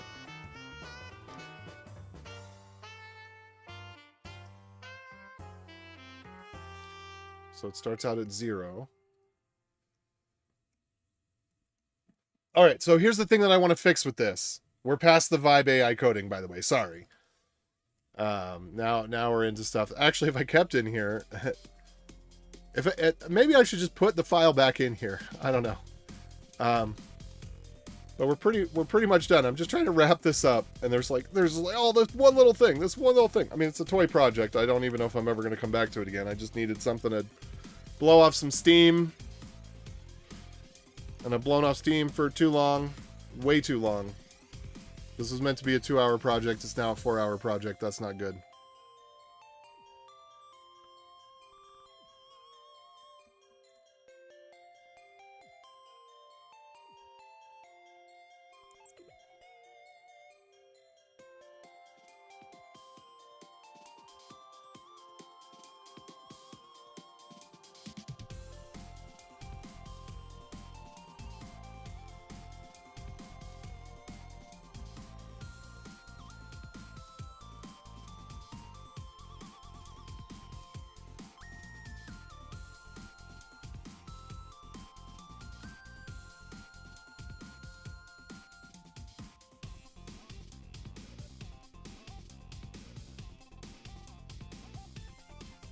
Okay.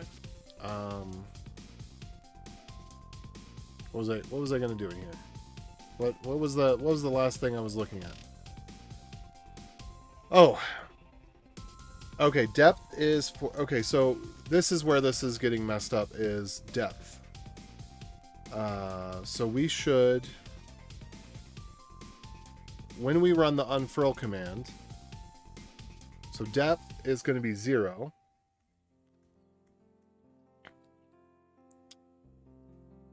Max redirects is depth.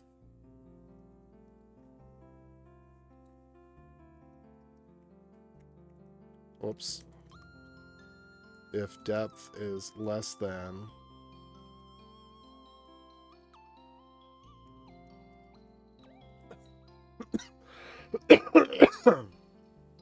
I guess we could just combine that.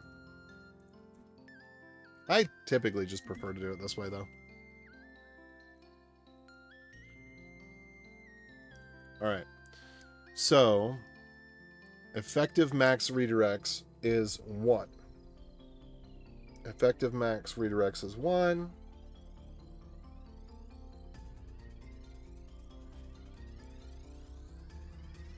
So we should have results.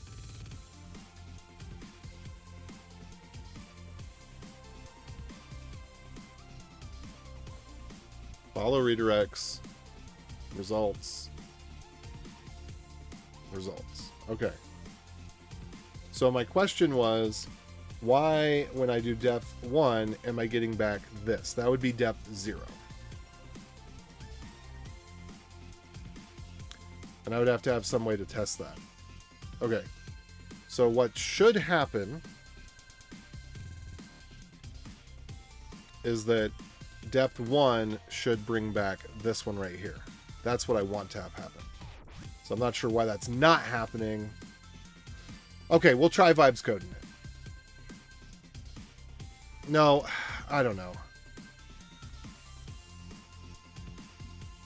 It started out as just a goof, and then the project became more... Oh, wait, why is that? Huh. Okay, noted. Let's see. All right, so where did max request redirects go wrong? If max redirects is under 1, there we go. If max redirects is 1, then this is going to start at 0. And it's going to go to 1, right? So if we range over 1, we get 0, right? It appends the response. Reverses, we go on.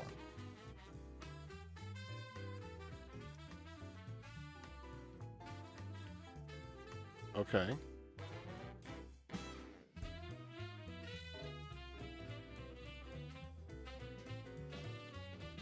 Okay, so this is the 0th one.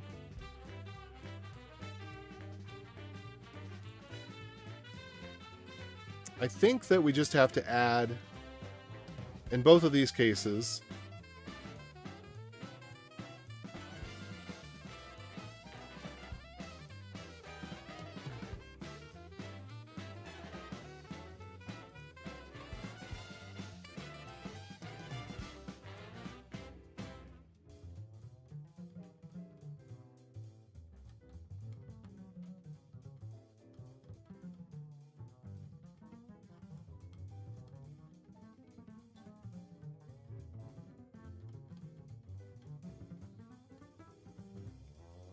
there we go.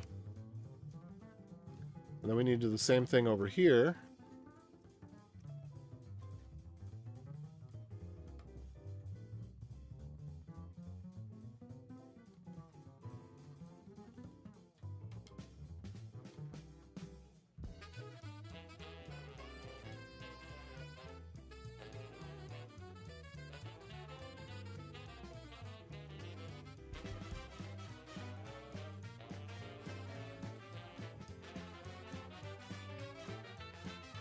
Okay, so then let's try this again. Go build.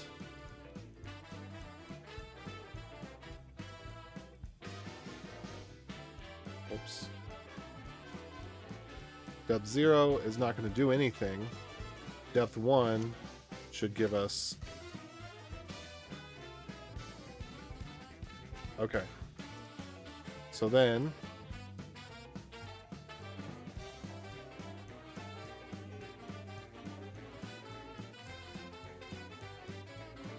if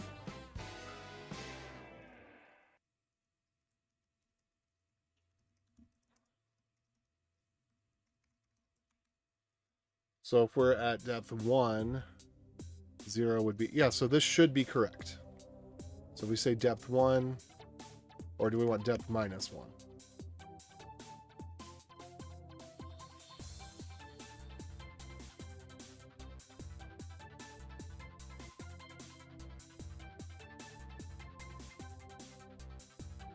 Wait, what is it complaining about?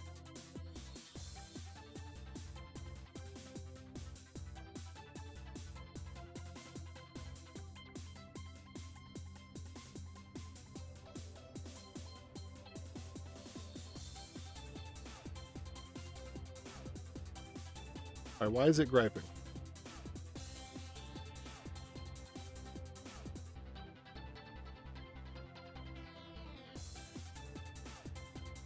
Oh, okay, right. What was that? Unfurl redirect response?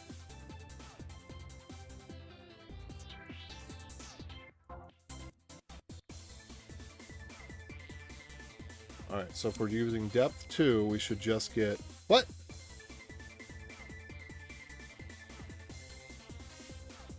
Oh, we gotta rebuild it, duh.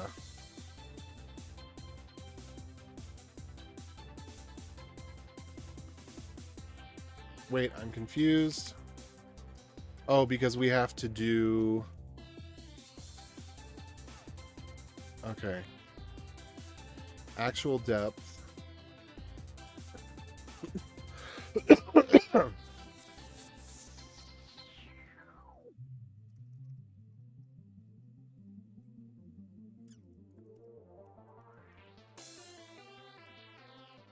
I did a little vibe coding there. I'm doing a little guess and check. That's not right. Okay, so how am I going to do this? Take the actual depth.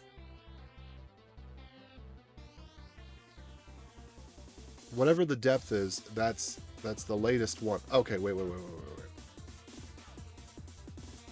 This should be right. Because this is going to give us the actual depth. No, that is not. Okay.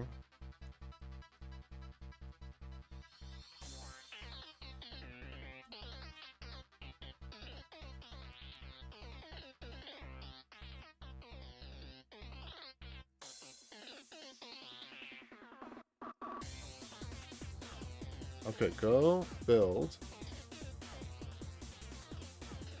And that should fail. No, that doesn't fail. All right, good. So now if we do 1, it's the first one. If we do 0, it shows all of them. Although we do need a way to check for presence of... Because if we do depth 0, it should just return the thing. But I'm not going to do that. All right. So, yeah, so depth 1 returns the first one. Depth 2 returns the second one. Depth 3 should give an error. Wait, how does depth 3 not give an error?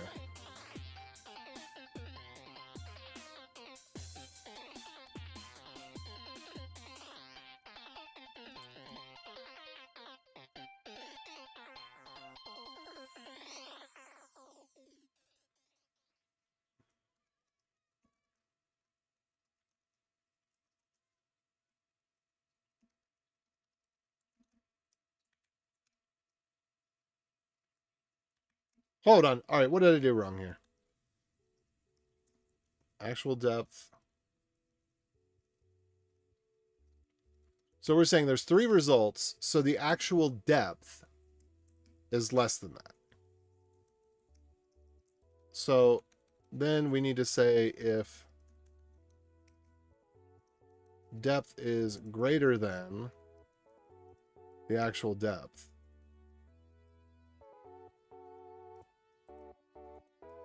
Okay, go. Oh, I forgot to build. That's why.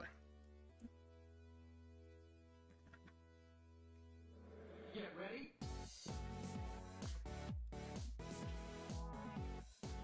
And then we can do JSON, and we can pipe that to JQ.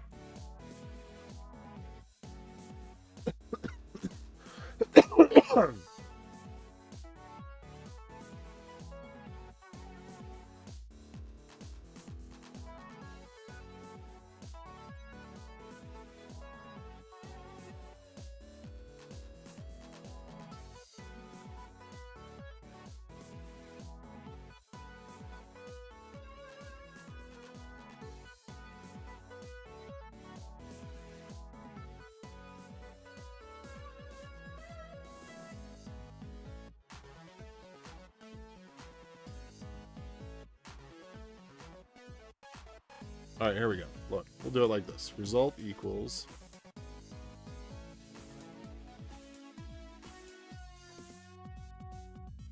redirect equals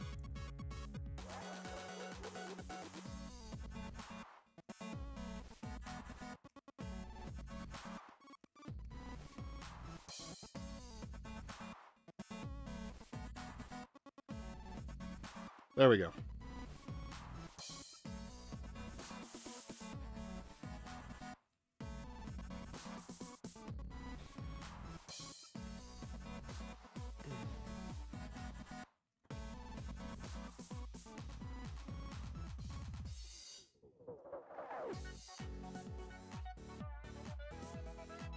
Okay, I'm going to build it, and then we're going to be done.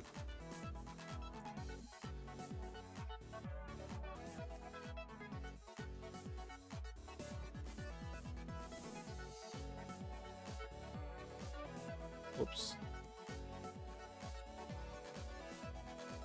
So depth 2, depth 1, and then if we could do a depth 0, it would just be the thing itself, but we can't do that, and that's fine. We can't do a depth 3 because it's longer than that.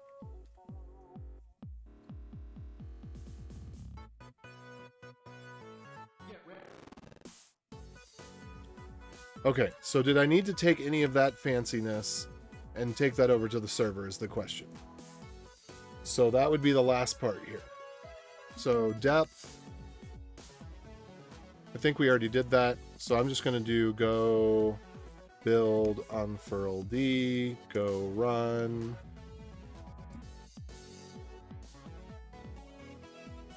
All right, I'm going to use the same URL that I've been using. And I'm just going to bring this over here for a second.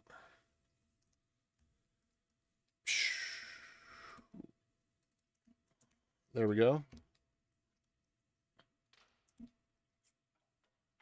All right. So that.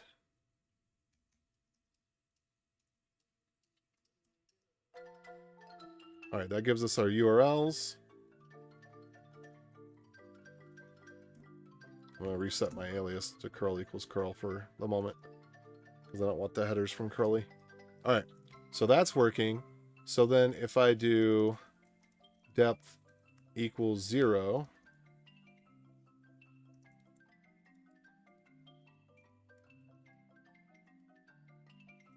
let's try this.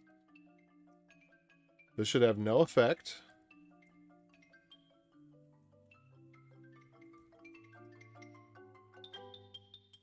Okay, that did have an effect. That's not what I intended, but...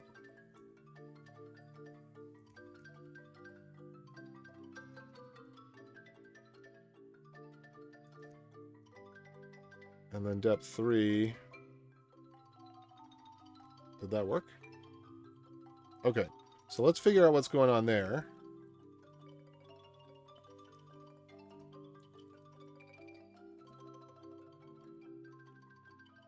Unfurl-d. How's it going, everybody? Okay, effective redirects goes to depth. So if a effective redirects is 0, so 0 effective.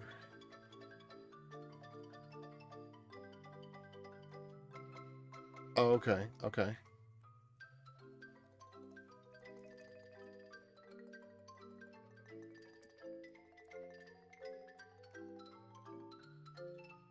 Actually, I kind of like the behavior that it has, but I want it to be consistent with the other one for now.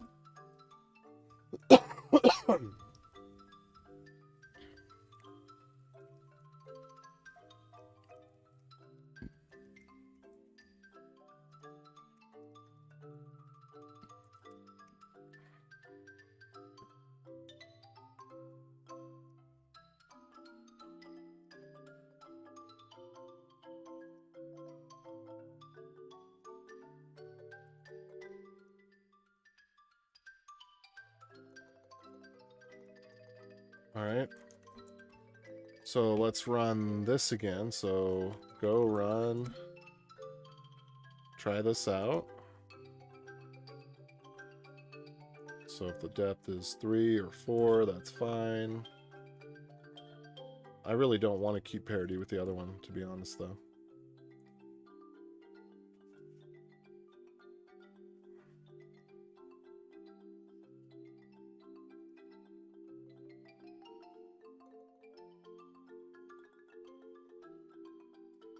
Okay, so depth is working now as expected, kind of, sort of.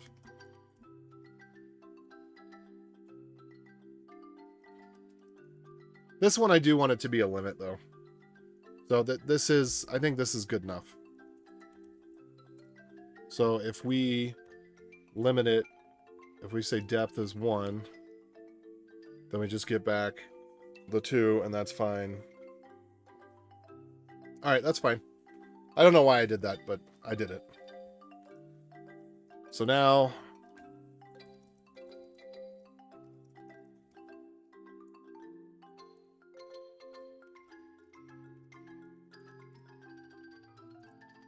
I think I wanted an example for the README or something.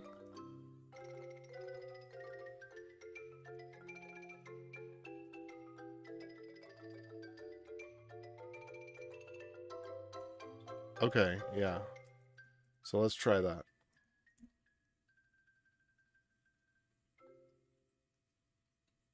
Interesting.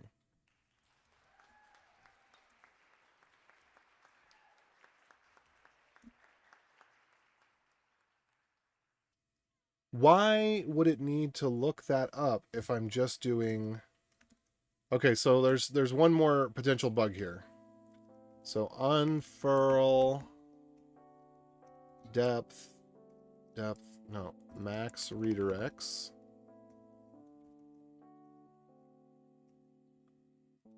All right, so we make a request.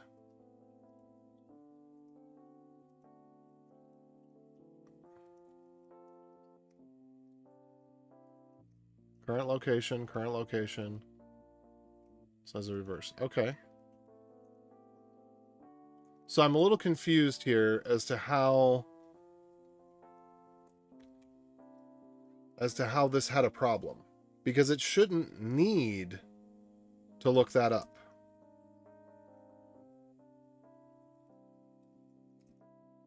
All right, let me go look at this one again. First of all, let me try running the server and see if the server has the same problem or not.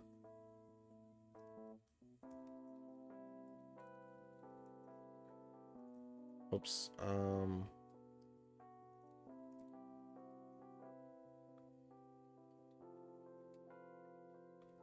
right, so let's try this URL.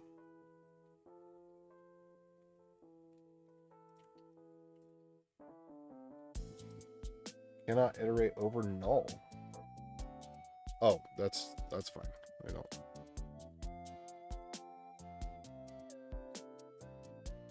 But wait, why? Why? Error following redirects. Okay, I am very confused right now because it shouldn't have ever gotten to that part. Because it should have just followed it one layer deep. So it should have... Yeah.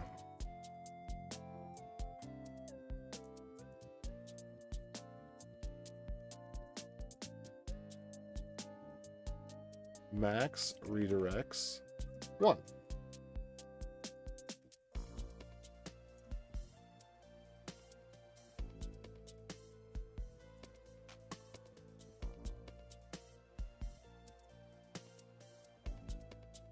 Oh, interesting.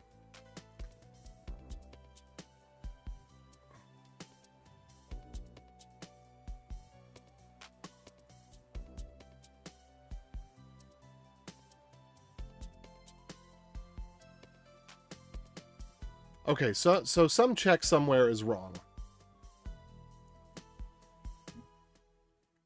Okay, max redirects can be 10, so that's going to be 0 through 9.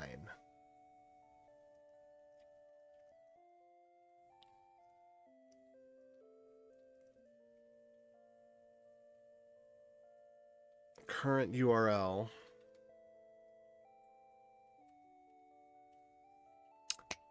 Okay, I know what's going on. I know what's going on.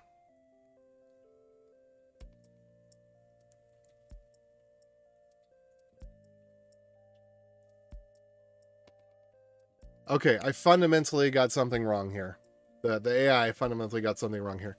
So, well, yeah, depending on how you count. Current URL, and there's going to be a next URL.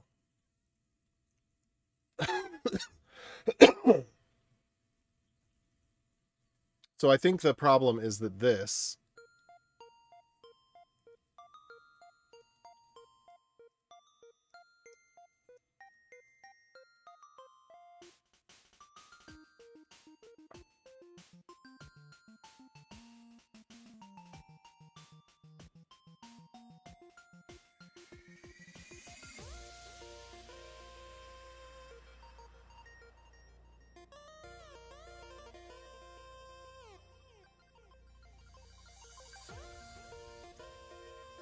Okay. All right, so here's where we have the problem.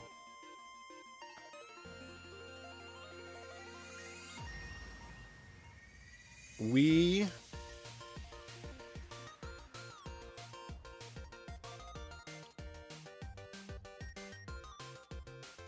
need to append this. Yeah, we append it in every case. Okay, that makes sense. So what we need to know then... All right, so this is a little bit off. I kind of want to throw it back into... Let's throw it back into the AI and just see what happens here. Okay. Here's the current version of the program. I have a problem.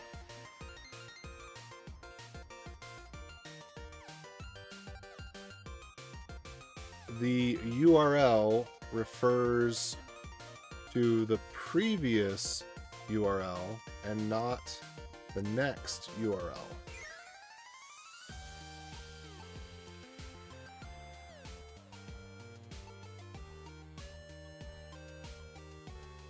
Okay, so what was the actual real...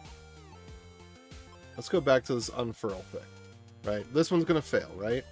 Yeah, it's going to fail. So let's go back to the unfurl where it was a bit.ly link. And it doesn't matter what the depth is.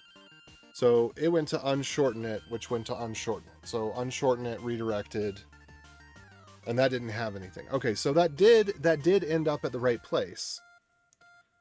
But the problem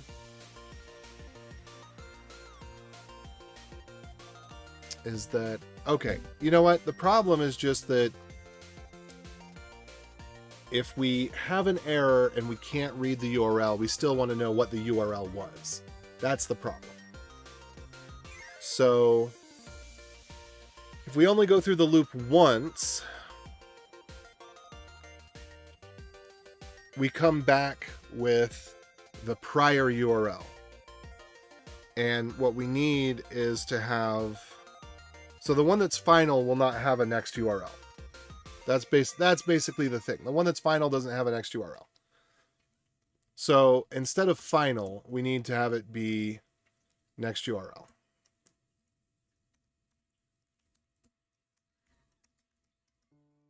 So there's next URL.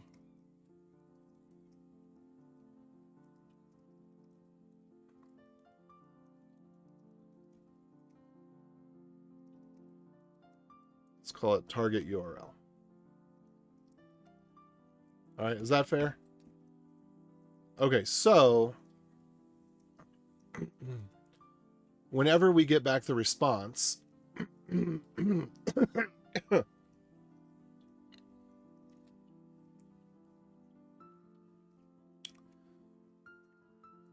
want to get back the target URL.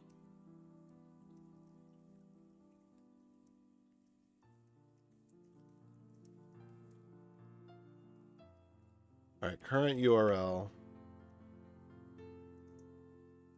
Okay, so this is where we have a problem, is that we actually need to have, okay, so this would be target URL is going to be blank, and then we don't need final anymore. So we just need, we don't need final equals false. We need target URL equals location.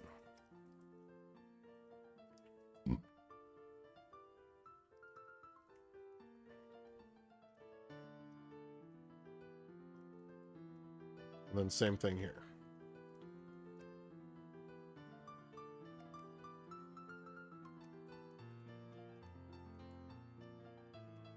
So we're going to rename that from current URL to target URL.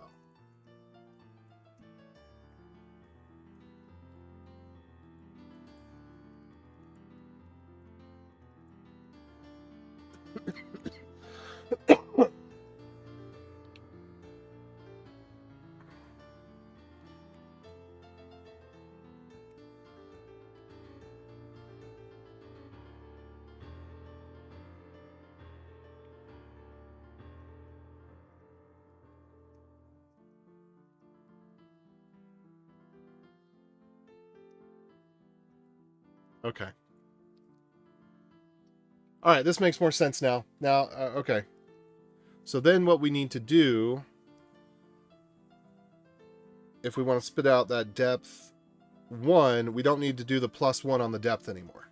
So now we can go back here, command unfurl, well, kind of, sort of. Because really we just want to know what the end result is, right?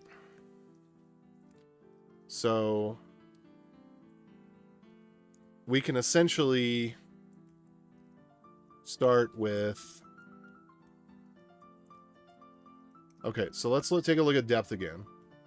So now we don't need... Do we need depth plus equals 1? Effective max redirects is going to be just 1. That's fine. Okay.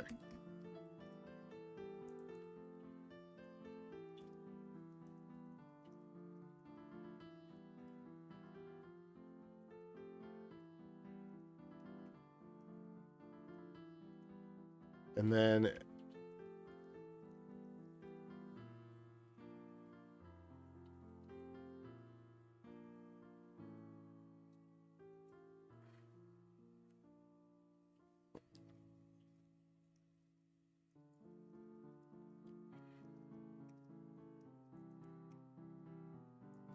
So now we don't need that.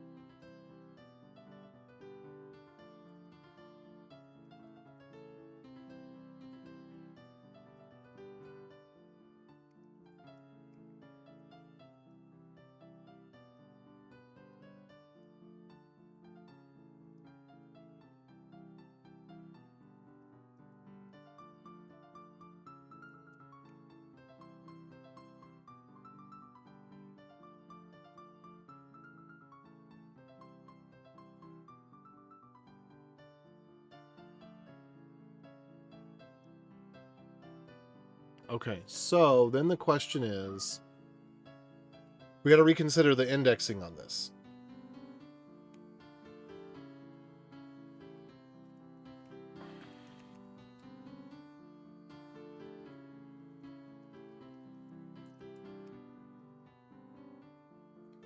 So the number of redirects is equal to the number of results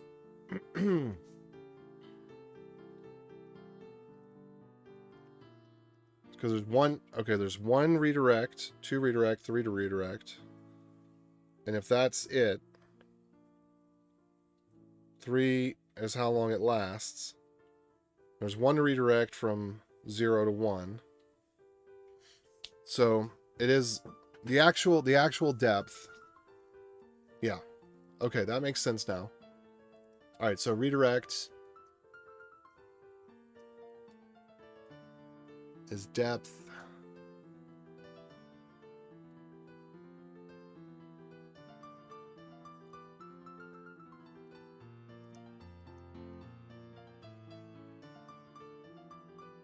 So that's where it landed. Okay, now I'm a little confused because we have redirect.target URL.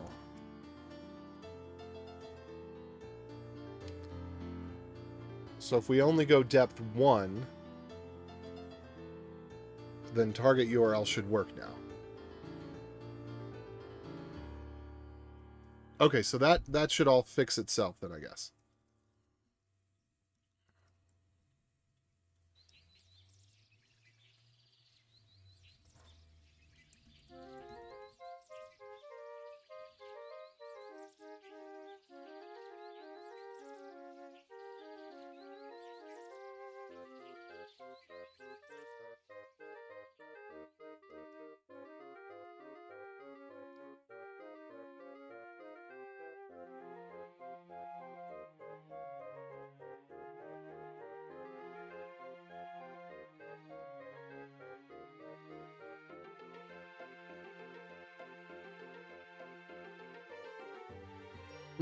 Okay, now we're in a little pickle.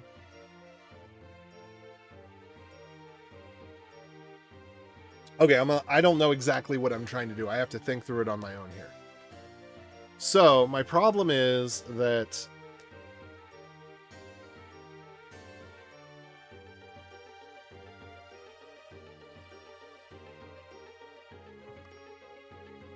I want to be able to see...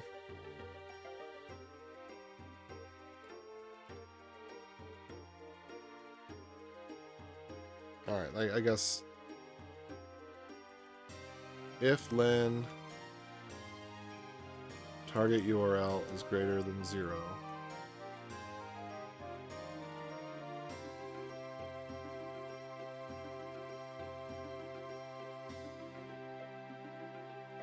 Then we need the original URL that we had, that we're making the requester with.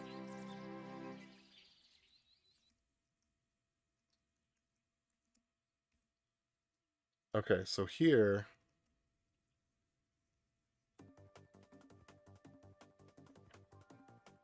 all right, let me just run this and see. That's a bad way to go about it. We don't want to just run things and see. We want to know that they're correct.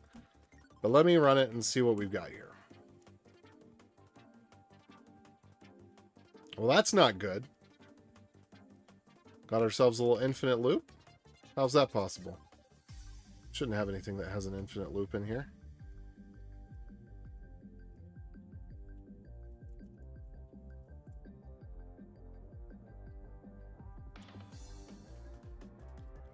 Alright.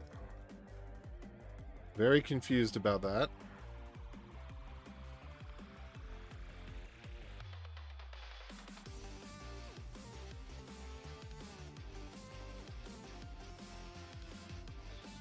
Oh no. We've gotten into bad territory.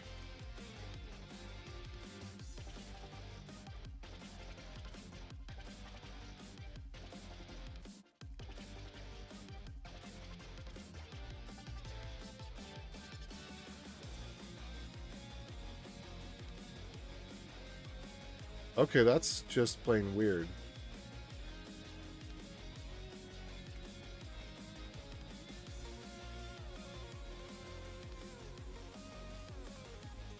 Okay.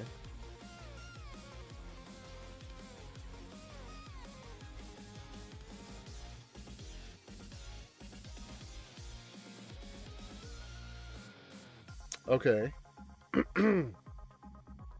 So that's cool. So we got depth 1 now. Now depth 0 would be meaningful. That's depth 2, and then depth 3 should give us an error. Is my suspicion.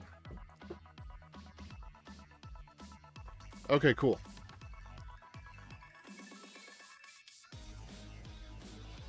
Alright, so now this is correct. The program is doing what it's supposed to do.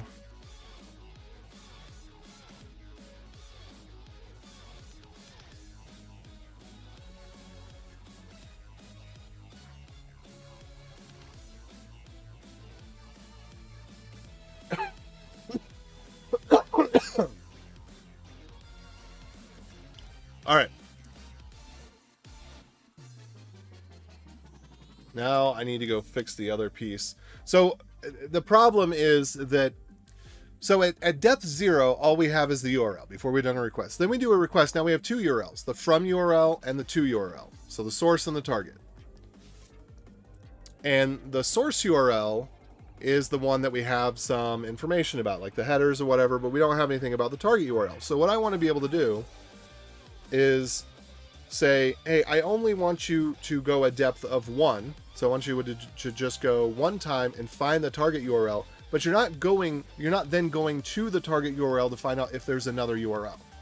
But then with that, when we print it out, if the last one doesn't have, so we do need something to handle the final case here. Hold on, final.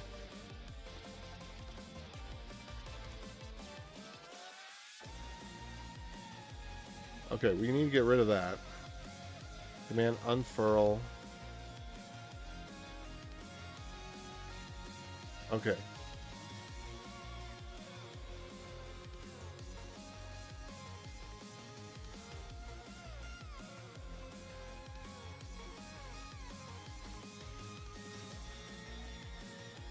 There we go.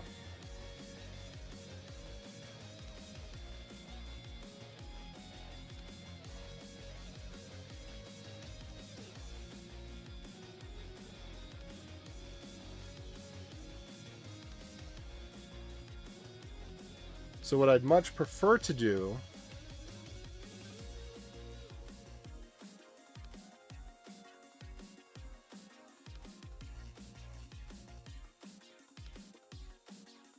is say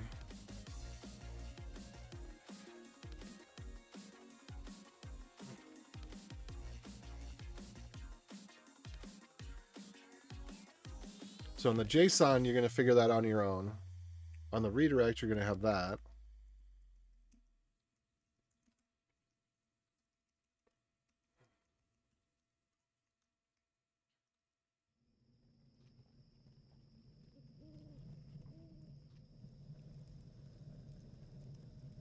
So when we're doing depth, we don't care about the redirect limit.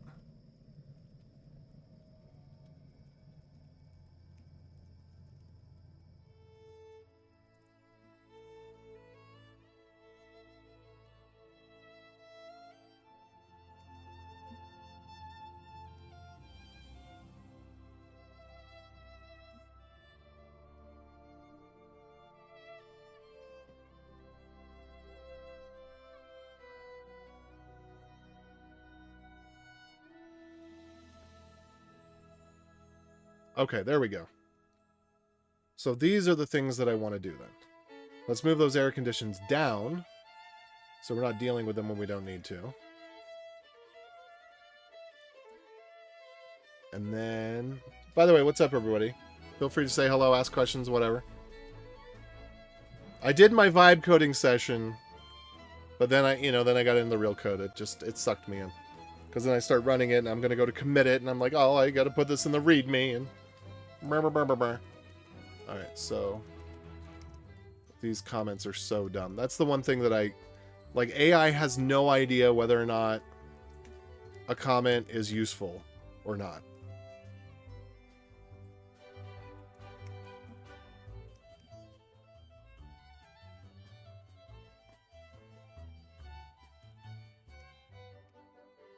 Oh, whoops.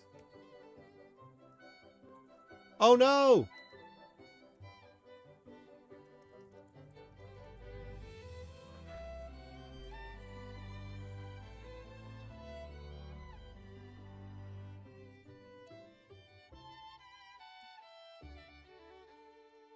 There was some stuff that I did. Okay, print version.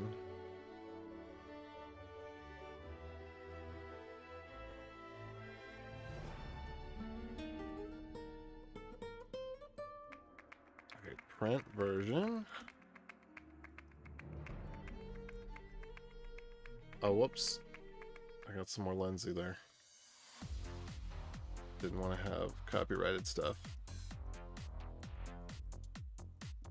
This playlist isn't supposed to have copyrighted stuff, but it does, apparently.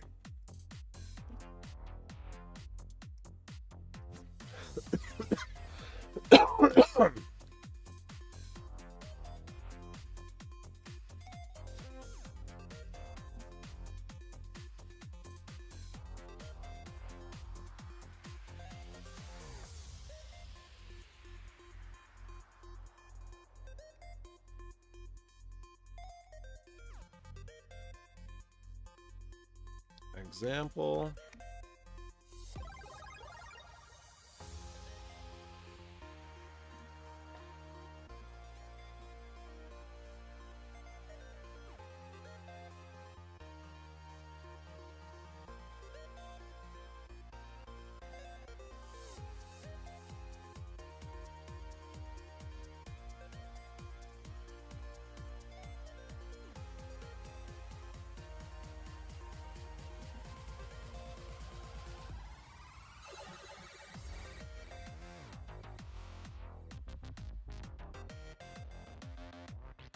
Oh, wait, which is this? Is this the... This is Unfurl. Alright.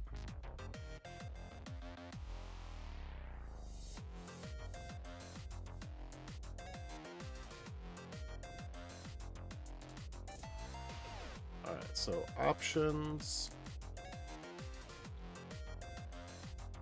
And examples.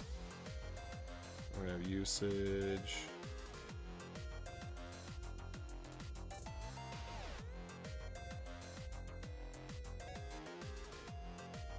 URL.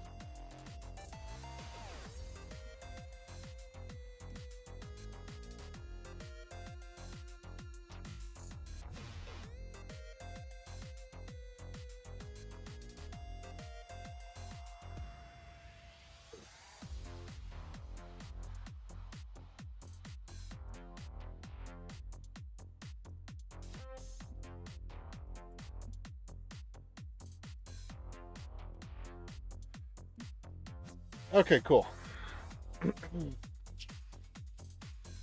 So that worked out just great.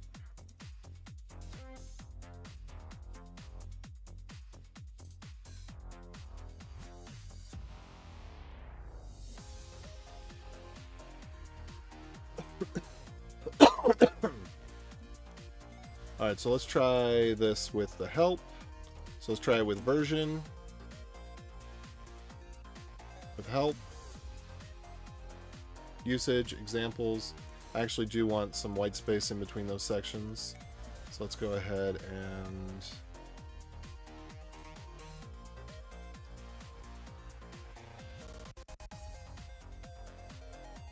There we go.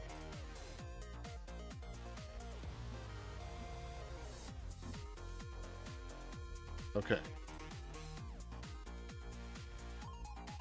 So copyright information, usage, examples. That examples doesn't need to be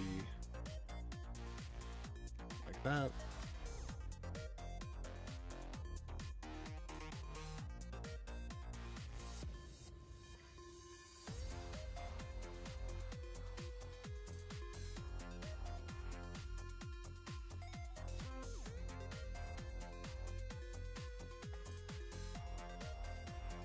And there we go.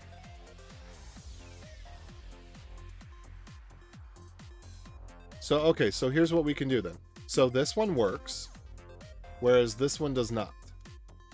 So that one fails because it can't follow it to the final source to know. But this one works because it can. All right, that's why we have those options.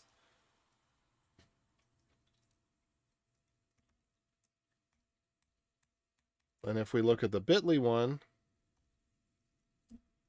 so there, whoops.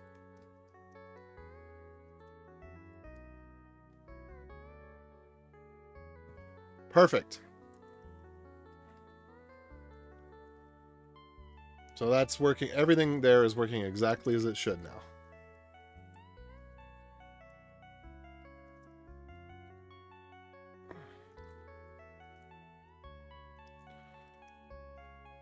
So the question would be, do we have to change anything over on the server side to make it work similarly? And I think the answer is probably yes.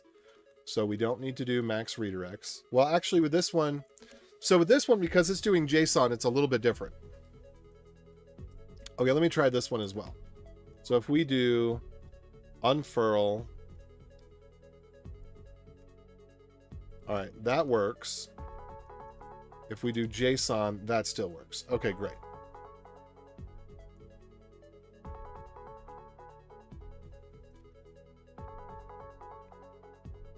All right, cool. So if I do JQ, boom.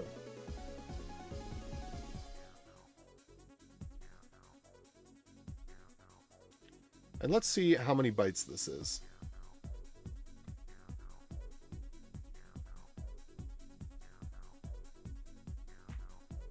512.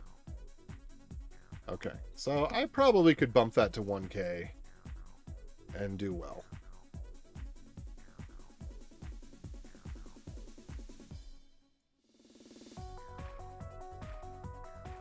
We'll even take it to 4096. And delay in milliseconds, let's just make it 150. Let's see, is there anywhere 250 referenced? No. Is there anywhere where 512 is referenced? No. Okay, great. I like that a lot better.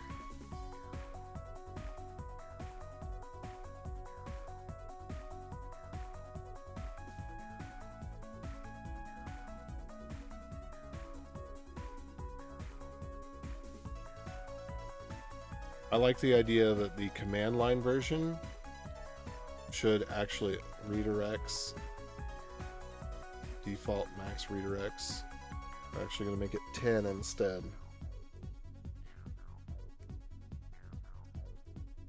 No, not that. The delay.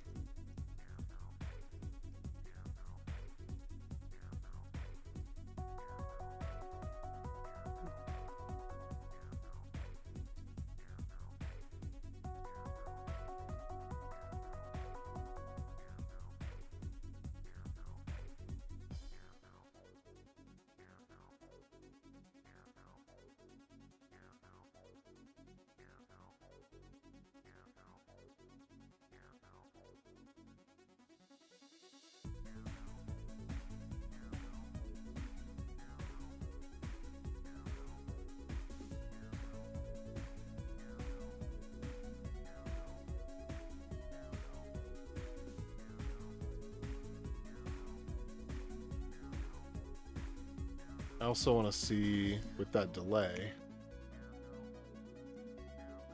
Okay. If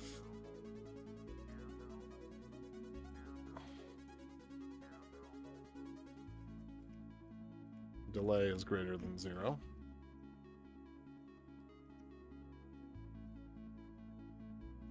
Okay, that's good. All right, so let's do go run. Oh, I don't want to do max redirects equals 1.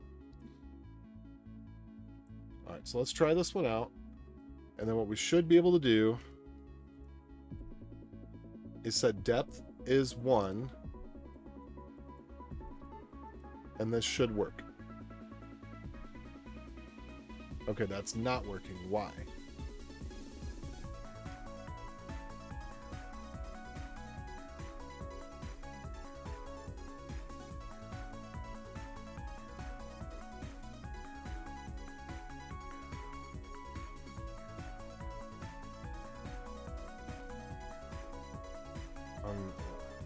Command unfurl D depth.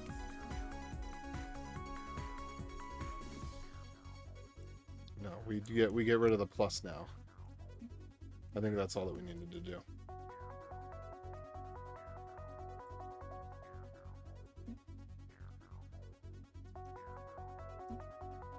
Alright, so that works out no problem. We change it to depth 2, we get an error, that's great. And then if we do the bit.ly one,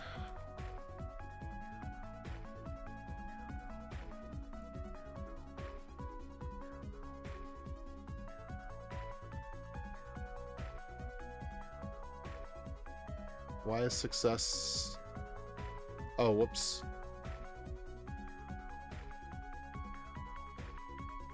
That's okay.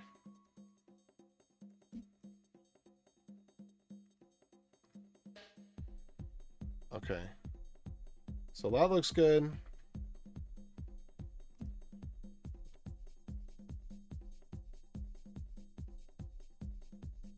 What was the thing that I need to change here? So we got depth. Is greater than or equal to 0.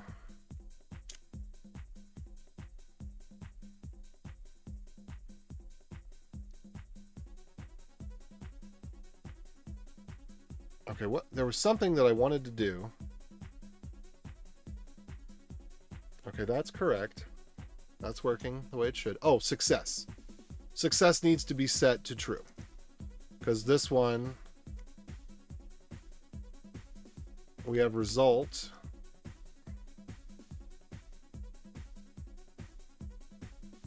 That's just something I like to do. Okay, now I'm happy with this.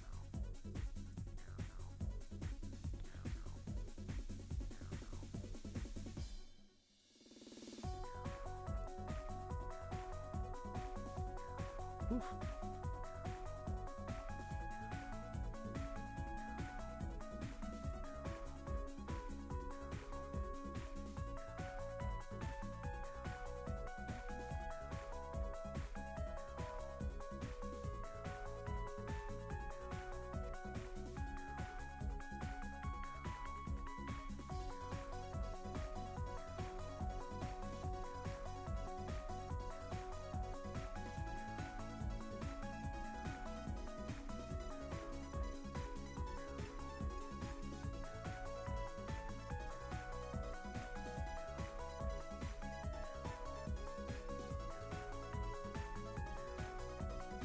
Cool.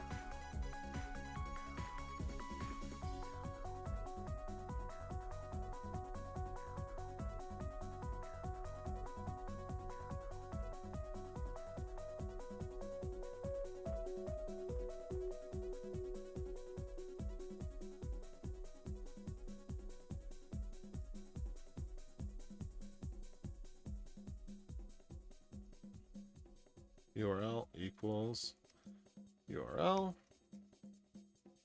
server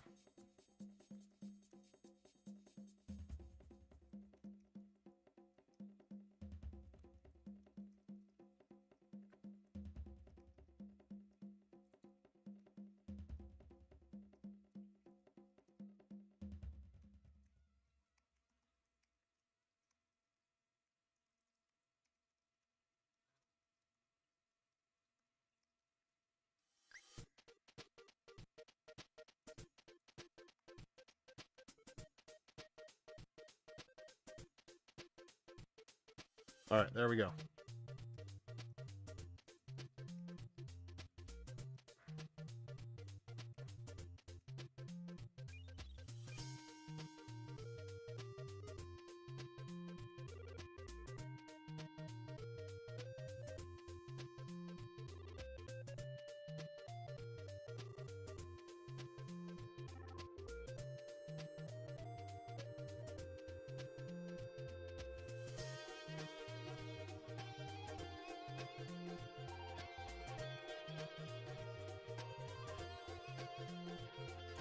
And then I want to get the YouTube stream for this and put that in the README.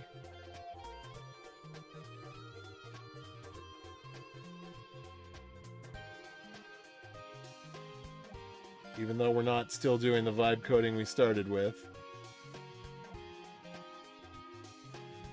Alright, let's see here.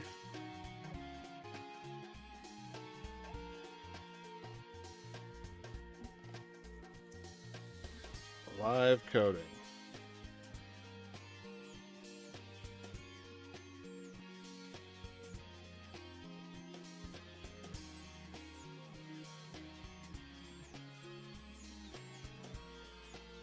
All right, there we go.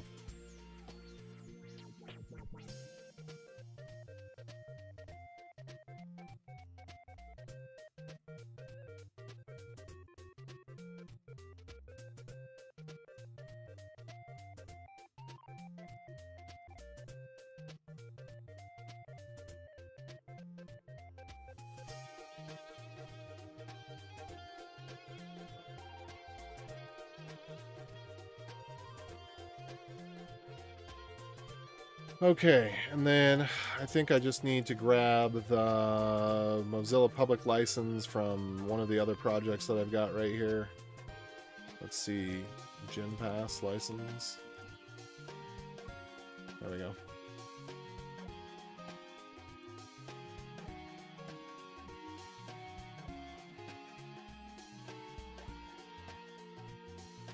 So now we've got the README with how to build it, how to do all the things.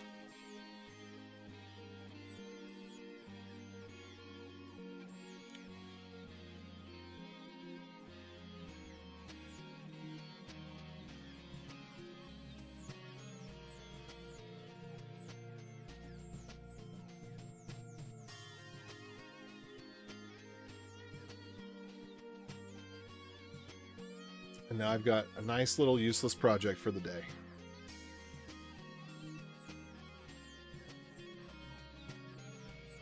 Let me get back to where I can see comments in case there's any comments. So is there anything else I should put in the README?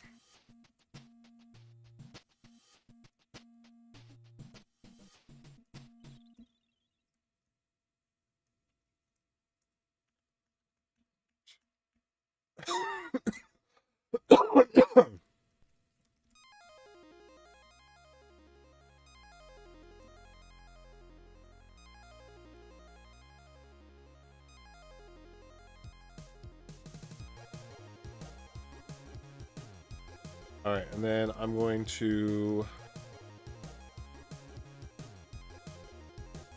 rename. I don't even need to rename. We're just going to squash a bunch of stuff here. Let's add the license back here. Yeah, that's good.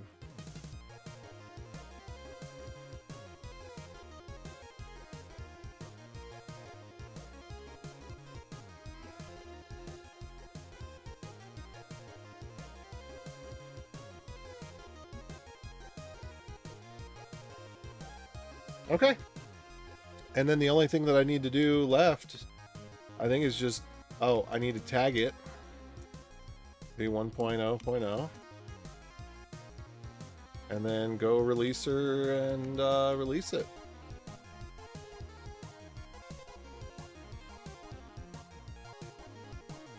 Let's see. That token is probably out of date. I bet it fails. I'm going to take this off the screen just in case it... Yeah, that's what I thought. Okay. So I'm going to have to grab some new credentials from GitHub. because they expire after every so often. So let me just go over to GitHub, get some credentials. Where's my...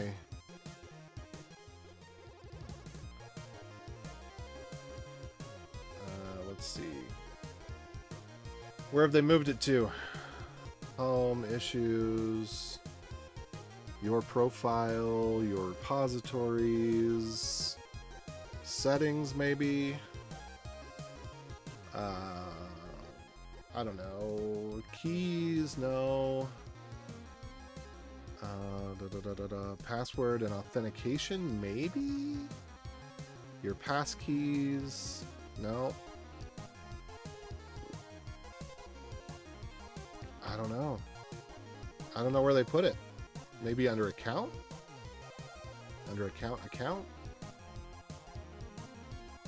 Applications, developer settings, very bottom thing.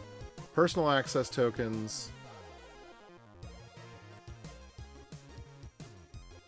All right, Go Releaser token has expired. I wish I could just click a renew button and say, hey, that same token, just give me the same token. Just give me the new version of it. Because that's precisely what I need, and I don't want to have to figure out all the permissions again. Okay, regenerate token. They do give me one of those buttons. All right, regenerate token. It'll last for 7 days. Okay, so let's go ahead and go back into config, Go Releaser, GitHub token. Woo! They definitely changed the format of that.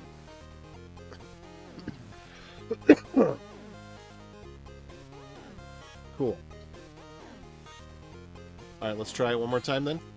We probably don't need to do the clean and just release it.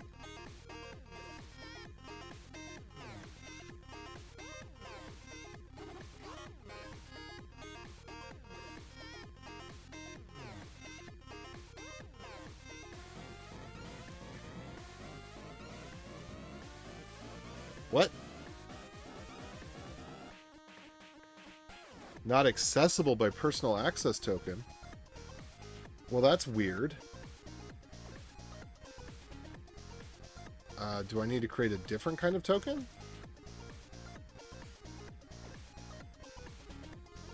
Ah! Alright, settings. Do I need to get a token for this repository? Developer settings.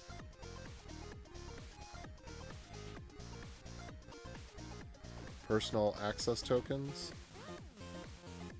Okay.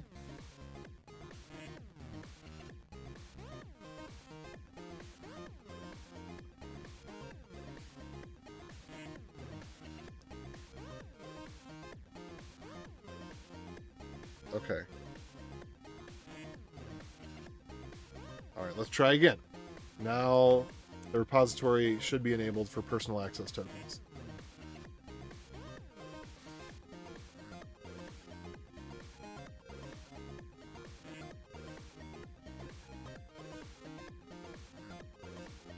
Resources not accessible.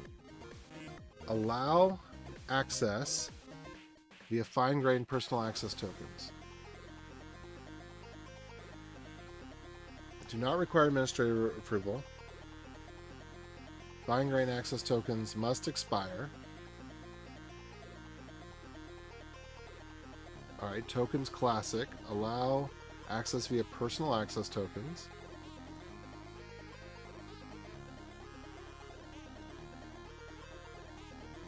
Okay, let me go try a different type of token then.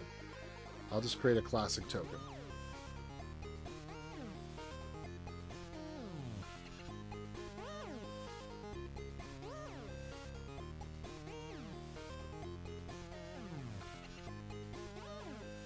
Alright, regenerate token. Lasts for 7 days.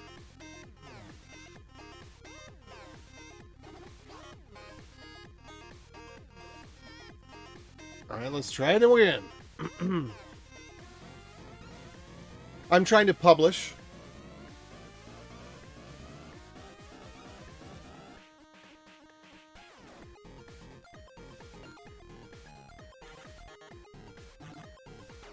Okay, uploading to release. Alright, so what we should see here is that we should see if we go...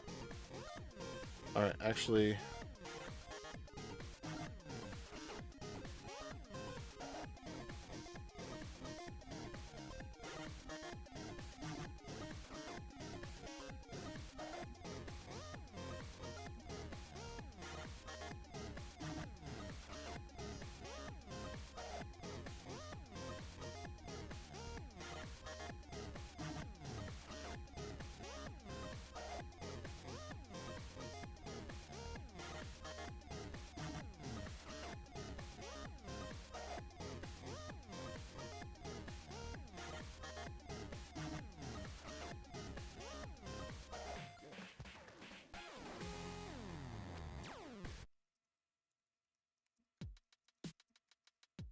Whoa! Oh, music's gotta stop.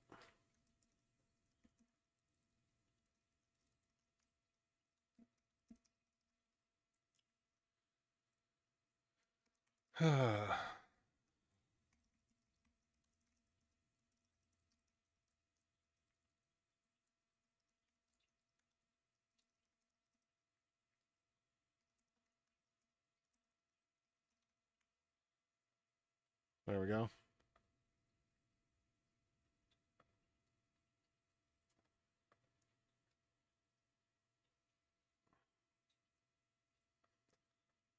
Let's see. Help wanted.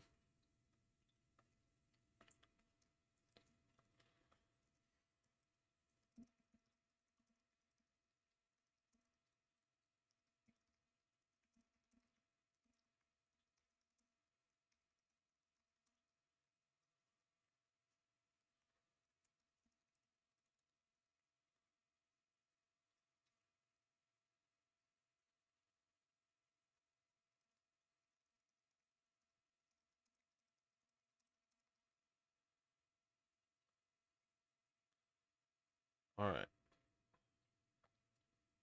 It's funny that number wasn't updating. Okay. So, releases. Boom. So if we download this for Darwin, ARM64, fingers crossed, this should contain 2 binaries in it. So I'm going to go ahead and just throw this into my temp downloads. And then when we open this up, what we should see is a README, a license, and Unfurl and Unfurl-D. That's what I'm expecting.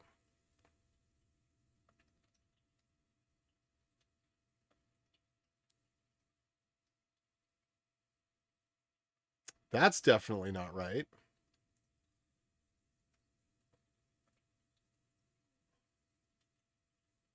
I don't know why that popped up. That was not helpful. Did it come up over here? Nope. So it just decided to do the least useful thing possible. Thanks. I'm going to go see... Did it work? Okay. And it did. So here's what we got. We got an unfurl and an Unfurl-D. And then, of course, to install those, you know, I'm going to...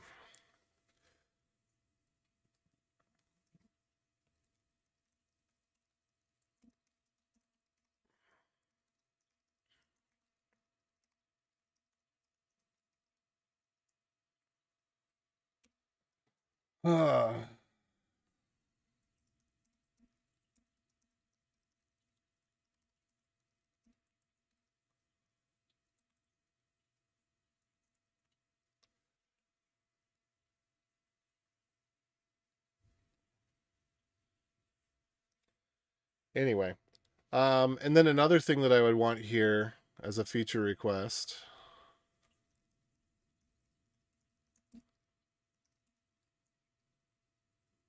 Um,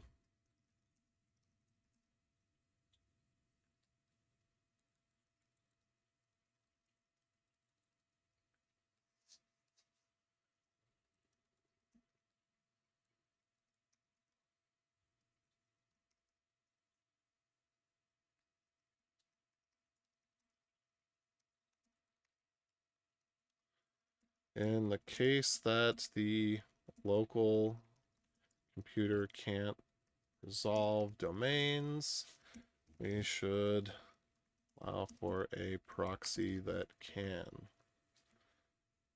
Boom. All right. So, what was it? Yeah, I was trying now. So now this is uploaded. So now if anybody wants it, anybody can go and grab Unfurl. It's kind of weird that it's got uppercase in there. I don't know why that is. I guess that's a new feature of Go Releaser, which doesn't really make sense because then OpenBSD, the BSD should be capitalized. So, but whatever. Anyway, so now and forever, we have a little Unfurl thing. And I was actually going to host this at on bnna.net, but there's a problem that I've got to fix. It doesn't affect any existing customers, but there's some sort of bug. It seems to be a bug in Caddy where the automated tools are not working with Caddy right now, and they have not changed. And Caddy had not changed, although I did upgrade just in case. It seems that there's some sort of lock condition that gets hit, some sort of bug, because we are using an experimental module. It seems that there might be some sort of bug that when there's a certain number of domains or a certain amount of activity, there's something that happens, and then oh, whoops, I didn't want to have Comfort Eagle up here. I don't know why that's still there, by the way. Let's see. Oh, that's weird, because this is, if I scroll down to the bottom, there's still more OC Remix in here. So I don't know why there's other stuff. I'm talking about this. But I'm gonna pause that too. Anyway, what was I saying? I don't remember what I was saying. But point is, I don't know. I can't remember what I was saying. I don't remember what I was talking about. But this project is now done. I was thinking if I pick it up again, I'm going to add a front end. So let's see. This was. Can I save and share this? Share, copy, share link. Okay. So I'm gonna share this. I'm gonna say. Well, actually, let me just add this to the README.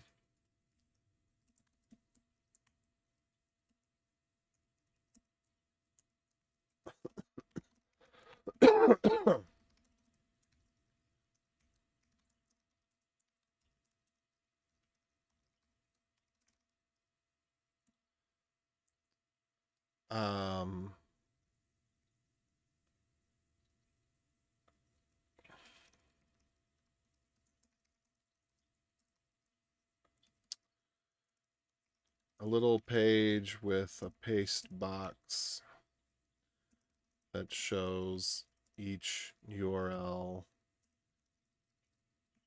headers, and a preview of the body. All right, there we go. So if I ever come back to this, which I don't know if I will, then that's what I'd want to do. And if anybody else wants to play around with it, add features to it, hit me up. But I just needed something to play with. And now I've wasted most of the day, which means that I'm going to have to code into the night on this one for my real work today.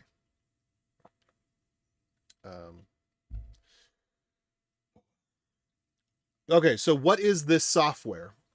Unfurl. So it just unrolls links. It's a clone of this thing right here, or no, not shorten URL. Unshortener. It's a clone of Unshortener. That's what it is. Sorry. So, the reason, there's two reasons that I picked it up as just a fun little toy project for today. One was that I so my network blocks ads, and sometimes that means it blocks affiliate links, but everybody uses affiliate links, and sometimes I actually want to see what the product is. And then I was using Unshortener, and it was just freezing. It was just hanging up. It wasn't working. And so I thought, well, that's the kind of thing that you can get a basic version done in an hour, which is, pretty much true. Except I think I got a much better basic version done in, well, 5 hours.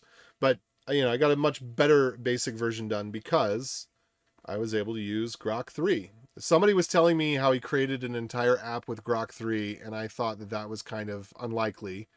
But I figured I'd give him the benefit of the doubt and, well, not benefit of the doubt, but I figured I'd test it for myself. So I did. And, yeah.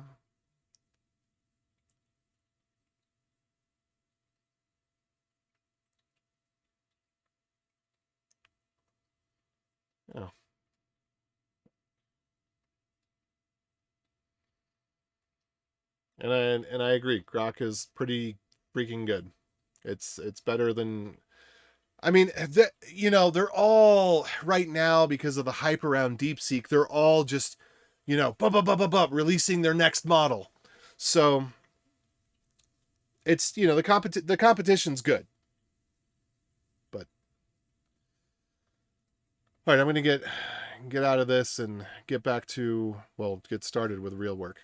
I shouldn't have taken that long. I didn't mean to take that long. I just wanted a little fun project to work on, and I hadn't. It's been, I don't know, what, a month since my last one. But my last fun project was a password generator. So let me go back here. It was password GenPass. Called it GenPass. GenPass.js.org. This is my last fun project. So this was 2 months ago.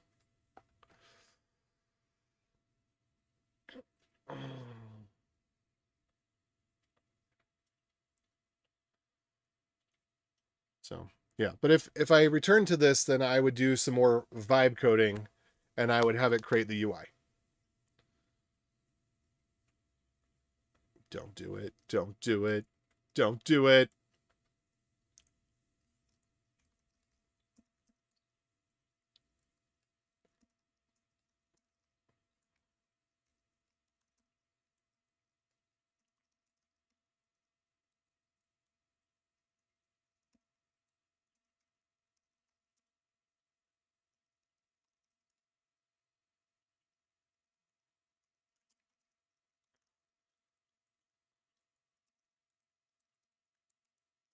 It should have an input field.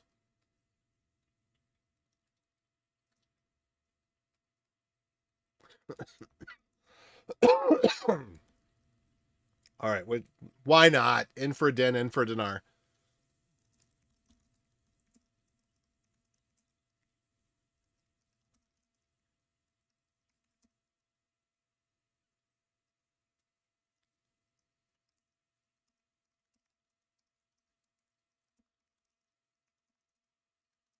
It should show the curl command.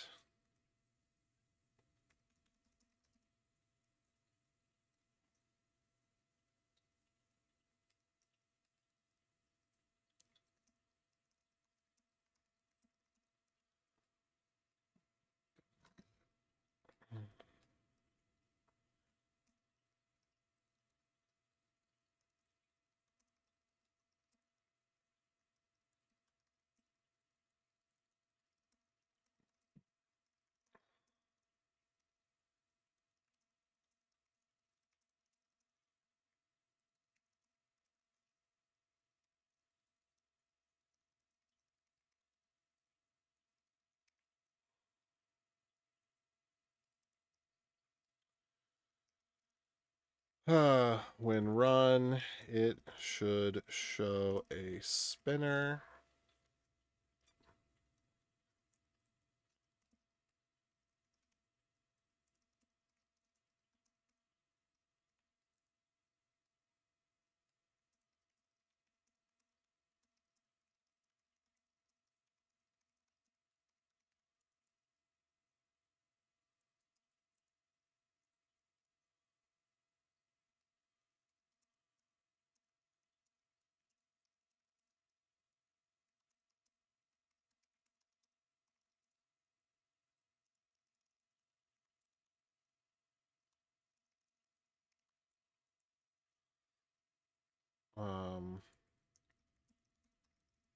show a section for each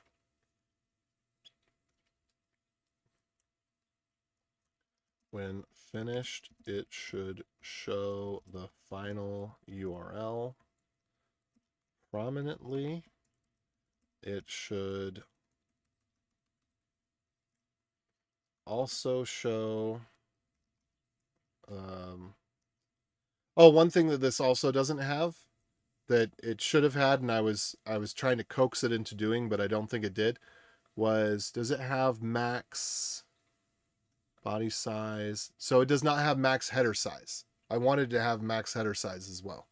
So I would put that as something that I'd want it to do. So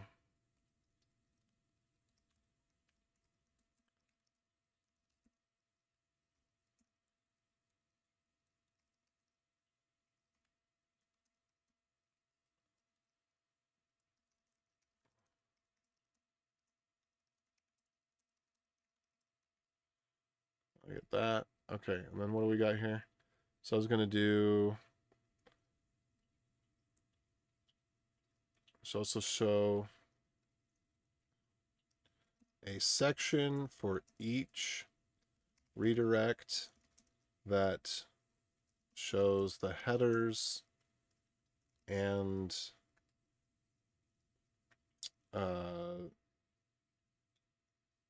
the text of the body.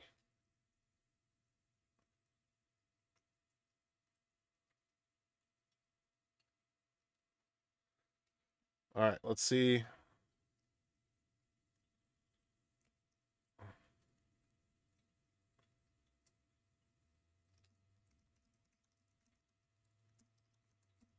Text.html, style.css, and app.js.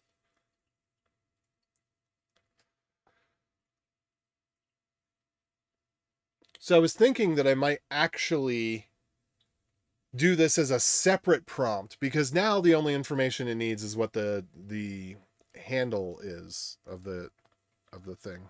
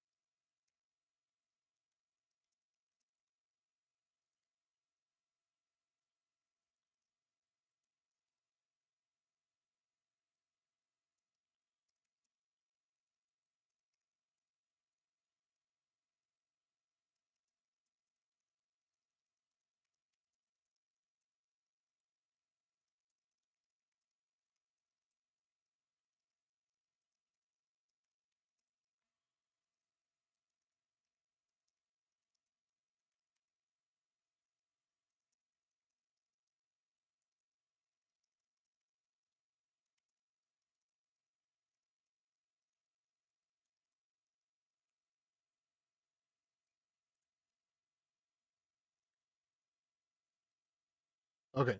Did it come up with something? Let's just try it out and see what it does. This is so dumb. This is so dumb. All right. We're going to open it up. We're going to take a look at it. And then that's going to be that. I have to get on to real work today. I keep on saying that, and then I keep not doing it. Okay, so... okay, that's weird. Okay, so I want to give...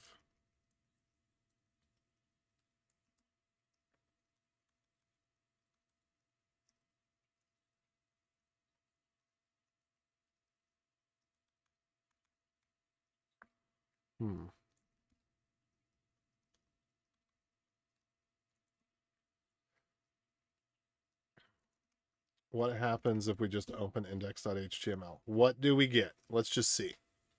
Error. Huh. Not quite. Didn't quite do what I was hoping for.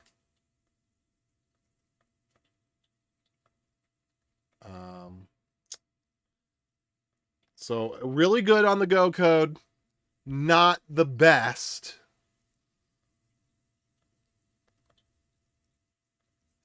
With the JavaScript.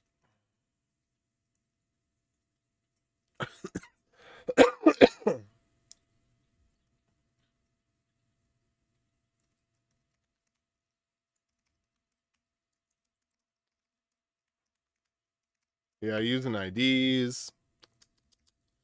All right, modal is hidden. What? That's not how that works, friend. No, hidden goes there.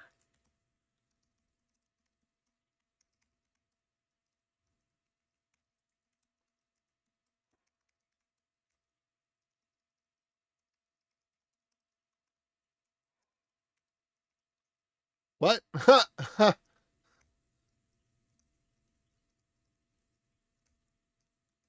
Okay. Spinner. Okay. Yeah, this all right. You should be I just want to cancel this out. I just want to get rid of it. Can we just delete this part? Can we delete this?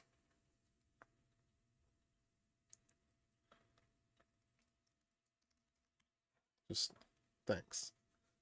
There we go. Okay, so now let's try again. We're going to do this one. I have a URL unfurling service.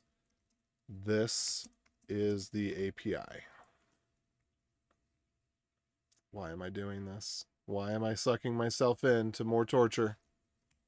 That's actually not torture. It's very relaxing.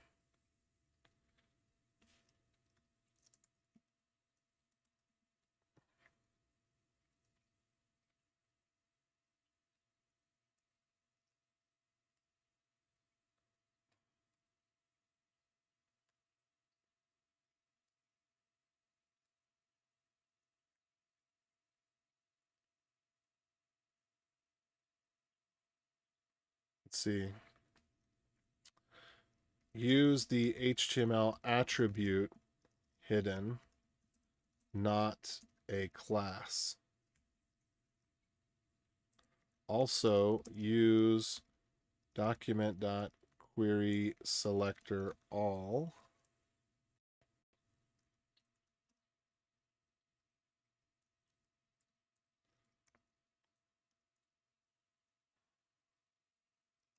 Use data ID, not ID, for single use components. Only use document to select elements.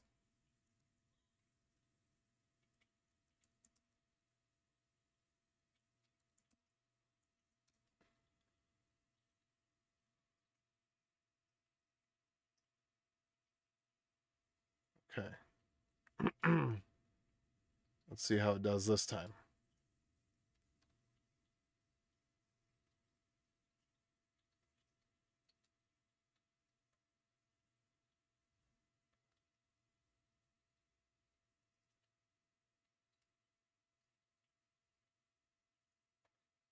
I'm going to try that one more thing.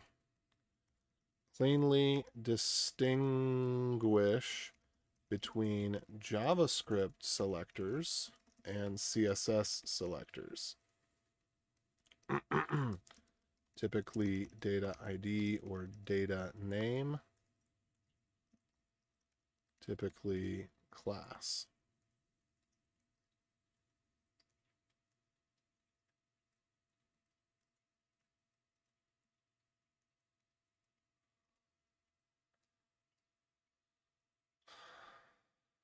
All right.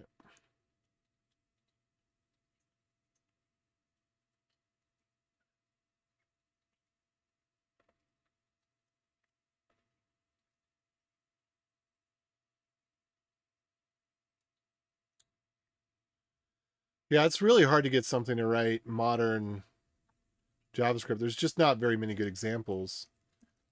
Use template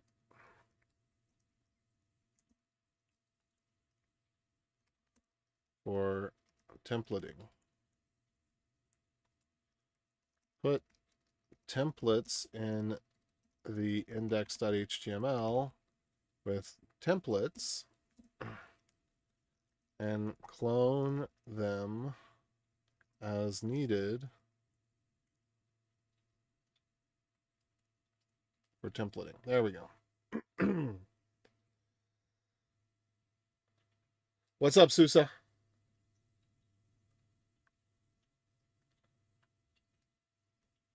Okay, cool. So it's starting to distinguish between these. It's actually doing a pretty good job of following the instructions now. All right, so let's see if this leads us to something that will work.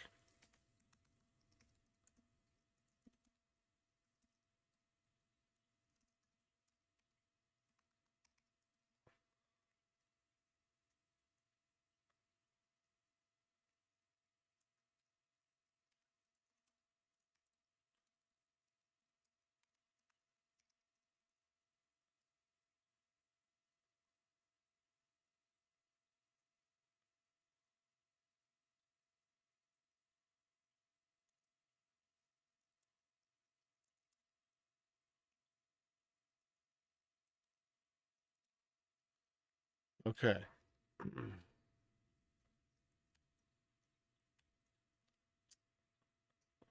Did not do a good job.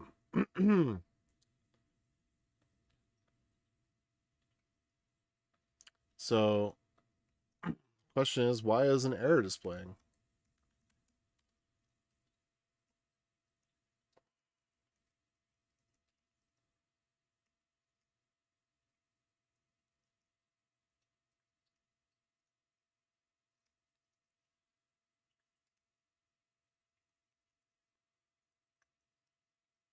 Okay. Try, submit. Okay.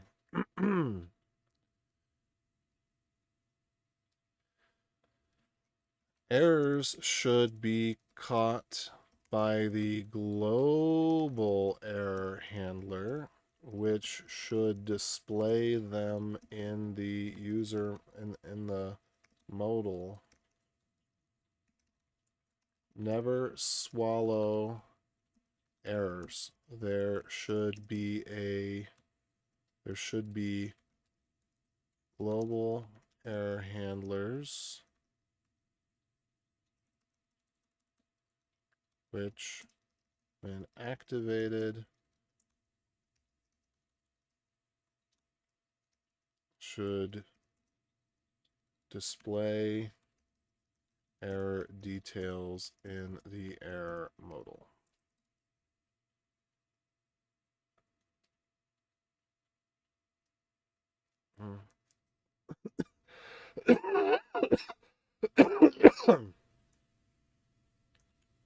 I don't know that it needs to update all of this, does it?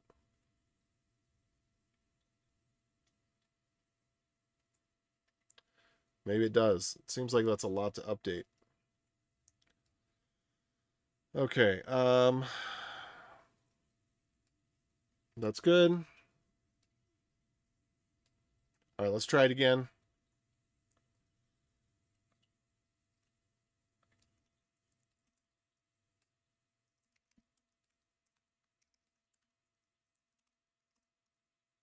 Ugh.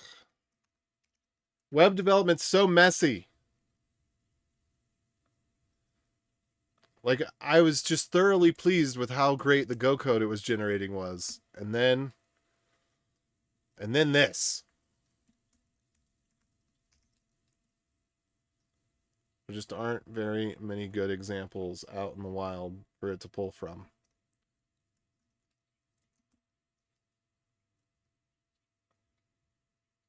All right, I'm going to put this stuff on the other screen. Let's see. All right, well.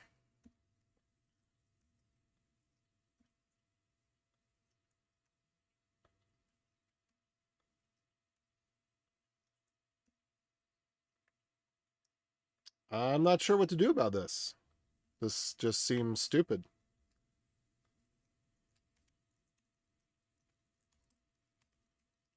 All right, show error. I mean, the logic looks good, but why did we end up with this just garbage? Okay. Let's see.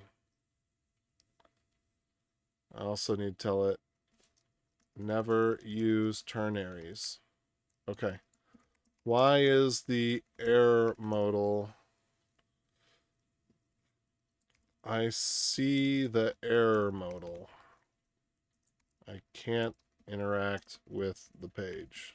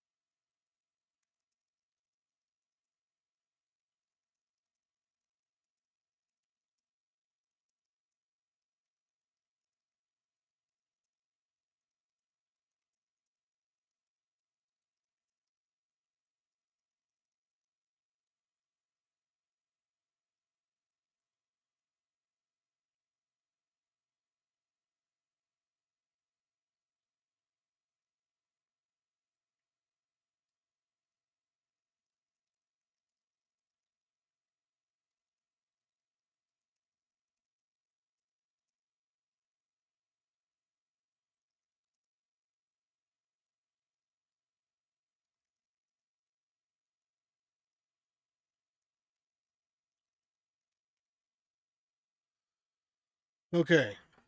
Initialize form. All right, let's see if it was able to fix it.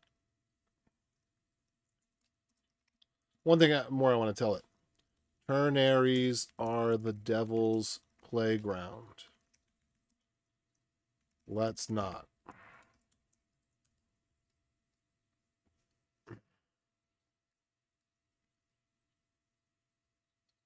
All right, so this is unchanged. Great. So let's go check this out. All right.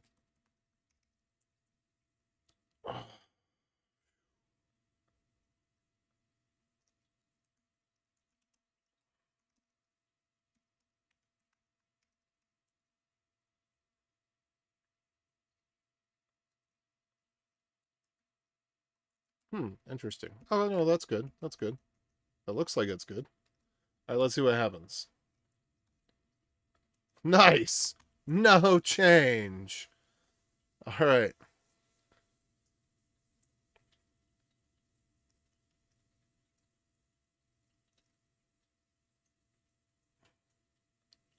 I'm just going to add an error modal hidden is true here because I think it's just missing that. Might be missing that one thing. Initialize.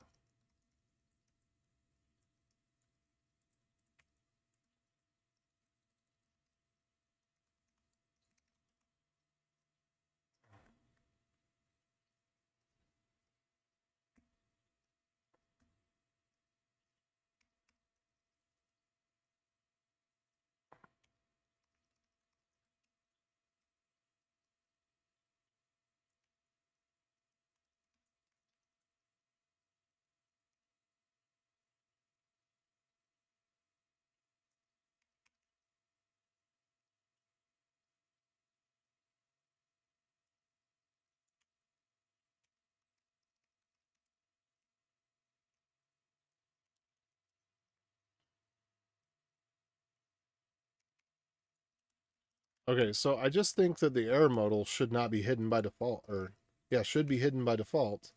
So wait, then what's going on here? Hidden, false, hidden, hidden, hidden, hidden, hidden.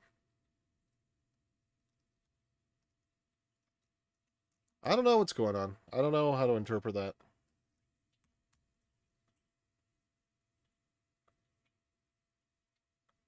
I don't know why this would be shown.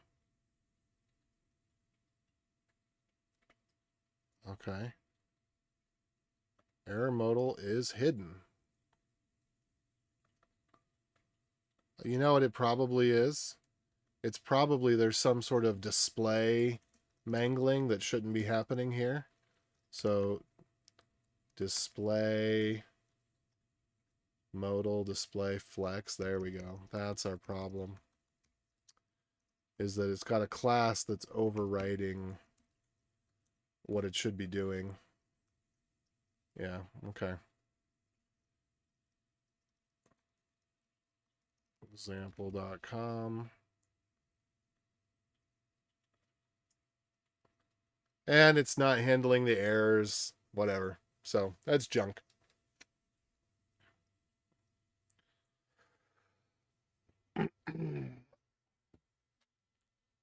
Yeah.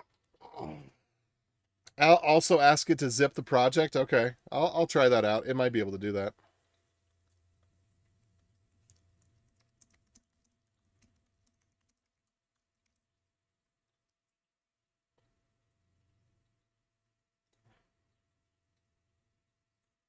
Huh, no. All right, that's that. Okay.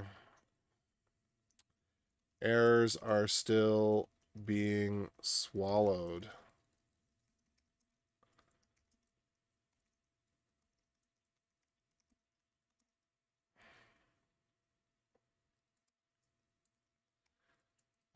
Because you're setting display flex, it's overwriting the hidden behavior. Also, Errors are being swallowed. It isn't. I didn't put up the API and hit submit, but rather than the connection refused error surfacing, it's only in the console. Errors should always bubble up to the error handler.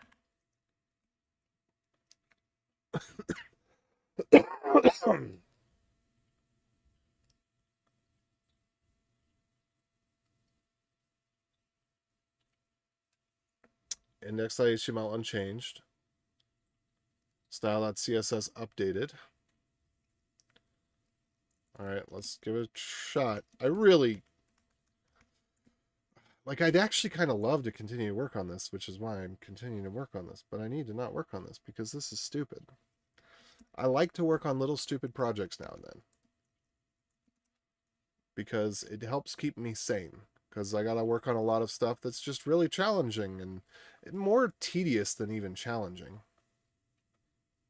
All right, so this is still doing the same thing. Let's just hit refresh a bunch of times. All right, so yeah, that uncaught failed to fetch. So the error handler is not working out. Show error. Add event listener. Unhandled rejection. Show error.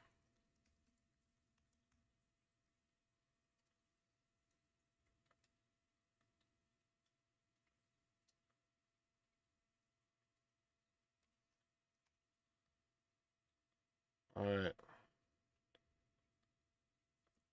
I'm still not seeing errors. I got this in the console.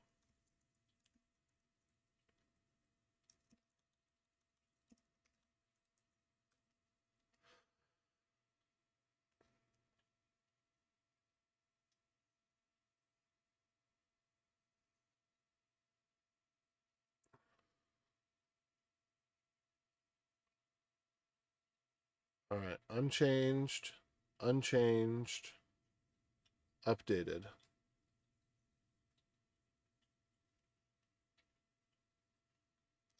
Event handler.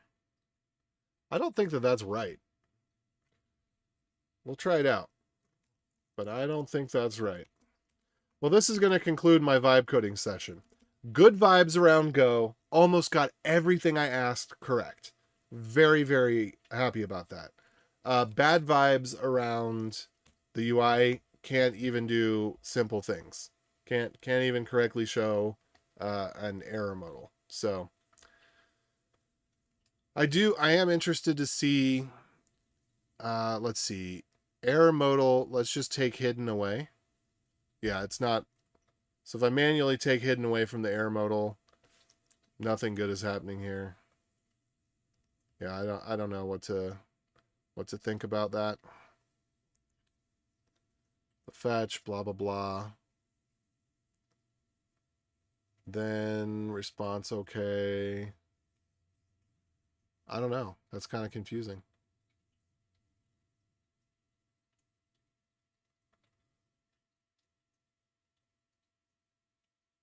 Then spinner results.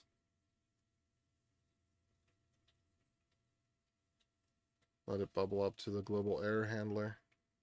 So I think it's got something wrong about the global error handler. Anyway, all right, that's all.